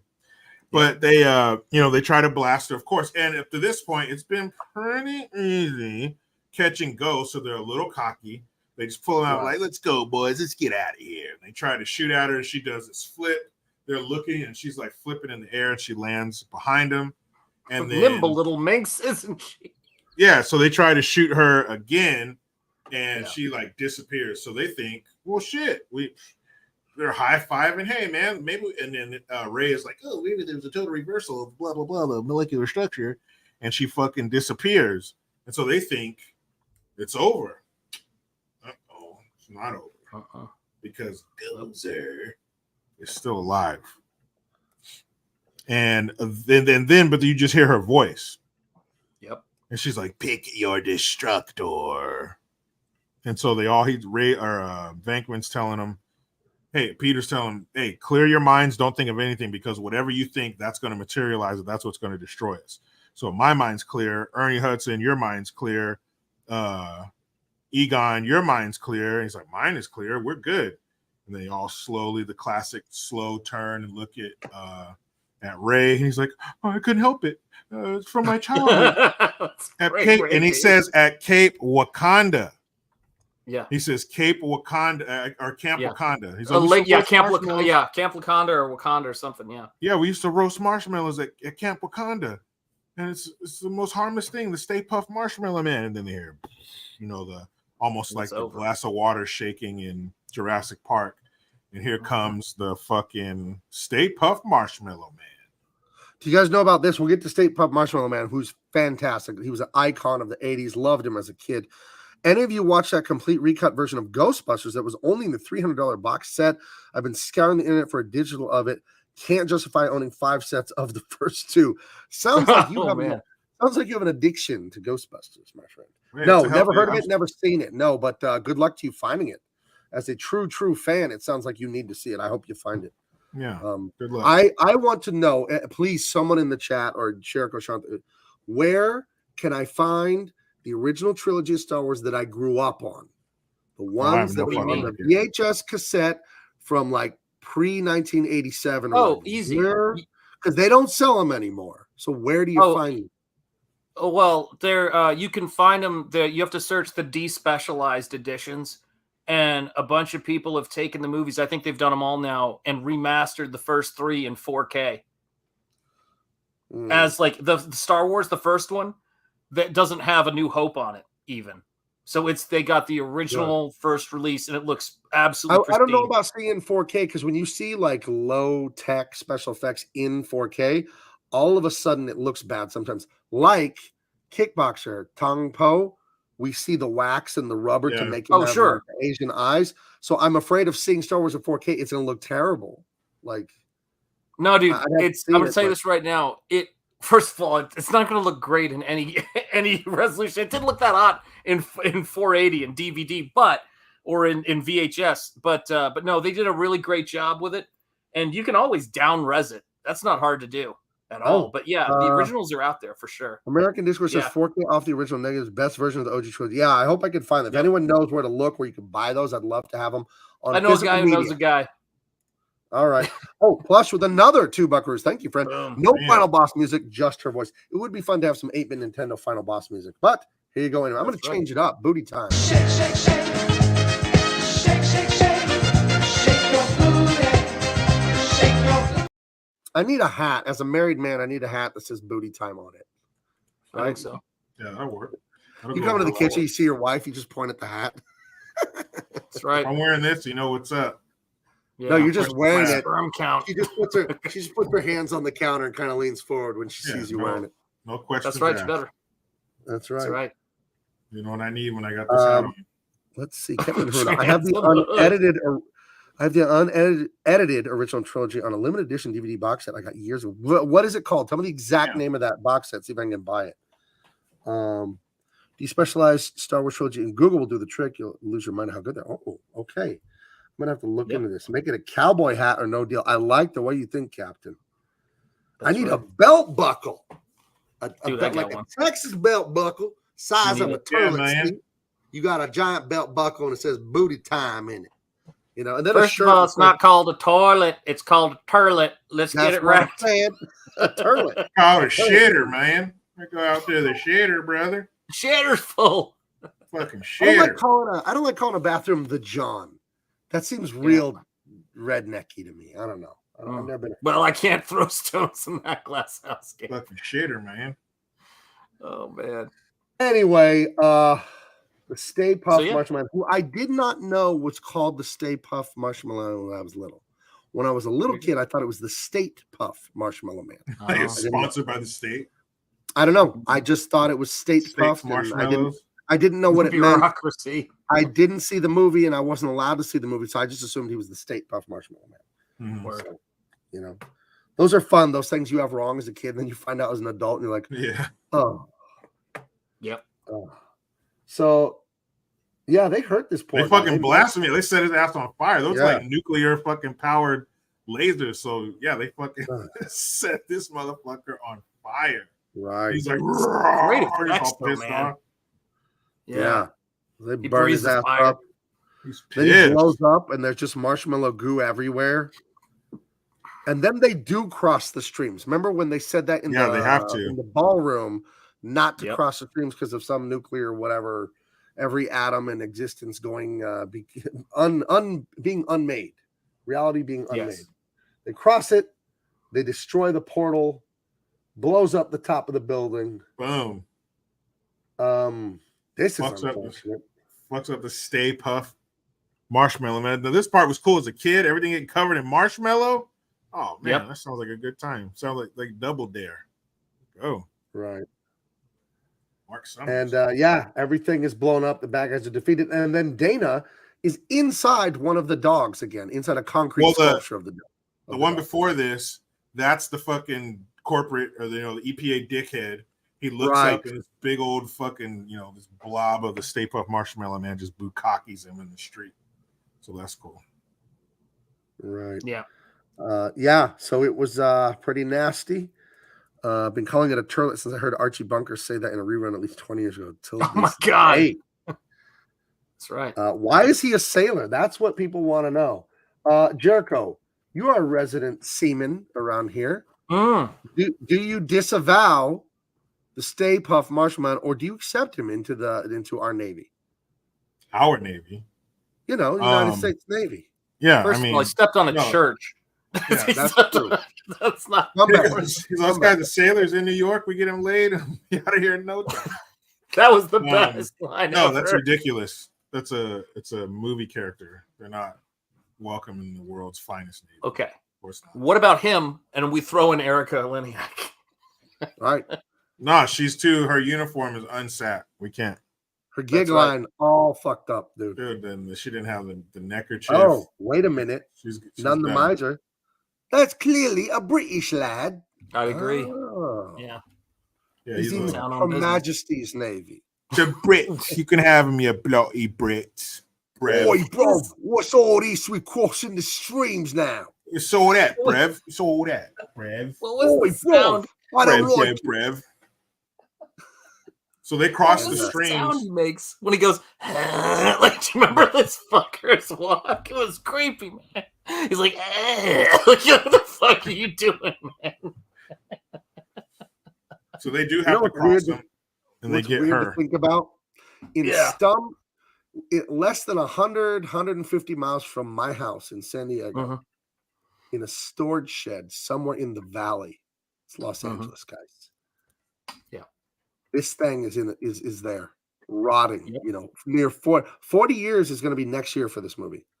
This Wow. thing is in a How- storage how shed big is it really? somewhere in the valley. Well, it had a human walking in it in the fake city, right? Yep. That was a person like the old Godzilla movies with the guy in the Godzilla suit. This is a real human walking in the suit, walking down the street, I would assume. Right, 6 feet tall or something. Maybe it was only like 5 feet tall and it was stop motion, but it didn't look like stop motion. No, it Stop was a motion guy had in a that suit. janky look, you know? Yeah. So I saw the photos of the dude in the suit. Man, let me tell you something. God bless the people who do that kind of work in movies, because that is some hot stuff right there, man. Those poor guys pass out like straight to the ground when they go. Like there's no, it's like all of a sudden they're like, I don't feel so good. I feel faint. It's just wham and get them out of there. It's freaking terrifying. well, Oh, if you were man. wondering, here he is. Billy Bryan is. played the Stay Puft Marshmallow Man. Woo. I wonder how well that works on ladies when you try and drop that one on. Hey, Yeah. do I look familiar? Huh? Think about marshmallows, bitch. Think about He's all, marshmallows. do I recognize you? They're like, no. And he's all, hold on. He starts like going, Like, oh my god. then he goes, he's all, now you recognize me. There, Let me squirt a bunch of white stuff on you. Now I look familiar. Oh. Yeah. What are the? I'm trying to think if like, because they did have some. They had some great lines when they start firing into the freaking portal when he goes, "See you on the other side, Ray," and he's like, "Nice working with you, Dr. Venkman." I just freaking loved that shit, man. Yeah, That was this some could be great it. stuff. Yeah, Yeah. they were like, this could be it, and so be it. You know, we have Right, to do yep. this to save New York. And again, from the writing angle, that's the show don't tell. You use that Yep. dialogue there to establish the very long history of their brotherhood, of their friendship. Yep. You know, without saying, hey, and we've been friends for 7.5 years. That's right. We met at the graduate school. Like an idiot would write it that way, you know. Instead, you just have a sentimental line. You're like, oh, they've been friends for a long time. Wow. You know, you can just We feel go it. way back. So, yeah, a lot Shout of out, good I think I writing in seen there. my boy Shelby Robertson in the chat. Shout out, brother. How you doing? Shelby, American didn't- Discord. American Oh. Discord. Good to see you, brother. Wait, is Shelby the guy that draws all those amazing wrestling comics and all that? Shelby does amazing work. He's Does he worked do on Mother Trucker and shit like that? he inked gosh, what are all the things he's done? He's done Dude, I know everything. his name, but I don't remember. what he You've does. got to know him. He inked Dale Keown's wraparound cover for the CG Vacation book. Okay. And then his character, I'm totally blank. Shelby, tell me what's up, man. Yeah, Winston was only there for the paycheck. Right, that's true. He's and a then practical I know man. his character. Can see his character in my head. I just got to look it up, man. It's driving me crazy. Anyway, go ahead. Hold on, I'm searching for something. Sorry. I'm looking for his Indiegogo, man, because I'm trying to find it. Where the fuck was it? Come on, Yeah, show all me the up, man. surrounding, the people down there on the ground in the surrounding area are just covered in melted marshmallow. And then there's All right, of so yeah, they course, kill the there's bad guy. The EPA dickhead gets goo all over him, and that was always a classic '80s moment with the bully or the mean principal or the prick guy that's been bothering the heroes all day. He finally gets sucker punched or goo dropped on him, or he gets humiliated at the end, and everyone feels this nice catharsis. Yeah, you know, because I think in life, bullies and little guys and snitches and these kind of people, they go around doing whatever they want because they feel no remorse. They don't care when you insult them. They don't care when you punish them. But it is nice to see some asshole get a comeuppance. Yeah, very, very nice thing to see. So, Ridgetality is the character. Sorry, you know who did it Shelby. amazingly was Claire Huxtable when she would chew someone's ass out on Cosby, and then the live studio audience would all go crazy and clap and scream. Yeah, man, perfect. Right, they got their comeuppance. Right. Yeah, but she was no Wheezy. Right. Wheezy got it done, man. Yeah. Jefferson's, man. I tell you what, my favorite line ever is when Lionel goes, "Can I ask you a question? Did you guys want? We only got one kid in this family. Did you guys want me, or was I a mistake?" And George Jefferson looks over at him and goes, "Both." Yeah. Fucking brutal as shit I've ever heard, dude. I was Love like, it. shit. Yeah, man. But yeah, I love that, man, right there. You gotta love the marshmallow. Yeah. He says, I love And this I love city. this town. Yeah, I love town, it. yeah. Like, dude, Winston was the shit, man. And he is that now? Hold on a second. Yeah, that's the last line of dialogue, right? In the I movie, think so. is Winston's. Yeah, these two kiss and the credits roll and shaving cream on bless. everybody. And Right. you can't talk about this movie. We'd be remiss if we didn't mention the fucking title track. Ray Parker Jr.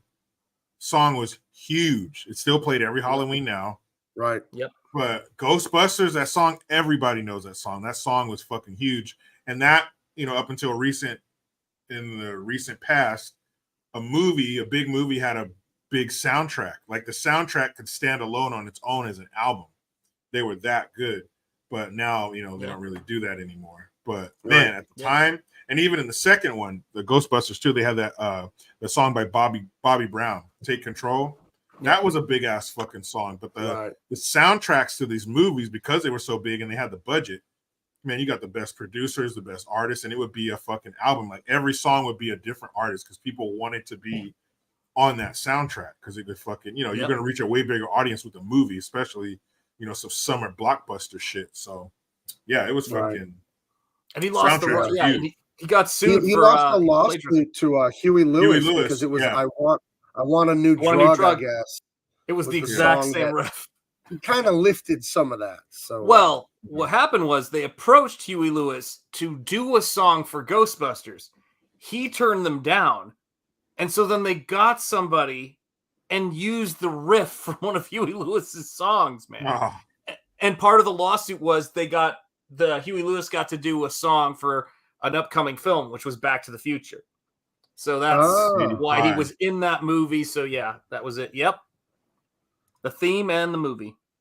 this is actually an interesting idea. American Discord says you guys should do a movie soundtrack hit stream. That is actually fantastic, dude. That's a good idea.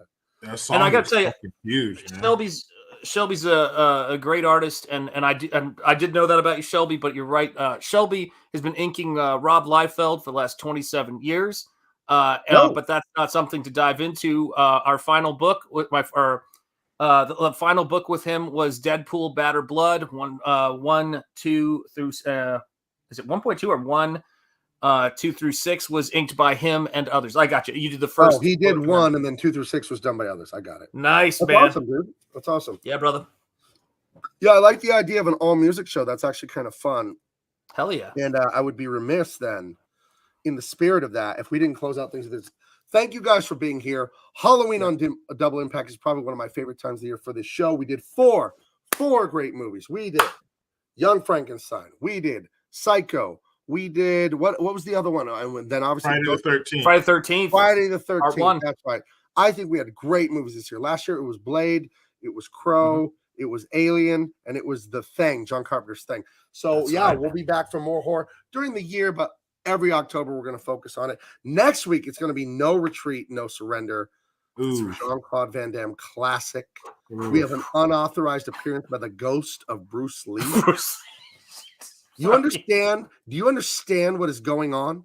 But in the theme of a musical episode, Oh, I it's wanna- the timestamp is 312, by the way, for the backwards. Oh, thank you. Sweet. I don't know Heavens. what I'd do without you.